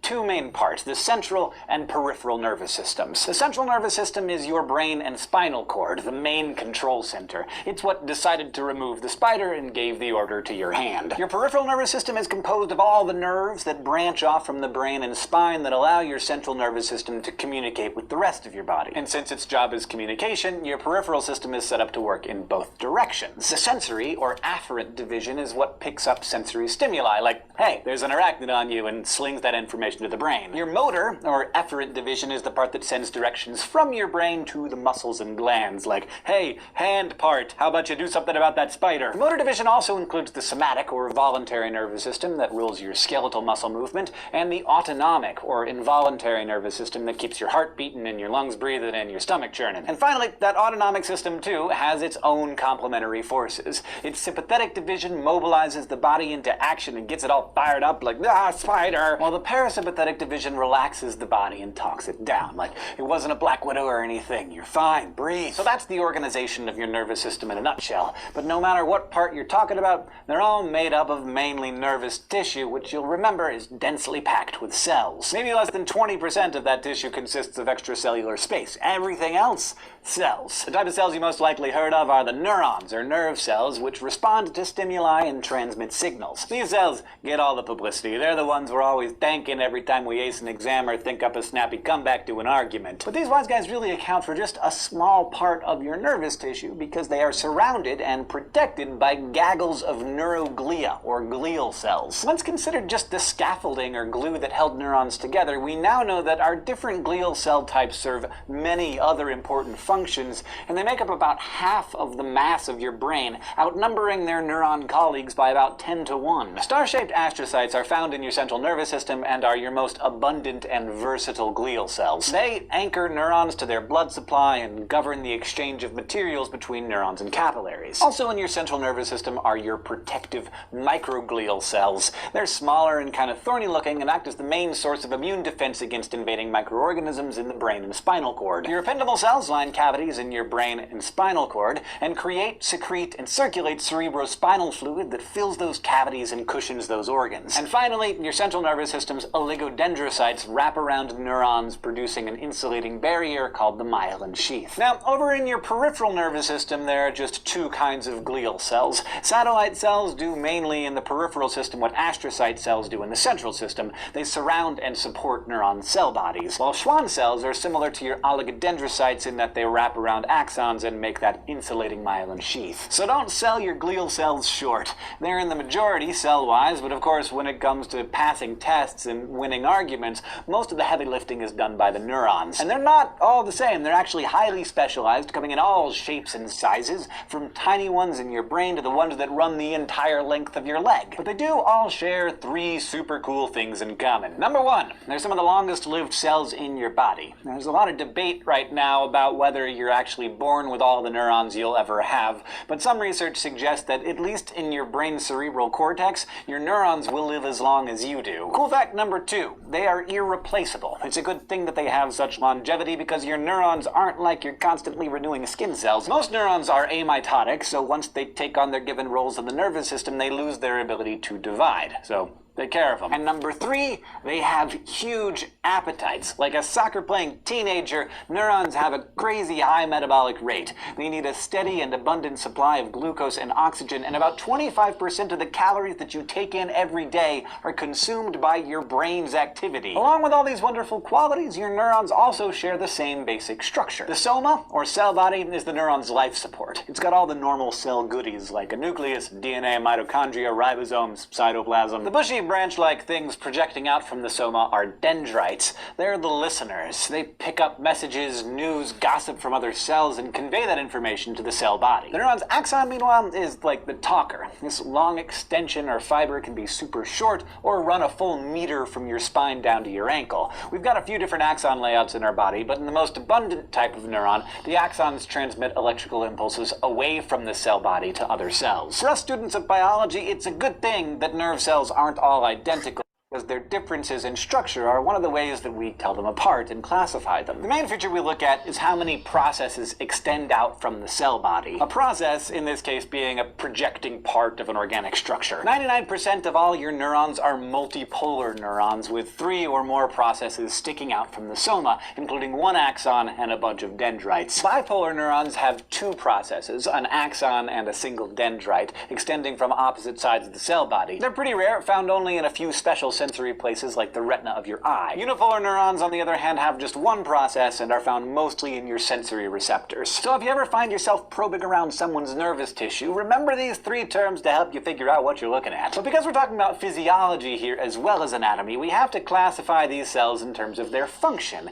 and that basically comes down to which way an impulse travels through a neuron in relation to the brain and spine. Our sensory or afferent neurons pick up messages and transmit impulses from sensory receptors in, say, the skin or internal organs, and send them toward the central nervous system. Most sensory neurons are unipolar. Motor or efferent neurons do the opposite. They're mostly multipolar and transmit impulses away from the central nervous system and out to your body's muscles and glands. And then there are interneurons or association neurons, which live in the central nervous system and transmit impulses between those sensory and motor neurons. Interneurons are the most abundant of your body's neurons and are mostly multipolar. Okay, it's applied knowledge time. Let's review everything we've learned so far in terms of that spider on your knee. Those 8 creeping legs first activate your unipolar sensory neurons in the skin on your knee when they sense something crawling on you. The signal travels up an axon wrapped in Schwann cells and into your spinal cord, where it gets passed on to several multipolar interneurons. Now, some of those interneurons might send a signal straight down a bunch of multipolar neurons to your quadriceps muscle on your thigh,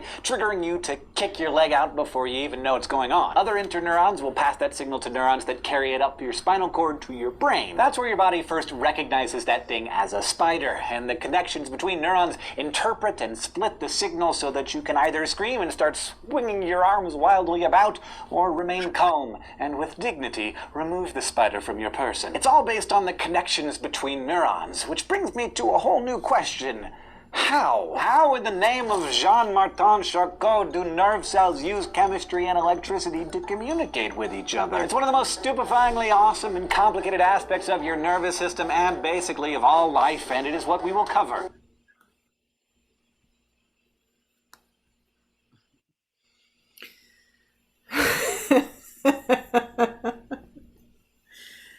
So, as you're watching that video, do you have a new appreciation for your nervous system and all that it does? Seemingly seamless, right? Because it's like all those different steps that happen, and he's just talking about that. I love the explanation with the spider and all that's happening with our being in order to deal with how we're going to handle or not handle that spider that's on us. All the different connections that are made. Nothing? Are you there? Are you falling asleep? I try to get him because he's a little bit, obnoxious, so then he keeps you guys awake. Are you talking to me? Do you say Fate? I was talking to everybody.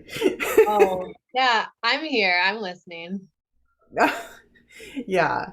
So but one of the reasons we teach about, this nervous system, right? Because once again, it comes down to noticing, it's not about whether or not we know the names of all these different cells, because if that's how advanced you want to go, that's totally cool.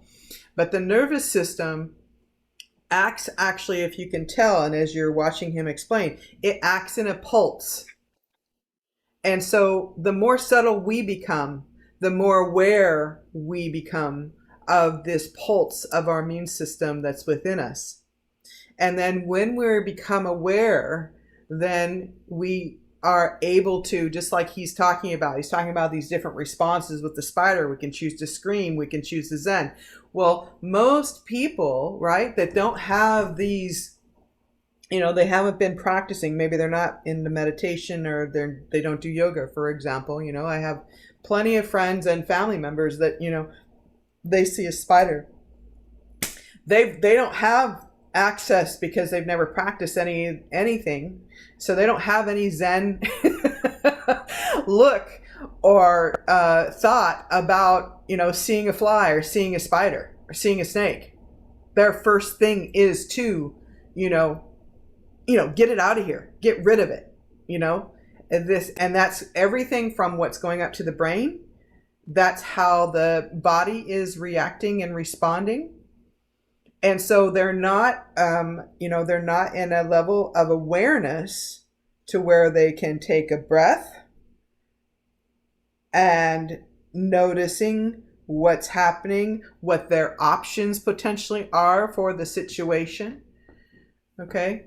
Because in order for us to have this other side where we're slowed down, we have to have cleared out our junk that's in our subconscious, of reacting, how past ancestors have reacted, but it is also about the conditioning and how we can get to this clean place of where we're functioning, and so that we can make correct decisions for ourselves versus out of fear. Because that's what that is. That's coming directly from something that's fear related. When we immediately want to go into, either you can call it the fight or flight, but it's like when we want to squash something, when we want to run away from something, when we want to, tear something apart. Did you have something to add, Satpudak? No, you're going good. Or do you want to keep me up? I will. I thought you wanted to say something, so that's why I asked. No, I will if you want, but you seem like you're on a roll. Go ahead, yes. You're on a roll. So, yeah, like I just have known from my own experience, I've watched myself. So I've watched myself through the practice become a less reactive person, and then be able to make the choices and be in flow, right? Because that way it's like I'm not really, I'm not, I think like with the reaction, it's always like stressing my system. It's like you're stressing whatever, it could be a myriad of things, but the one thing, like, especially if you're just in the reaction, like, it's a spider, it's this, it's this, it's like the adrenals and everything are getting tapped, like your fight or flight. And this way, not only is it uncomfortable and it can lead to depression or just like a way over negative mind, but and all of those things, but actually it's like now it's like I have choices, and it doesn't mean I don't get negative, or doesn't mean things aren't wrong. It's not like that. It's just like being able to your whole body to hold it. And I think one of the most fascinating things, and maybe I'm digressing, is that, we do these practices and like, sometimes we have to hold our arms out, or, sometimes we're holding up like this for a really long time. And, what's fascinating is I've taught people, and, you have people with huge muscles and really in shape, and they can't hold those positions. And I'm always like, I don't go to the gym. It's like, I'm strong because my nervous system is strong. It's like my nervous system is holding up my body and holding everything up and holding the energy of the frequency. It's not because of like exertion or, working out, that kind of thing. And anyway, that was my 2 cents. My 2 cents on that. What she's speaking to, though, is what's accurate is that, we have people that come into our classes all the time, and they can be as physically fit as and they could be a major bodybuilder, and they maybe attend all these very physical yoga classes, or they may be, going to the club and working out, or they got a home gym and they're working out all the time, and they have this really nice, firm body. And a lot of times, especially those that are new to Kundalini yoga, they'll come in and they'll be surprised because they're not able to hold the different poses, particularly the ones that are with the arms, because it doesn't come from the strength. It actually comes from a combination of the breath and the nervous system. And so the more balanced and, the more that we've worked on our nervous system to balance us, right? To take care of us. Think of it as it's like, it's holding us. So it's keeping us together. And this is what main focus is, one of the main focuses among many, right, within this technology. Because when that nervous system is functioning as its optimum, then we're able to keep up with the times and we're able to keep up with the times at all levels. This is not just simply a spiritual thing. This is a physical, mental, emotional, thing for us to be able to keep up. And our nervous system and our nervous system health is what keeps us there. And then at the same time, this is what helps balance our emotional system as well. Okay, because when the nervous system is balanced, then again, it comes back to how we do or don't respond, because that's another level. Because there is reaction and response. Reaction is, reaction basically is without thinking. It's without, you just do. A response is that you have some time, you have some breath, you have stretched out the time and space continuum. You're able to slow down and make whatever the correct decision is for yourself. Okay? But then there's this other level to where there is no reaction, there is no response. It just is. Okay? And this comes from that practice and combination of the nervous system with the lymphatic system and the breath. And that's what's clear. I mean, it's like I'll go into, you see me in some of these other yoga classes, and it's like, physically getting into the different positions, they're contorting my body and all this kinds of stuff. And I may or may not be able to do some or all of them. Okay. But my ability to be centered, my ability to move through that, my ability to let go of judgment, my ability to let go of gossip, my ability to, not respond when someone shuts the light off on me, or when someone turns the light on me, or when someone comes at me, or when a car comes at me when I'm driving, when someone cuts me off in traffic. This is all because of the system being balanced. And the key thing is that nervous system.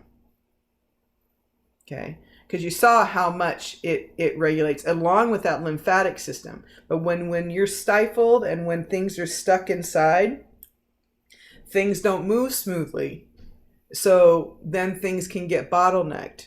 And so then our ability to move through something becomes more challenging, because then all of a sudden we have distractions, whether that's our physical body distraction, our emotional body distraction, or what's going on in our head distraction. Are you following me with this? Yeah? Is it hitting home or no?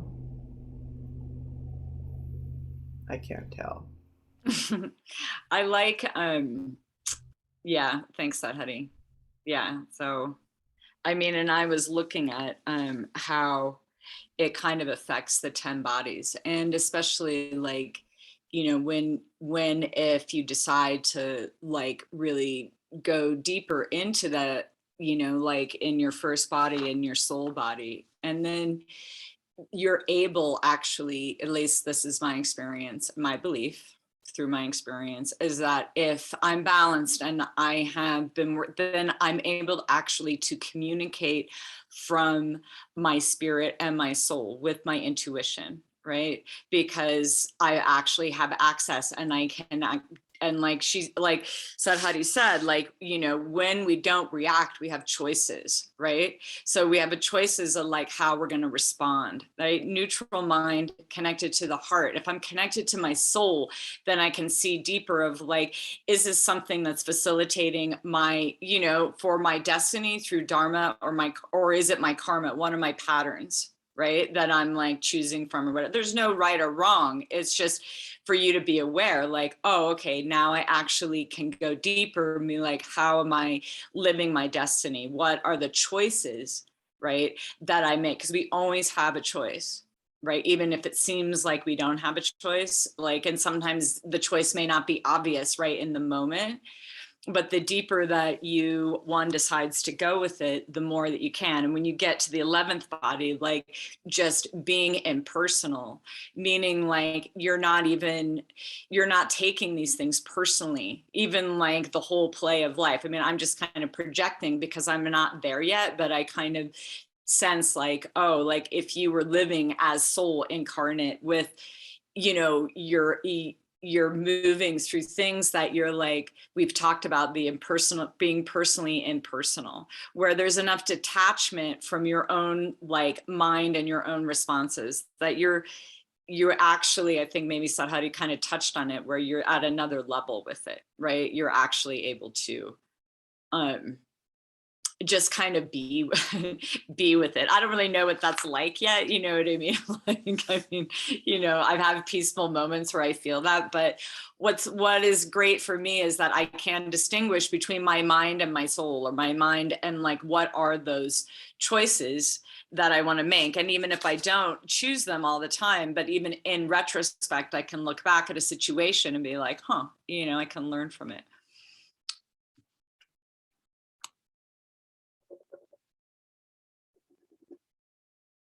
You guys following? You're falling asleep. We're like overloading you with like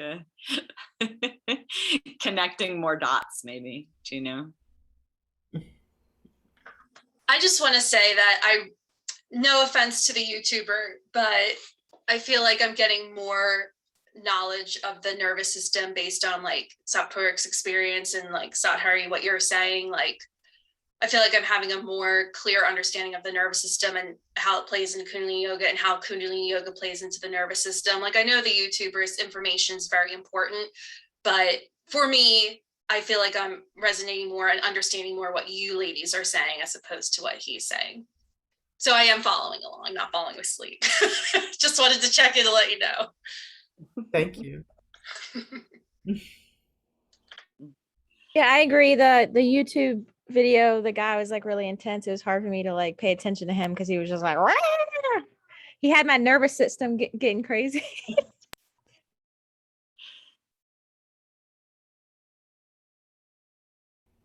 Yeah, that's part of it too, though. It's like, part of it is an experiment.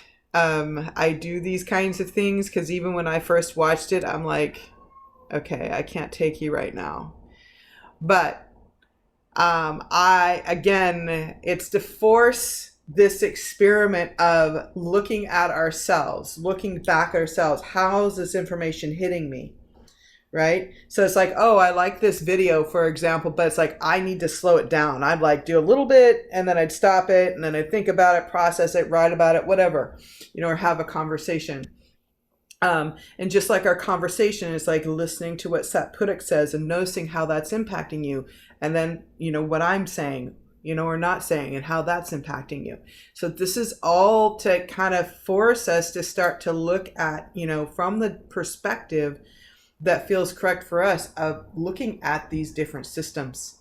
Okay. Because it's triggering different ones this whole session of the way that I've navigated it. And it's been done on purpose so that once again, we can look at ourselves so that we're aware of where we're at all times, because this is again, the significance of being able to be in tune with our own self and what's correct or not, and what we prefer, what we don't prefer, or, not right now, or maybe another time. You know what I'm saying? It's knowing these different things intimately with ourselves.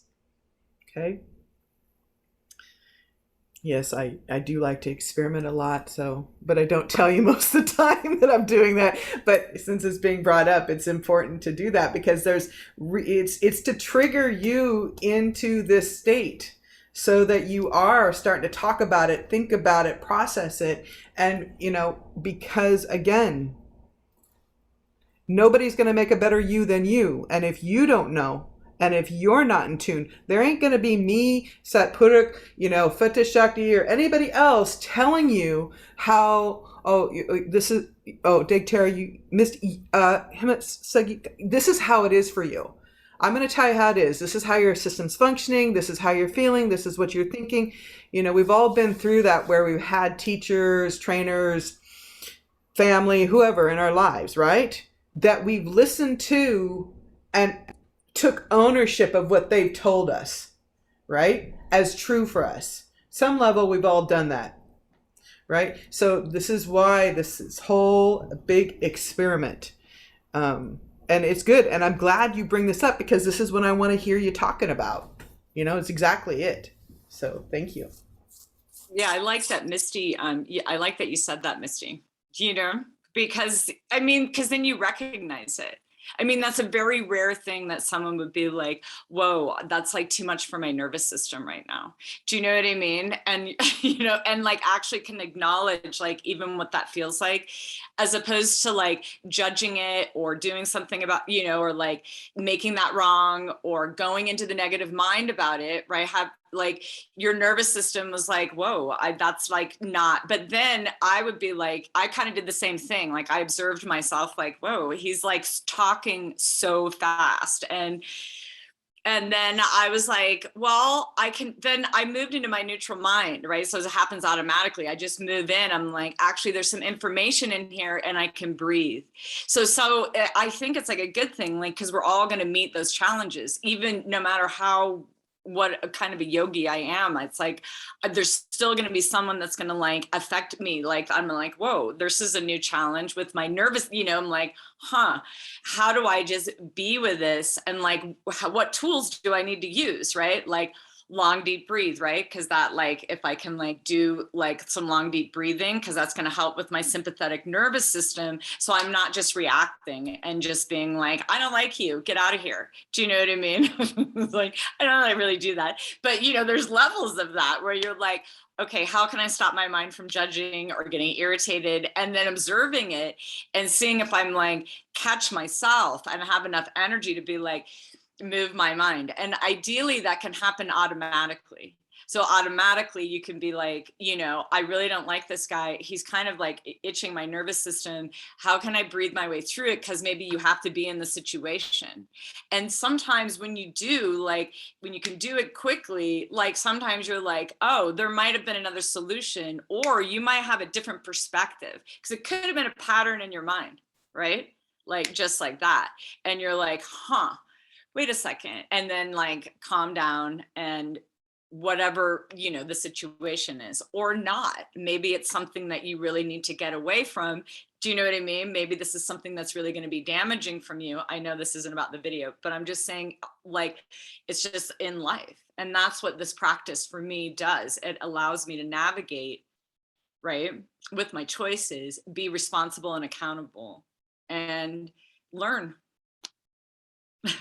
Keep learning.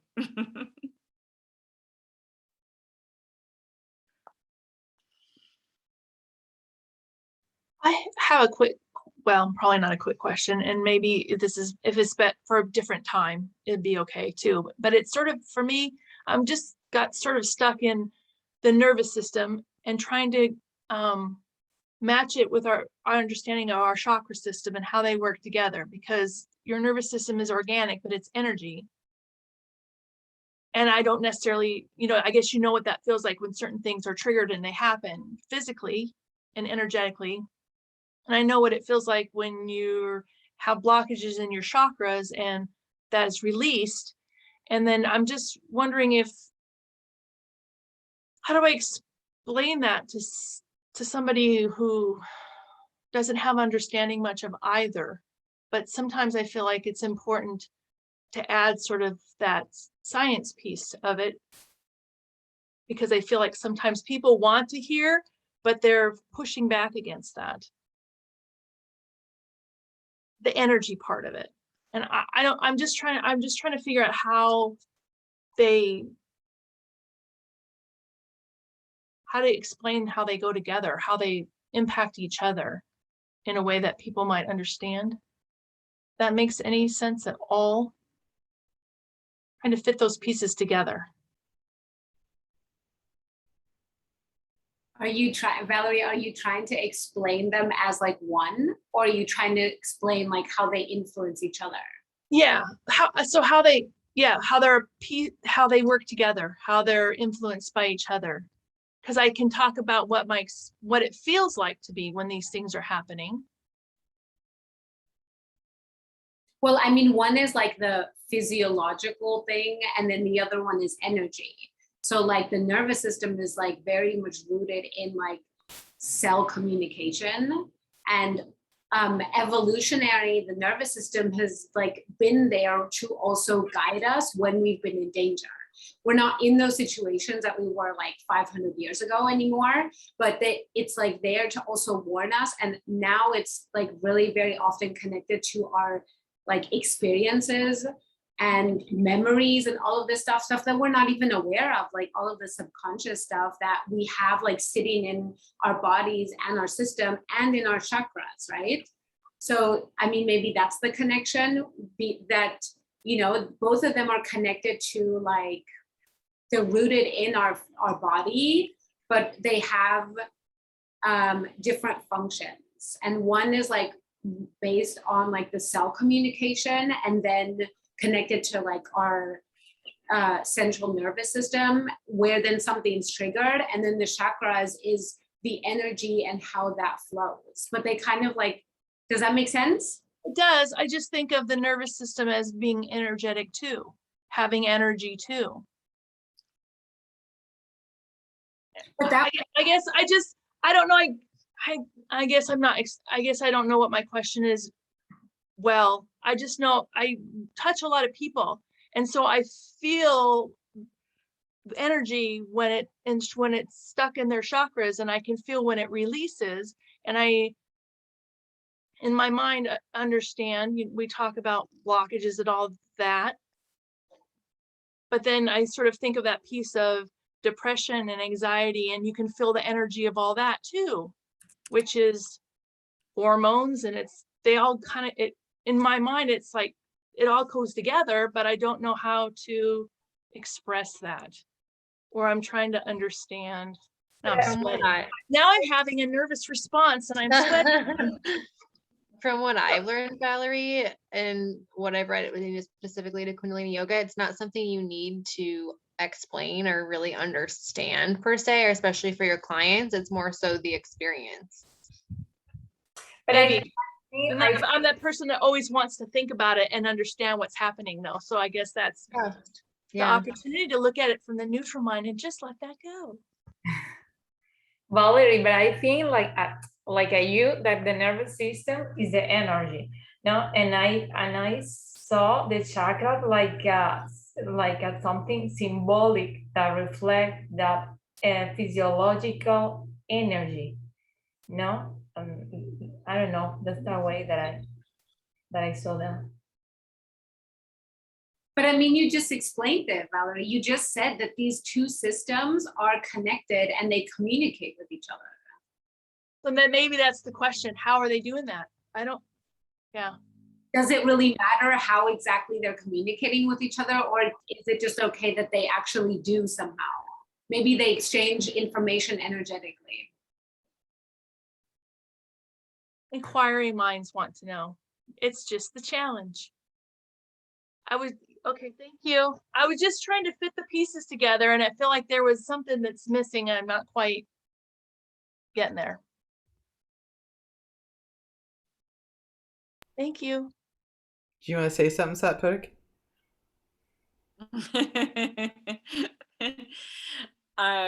Do you want to say something, Satpurik? I was going to, but you looked like you were ready, right?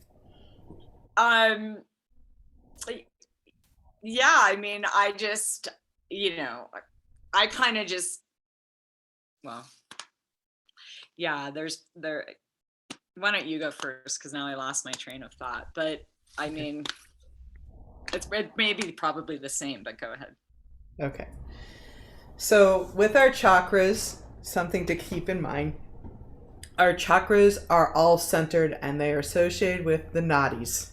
Okay, a cluster of nadis where the chakras reside, right? So they have an intimate connection with our nervous system because they're ingrained there. But the difference is that something that the nervous system doesn't have, okay, is that it doesn't produce our auric, any part of our auric nature, our auric field, whereas our chakra system does. Because our chakra system, while we have these different centers, and there are far more than 7, and Baldev showed that all to you, I believe, yesterday, right? But focusing even just on the 7 or 8 chakras or 10 chakras, whatever way you're looking at it, right? They all have energy, and it all actually connects with our auric field, and they all have an extension. So what that means is that the chakra itself, it's not just like right here, like my root chakra is not just sitting right here. It's right here, and it's also outside my body because it goes out this way at all directions, down, forward, back, and either side. This is how the auric field also works. And so it's a very intimate relationship with the nervous system and the cells there, but it's also the chakras are very much associated with the chakra system, auric system, because it helps make up that aura. And our auras for each chakra are different because of how they function. So for example, the root chakra, when it's functioning in balance, it's functioning at a slower spin, for example, okay? And that slower spin doesn't produce as broad of a connection to our auric field. Whereas the higher you go, the bigger that field becomes with the different chakras connecting to it. And so you got to understand that a human being walking around with an auric field, it's at least, depending on your projection, but in general, a typical human being, it's 9 feet front, 9 feet back, 9 feet on either side, 9 feet up, and 9 feet down. Okay? It can penetrate through walls. So likewise, the connection with our chakras and our auric field, this is also why it's almost like the chakra actually gives us extra, I call them little danglies, right? Because they're connections to outside of our body, right? Whereas the nervous system, right, is more connected to our cellular nature. But then our responses, our reactions that come from, how our nervous system is impacted, then that's how we may verbally, physically, emotionally respond, just like the spider, right? So there's all those different connections. So you're going to have, when you're talking about the chakras and the nervous system, you're going to have to also bring in the elements. Even if you don't mention the aura, you need to bring in the addition of the auric field, because that's what it connects to. And the nervous system helps with that, but it's not going to be doing what the chakras are doing, because the chakras have an expansive, and the expansive happens because of the spin of the different chakras, whether they're in balance or not in balance. That spin and that auric field could be Swiss cheese, or it could be nice, fully protected field. Is this making any sense? A little bit? So what I think is that what you've pushed upon here is you've brought into light of like trying to make the connections, which is super good, because it's connecting with the yogic anatomy, the chakras, the 10 bodies, all of that's included here. So I think that it's something that, because all honesty, I've never had anybody ask these questions. So it's important that we get these kinds of questions so we all have an opportunity to think about and how we would answer it, because it's not a simple one, and it's not something that we shouldn't question.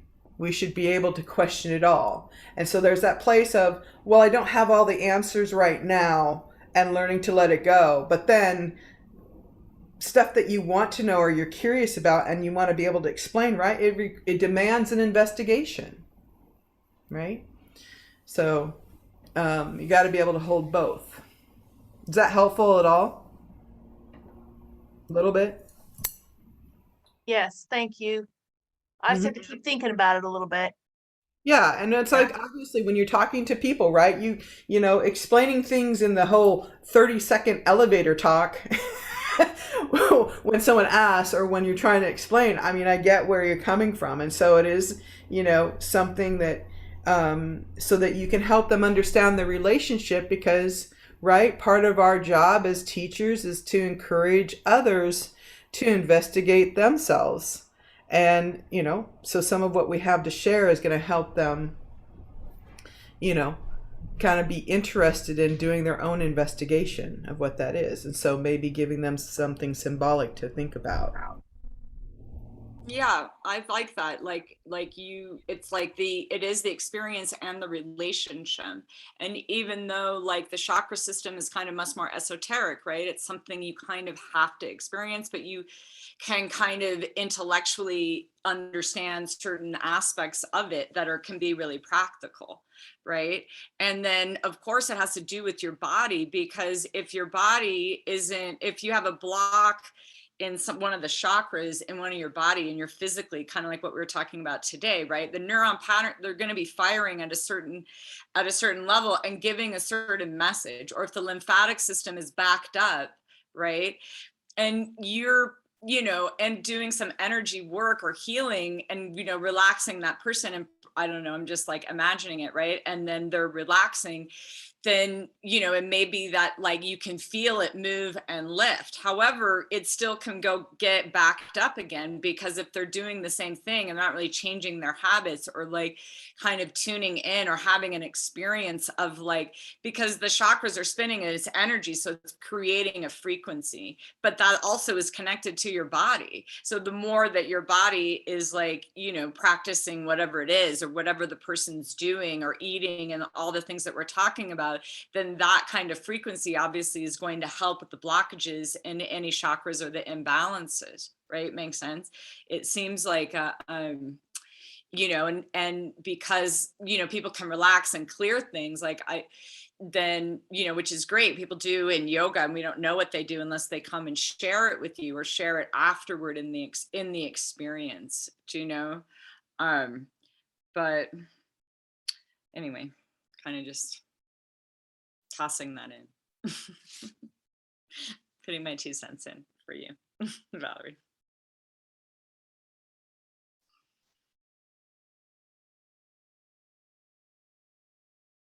There's Chris. Hi, Chris. Greetings, Chris. So, does anybody have any last minute questions? Because Chris is going to take you all through something very nice to end out your weekend. No? Okay. The stage is yours, Chris. Bueno and bueno. Okay, adios. Thank you. Till next time. Satnam. Thank you. All right. How's everybody feeling? Good. All right. So we're getting close to the end of the weekend. So it's normal to be a little tired, which is kind of good for what we're gonna do now. Because when we are tired, guess who else is tired? Our mind, our brain. So we're gonna do. We're gonna talk about a practice that we do in Kundalini Yoga, where sometimes the brain is not helping much because it can be very over analytical about what we're doing. We're gonna do. I'm gonna talk about Sananda Sayan and the state of Shunya, and we're gonna do a little meditation, and I'm gonna give you like a little intro about how does it feel and what is kind of like what is the sensation that we have. 1 second, I'm gonna add some help for handling this little friend. Baby is a little under control.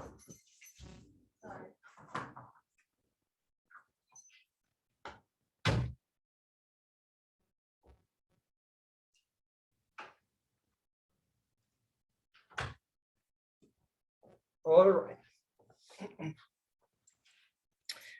All right, so I know we have some people had here that has some healings, art, expertise, let's say, or skills.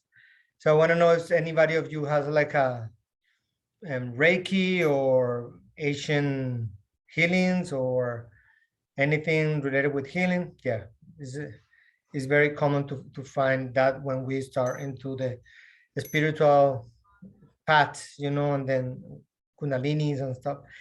I'm going to talk about Sanan Rasayan. Sanan Rasayan is healing modality related to Kundalini yoga. As is past, the traditional way to pass this wisdom is through the silence. Not much talking. It's more about awareness and silence. Sanan Rasayan, what it means is deep relaxation in the divine name or in the true identity. That's what it means. Basically, there is the healing that happened through pure awareness. Is one of the most complicated part of Sanan Rasayan is to explain it, because is very subtle, and then is more when you have the experience and you go through the experience is when you kind of like, oh, I get it, how kind of work, right? And I have some notes here that said the state of Sanan Rasayan is a state of total surrender. So basically becoming nothing and operating from the state of shunya. In Kundalini yoga, we may mention shunya different times, and shunya is basically the state of silence. Like we go, imagine that you go deeper into the meditation, and you pass the state of kind of like a dreaming, or you have image and stuff like that, and then suddenly it's like a empty. It's empty, it's silence, it's just nothing. But at the same time, it's like everything. This is hard to explain, but it is that kind of shunya. It's the state of non-concentration, the state of of pure awareness. Is we feel everything at the same time. We don't feel nothing. Works on the subtle level is holding the meditative mind. So the mind, what is one of the strong areas of the meditative mind is the non-reaction. So we have stimulation or income from different angles, let's say, and then the mind don't react. So that's one of the things that we cultivate in Sanan Rasayan is a neutral mind.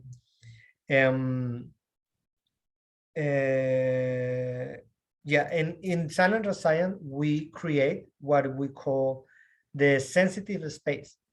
And sensitive space is where we are pure, imagine sense. We feel everything, but we don't concentrate in anything in particular. We're gonna do a practice with this a little later. I'm gonna talk a little bit about the lineage, how the Sanan Rasayan start. This is the board part a little bit, because I'm gonna read a little bit, and then we're gonna have a little video with Gurudev. The lineage start with the Sikhism in the area of golden chain that we know, the Guru Ram Das, and then Yogi Vayan. Yogi Vayan passed this technique. Let me read better. Okay, who Gurudev Singh? Who is Gurudev Singh? Gurudev Singh is a Sikh disciple of Yogi Vayan. He born in Puebla, Mexico in 1948. He began practicing Kundalini Yoga in 1971. He met Yogi Vayan in 1976, and he became Sikh on 1981. He started learning Sanan Rasayan on 1978. When he started learning Sanan Rasayan from Yogi Vayan, he did it in a traditional way. He was sitting next to Yogi Vayan, And while Yogi Vayan was giving the lecture or talking about political thing, about whatever, he was sitting next to Yogi Vayan in meditation, and he was receiving the knowledge of this technique, right? It sounds a little bit out there, right? One day, Gurudev Singh was in a very deep state of meditation and connect to the sacred space, right? The sensitive space that I was talking, that the shunya state of like flat line, like nothing. He connect that, and then Yogi Vayan recognized that immediately and stopped teaching him. They both knew that Gurudev knew, but without saying a word. And then years later, when they talk, Yogi Vayan asked Gurudev to keep the tradition and to teach it. Now, he had the challenge to put words on this teaching that was not teaching by word, was teaching in silence. So that's how it started the school of Sananda Sayan, and it started in Italy. Is that we have in Rome in 1992, Yogi Vayan and Gurudev start the plan to start a school of Sananda Sayan in Italy. That from there they were holding different let's say intensive days. They were like 5 days retreat in Italy, and then they were like doing all this like a deep meditation, pure healing, and they were doing different retreats. I know Gurudev was holding retreats in Monshasa, and he was very active until he had like an issue with the health, and then he passed away this year. So Gurudev was living in a physical body until this year. Now the school is very active, and they are organizing more activities, and there are some people that are keeping the tradition, but that's the story of Gurudev. So I'm going to show you a small video of Gurudev. The sound is not very good, but you can see him, and then you can hear his voice. And we have subtitles because it's a little background noise, and his English was not done very good. Like they say, like mine, like we have a very strong accent. So he's gonna explain a little bit of Sananda Sayan and about Shunya. I'm gonna share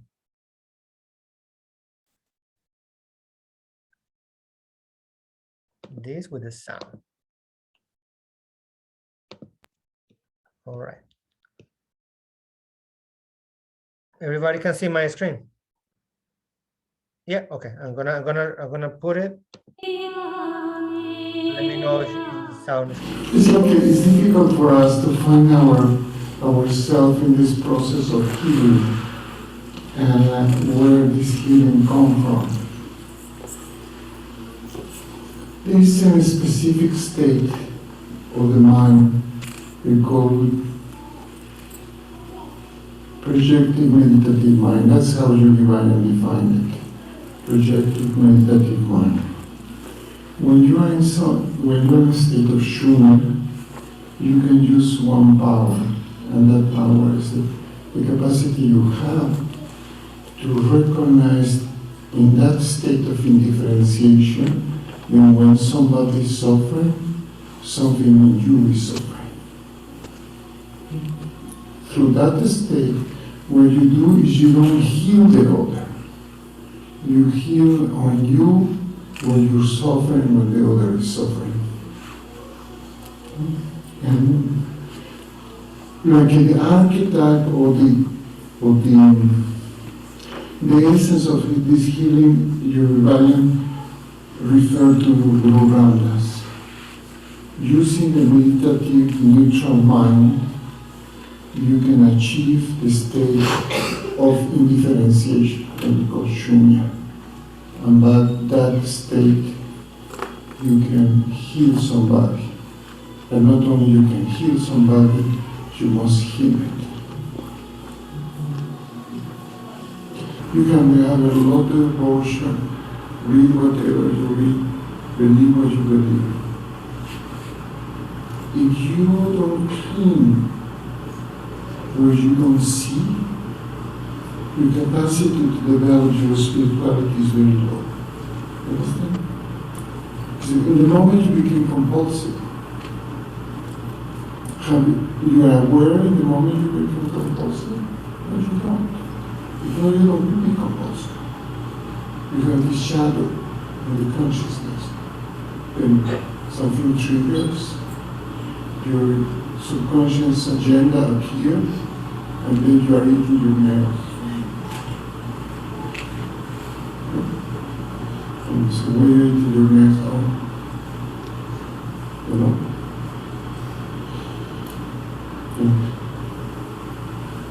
You can't have compassion. You cannot have compassion if you are in a state of anxiety. This is clear enough for you. You can be the best person in the world. If you're in anxiety, there is no space for compassion. How you can extend yourself. Compassion is not feel, oh my God, it's over. No, it's the capacity you have to contain it. And do something with that. Is clear?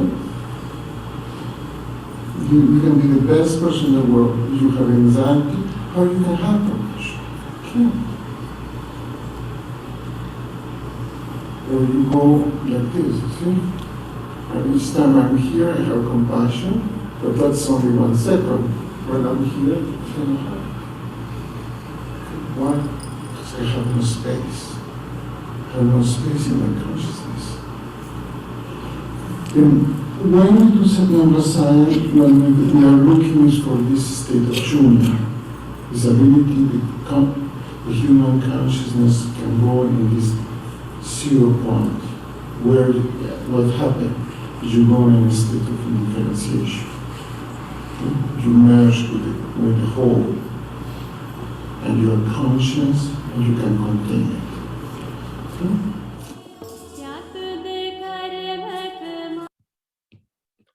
All right. So it was Gurudev explaining what is very hard to explain. But how you guys feeling about this? Is very out there, or you kind of like are curious, or? I like it. I Okay. like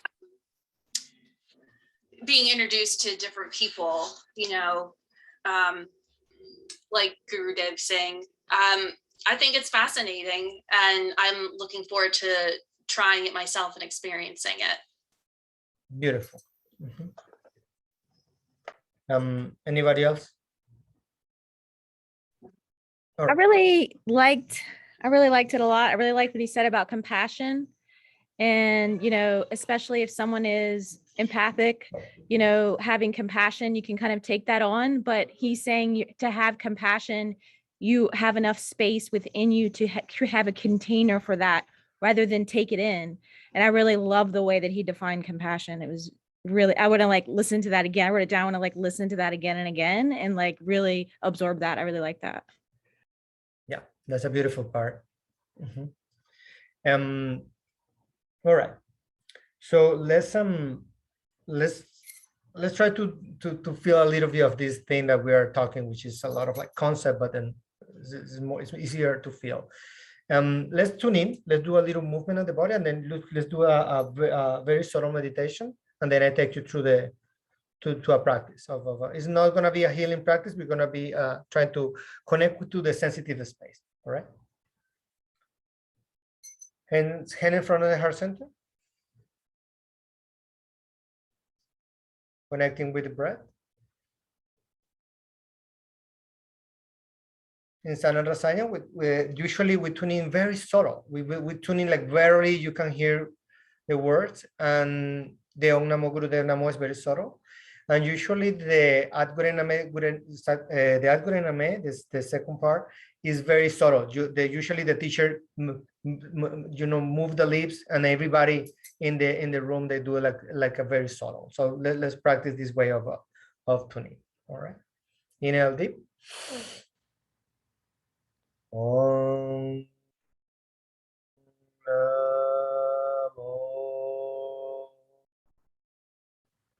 Gurudev Namo.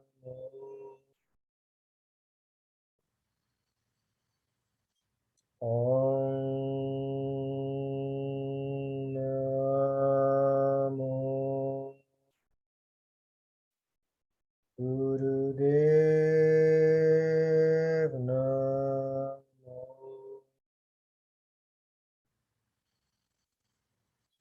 Om Namo Gurudev Namo.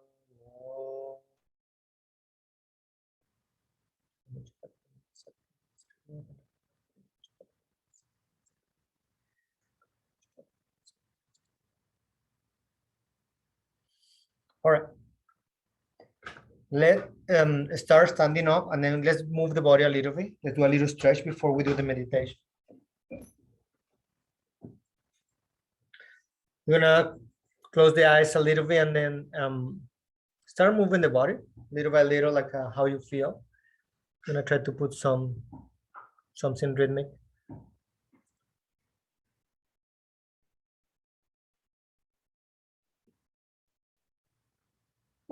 I have something here.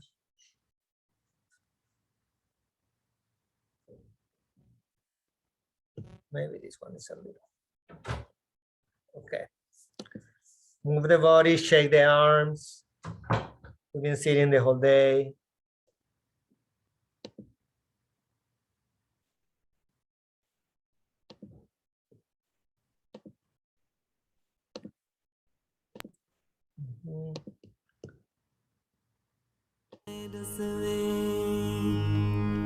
Chape Chand Tav Prasad.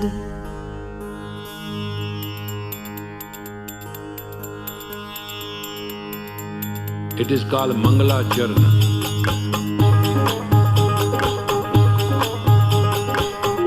A little bit more, move a little bit more. Shake the arms, shake the arms. God has never been praised in a more beautiful way than in that Mangala Charana of Jap Sahib, where Guru Gobind Singh has totally nothed the God.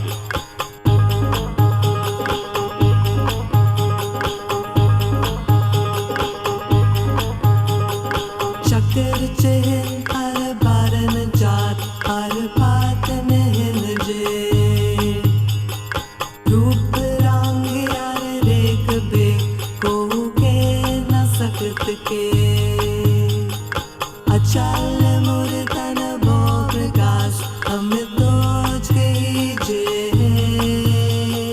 Kot Indra Indran Shaho Shahan Gane Pavan Mihip Sur Nar Sur Nit Nit Bantran Kat Kav Sarv Naam Kat Kavan Karam Naam Banat Sumat Chakar Chehin Har Baran Jat Har Patan Hinje Roop Rang Yar Rekh Be Ko Ke Na Sakit Ke Achal Murtan Bo Prakash Hum Toj Ke Je Kot Indra Indran Shaho Shahan Gane Pavan Mihip Sur Nar Sur Nit Nit Bantran Kat Very good.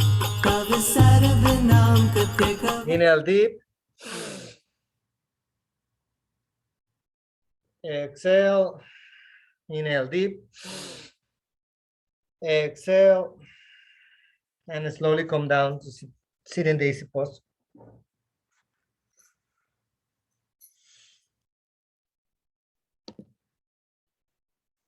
Very good. All right. Sit in easy posture. Long deep breathing, recover the breath. Connect with the breathing.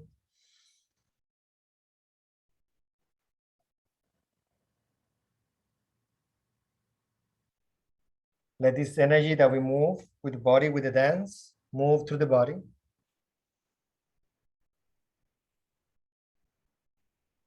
Feel your heart rate.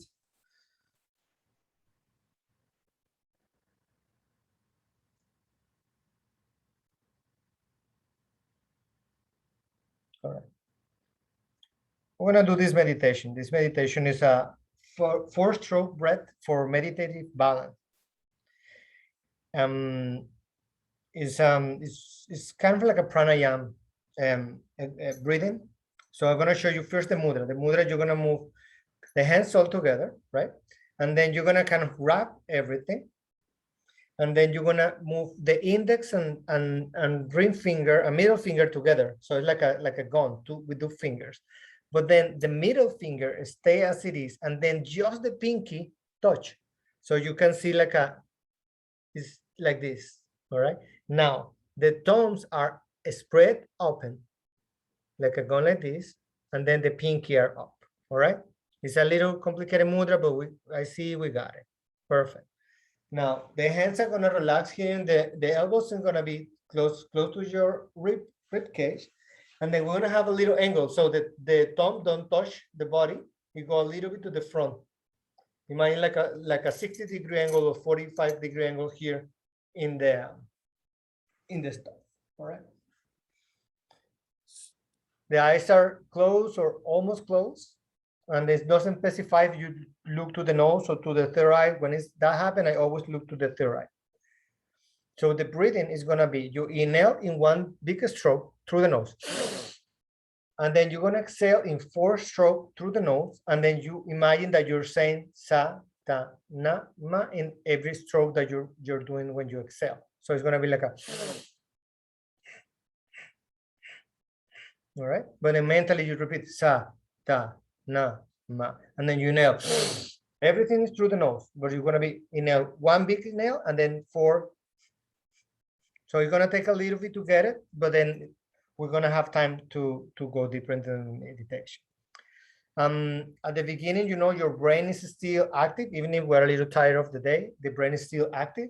But I want you to go a little deeper, and then you recognize whatever comes to your mind, right? Any thought, anything, don't fight it. Just, oh, wow, I'm thinking about this. All right, let me come back to my breathing. Let me come back to the meditation.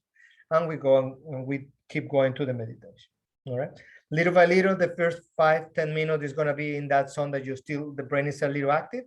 But after we pass those 11 minutes, the brain start coming down, giving up, and then we enter into like a twilight zone of the meditation, and we go deeper into the last minute. All right. So let us start. Get into your mudra, and then start with the breathing. 1 big stroke. And then 4 in exhalation, sa, ta, na, ma.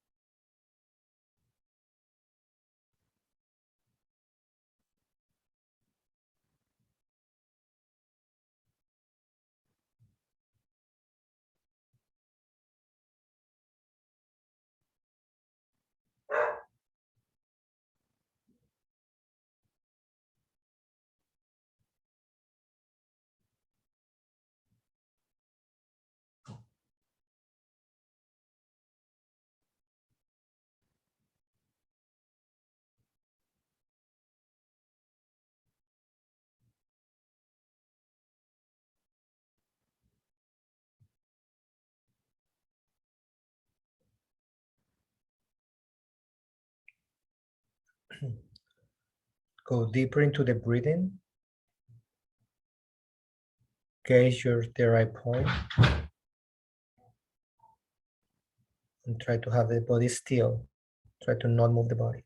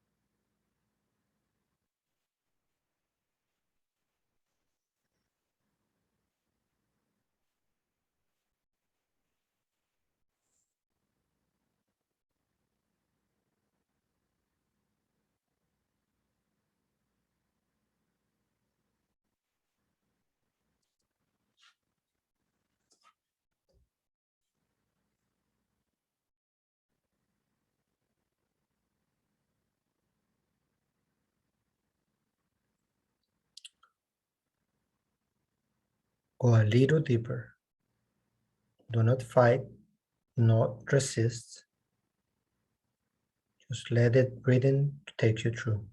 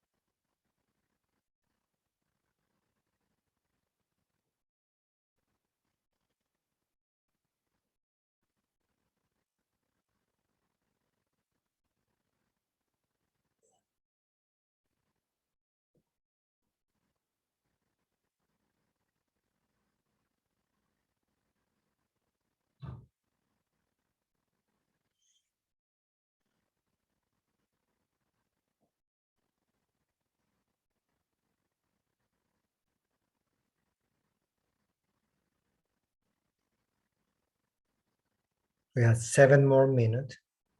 Go a little deeper.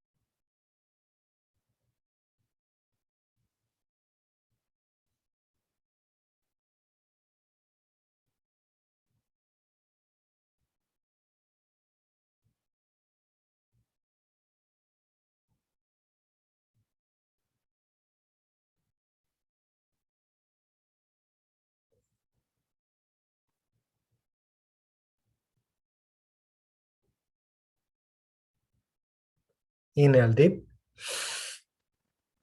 Hold the breath.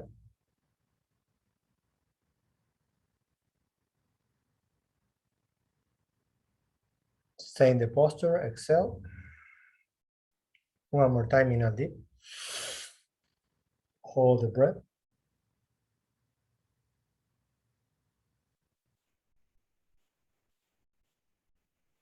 Slowly exhale. Move the arm down very slowly.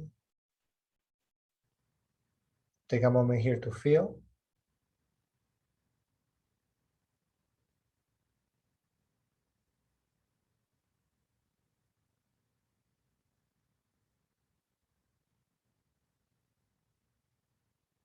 Inhale deep. Exhale, relax. Let's straight the leg for a second. Give a little shake to the leg.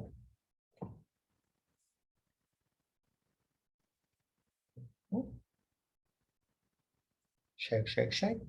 And then coming back to the sitting posture. All right. I want to sit with the hands maybe and just relax on your knees, like just relaxing, no jai mudra, nothing specific, just maybe facing up, chin straight, spine straight, chin up. I'm gonna take you now through what is the experience of opening the sensitive space. All right. We're gonna start focusing in the breathing.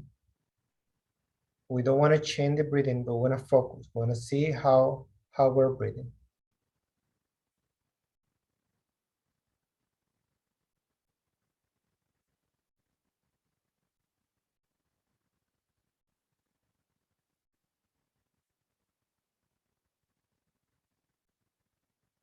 Now, we want to connect with our environment. We want to connect with the temperature of the room. Is this hot? Is this warm? Is this cold? And we're not going to react. We're just going to acknowledge. We're going to be aware about the temperature of the room.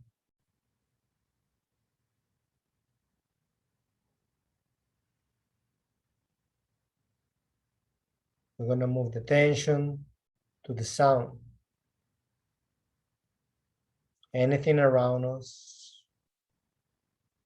Maybe the air conditioner, maybe some music further. Anything. The vibration of my voice, anything that comes through your ears. You're gonna be focused on that.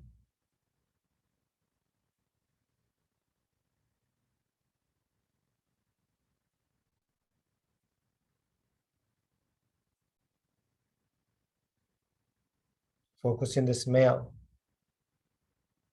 Is there any smell? There is no smell.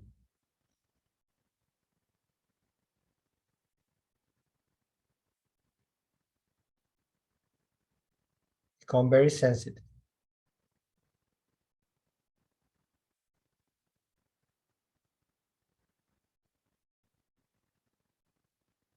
So bring the awareness to your skin.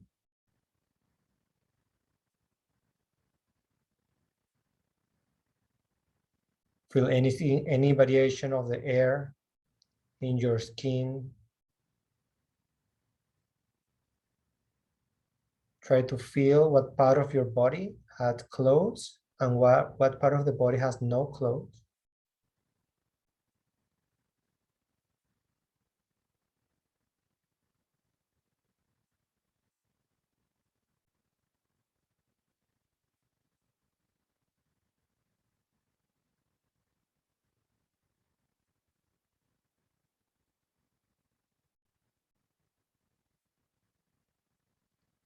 Now notice how the gravity affects your body.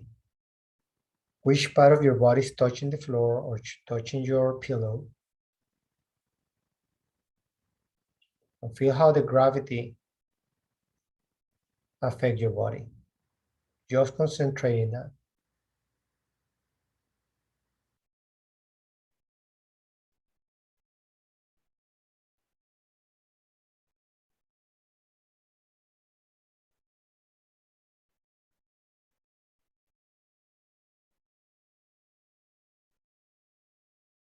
Now let's bring your attention to your body. We're going to start with the mind.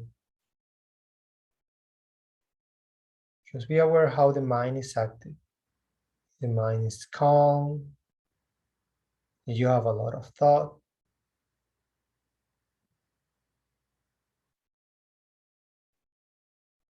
How is your breathing? Is it very slow? Is deep? Is shallow?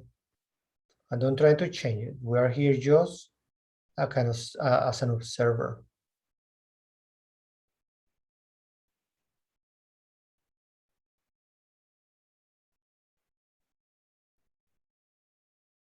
How is your heartbeat?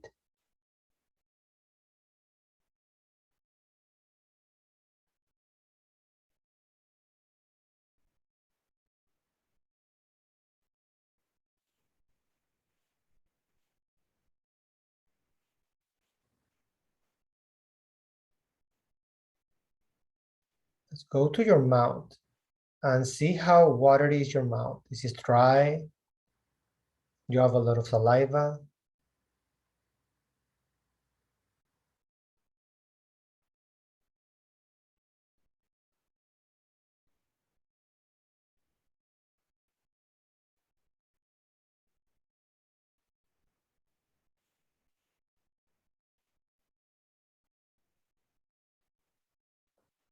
I'm going to practice more like adding sensations. Now, focus in your right hand. All your attention go to your right hand.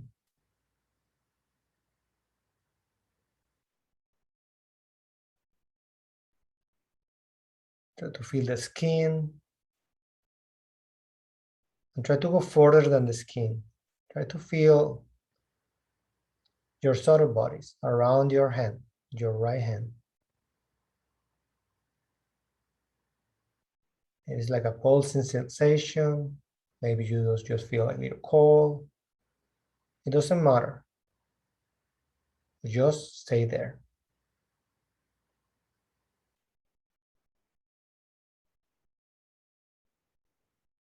In your right hand, concentrate.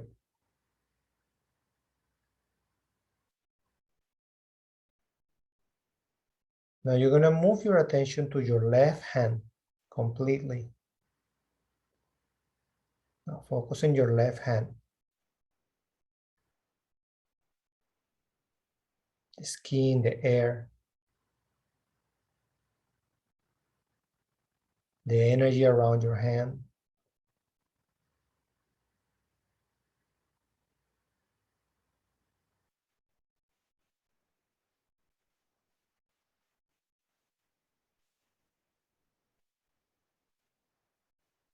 Now we're going to start adding sensation. We're going to be focusing now in both hands at the same time. So you're going to feel everything what is happening in both hands at the same time.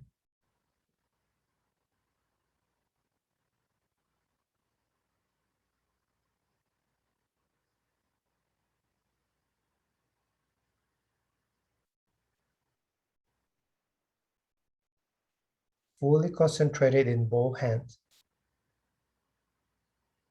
Feel the difference between the hands.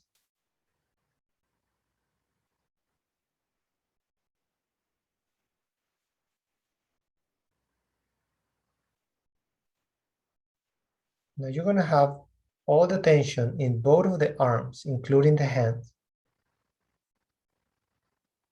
Even your armpit. How is the sensation in your armpit? Your arm, your hand, your elbow.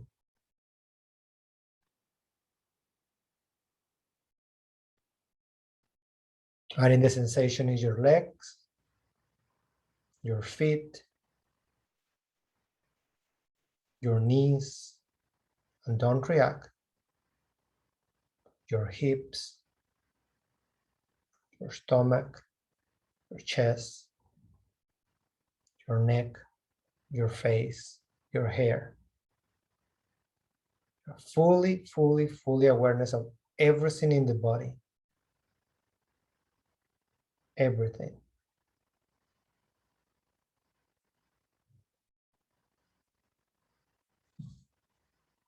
Without losing this awareness, now you're going to connect with your room. Everything in the room.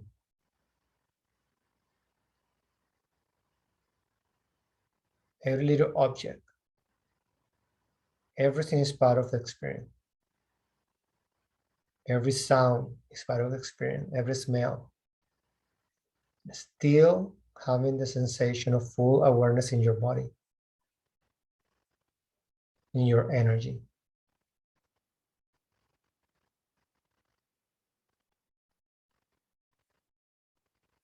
You may go away and then come back to the full awareness.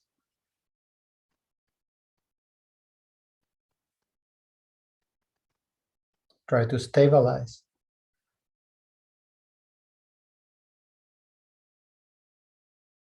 Now you're concentrating and non-concentrate at all. You are everything at the same time.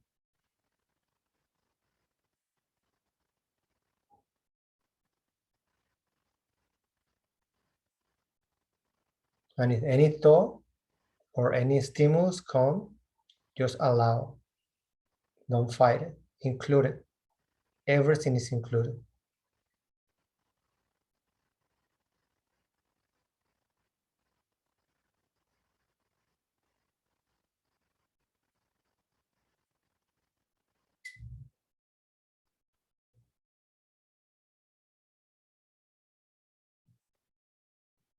All right, in a lip. Exhale there. Very good. Shake the legs, shake the arms. Very good.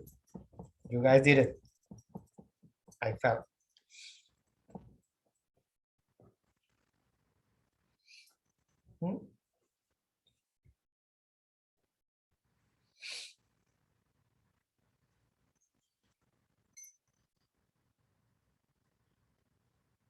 Hand in your heart center. Let's do a little sadhana. We share a little bit of our experience. So,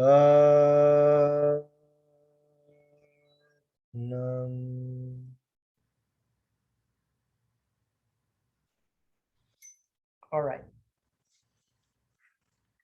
How you guys feel it? You guys were able to connect? Was it kind of hard, or who want to share? I can share. My mind was like very active until when you said 7 minutes, all of a sudden, it was like someone lifted me up by the string and my like crown opened. Like before that, I've been having like upper back pain today. But then all of a sudden, like shortly after you were like 7 minutes left, I don't know, like you were like, go deeper. And I just like was in a completely different state. Was really at peace. And I didn't like, I felt my body, but I also didn't feel my body. And it just now, like in that last like visualization where you were like concentrate, but don't concentrate. I felt similarly, like I felt everything just expand. That was really amazing. Beautiful. Yes, you got it. Anybody else?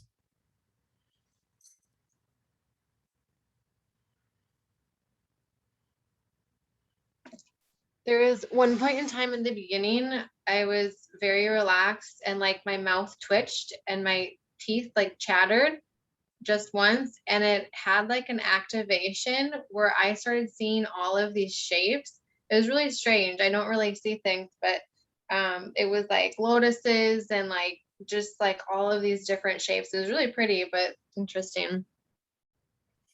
Good. Yeah. That when we start like getting into the twilight zone and then we're getting sensitive, we have different experience. We have image, or we have a vision, or we have just silence, or we have a, it's very personal. It's very unique. Well, I really enjoyed that. My experience was with first I felt my central channel like really tense. And I was thinking, like, is that because I'm not using my meditation cushion and I'm on the floor? But I know myself and my body, and there's different things that happen during different meditations where that does occur. So I knew it was what we were doing. There were times where I found myself like going deep, that I kind of got off track with the breathing. And so, like you said, like, acknowledge it, but just bring yourself back. So I did. And then when you're like, okay, we're going to start like the visualization part, I thought, oh my God, like I thought the whole like mudra and everything, I thought that was it. Like I didn't realize there was more, and I didn't think I could go deeper, but I did. And kind of like, I am so sorry, I cannot pronounce your spiritual name. I'm sorry. Is it Himat Sangeet? I hope I said that correctly. How she said like everything kind of just expanded, like you were aware, but you were concentrating, but you were not concentrating. Like that happened with me as well. And then kind of like Jordan's Fateh Shakti sensitivity. It's funny because I actually saw her like really quickly. It's like, she's like, hello, bye. Like it was so random, but I just saw her so quickly. Like it was like, oh wow, I must have picked up on her energy or something. It was a really cool experience. I look forward to doing this more. Thank you for sharing that. Yeah, we became very sensitive, and then we're sharing this space, which is a little bit out of time and space. So that kind of experience and connection between us is possible. Yeah. Alejandra.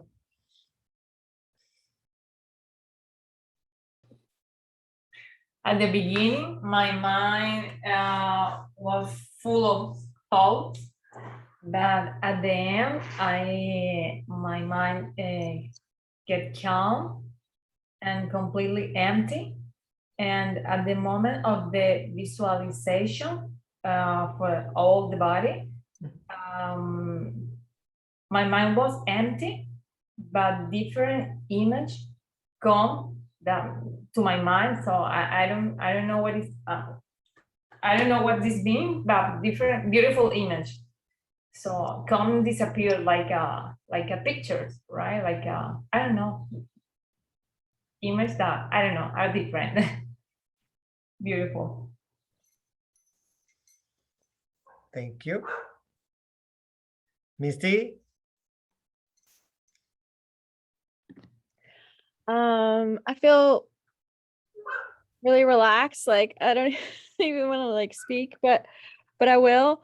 Yeah, so I felt like I wasn't like in my body at all, and like my son and my husband are right upstairs and they're being really loud, and like normally that would be distracting, but like I heard them, but at the same time like I was still like in this really calm space. And I just felt like at a couple points I was like, am I falling asleep or am I just like going deeper? Like I wasn't falling asleep. Like it was just like I could feel myself like going deeper, and then I would breathe and I would come back to focus. But it was really very, very, very relaxing, very very good. Beautiful. Sirinanji and Valerie. I miss you guys. Okay. So there have been meditations before where I could totally relax and be calm, but this one was on a whole different level, I guess. Like Himit Sangeet described this, concentration, and at the same time not concentrating, being totally silent and nothing in a way.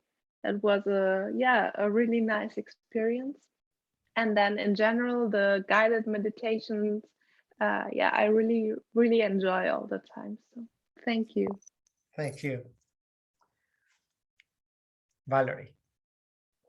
Well, I was physically uncomfortable for the first part, so it took a little while to settle down. And then my cat, they're locked out, and he's banging on the door and he's yelling at me. I'm just like, okay, whatever. And then sort of moved into it, and my body didn't hurt anymore. And I was aware of my body, but it felt like my head was like someplace else. So I don't know if I was falling asleep because I felt like a bobblehead. it would like go forward. I'm like, okay, there you go. And I don't ever see things really. I just had this thought that was just like someone's wife or mother is joining us here in this practice. I'm like, okay, just keep on going. And Wow. and then when we finished, I was like, wow, I feel like a big old wet, soggy, floppy noodle. I need a second. Yeah. Before I walk down the stairs. You're very sensitive, Valerie. All right, guys. I'm glad you guys all connect to the experience, and this is you. This energy and this feeling is you. It's your vibration, you know. So thank for sharing and thank for participating in this with us. And I want you to have water now, and then blink the eyes. Don't drive right now because you are still in the middle zone. So and well, have a beautiful rest of the day, and see you in the next session. Sanhari. Sat down, everybody. Great weekend. We'll see you on the 16th. And we'll look for your exams before that, the 15th, right? It's coming up soon. Thank you so much, Chris. It's always juicy when he shares this. So I'm so glad you got the benefit of it. Okay. Sat Nam.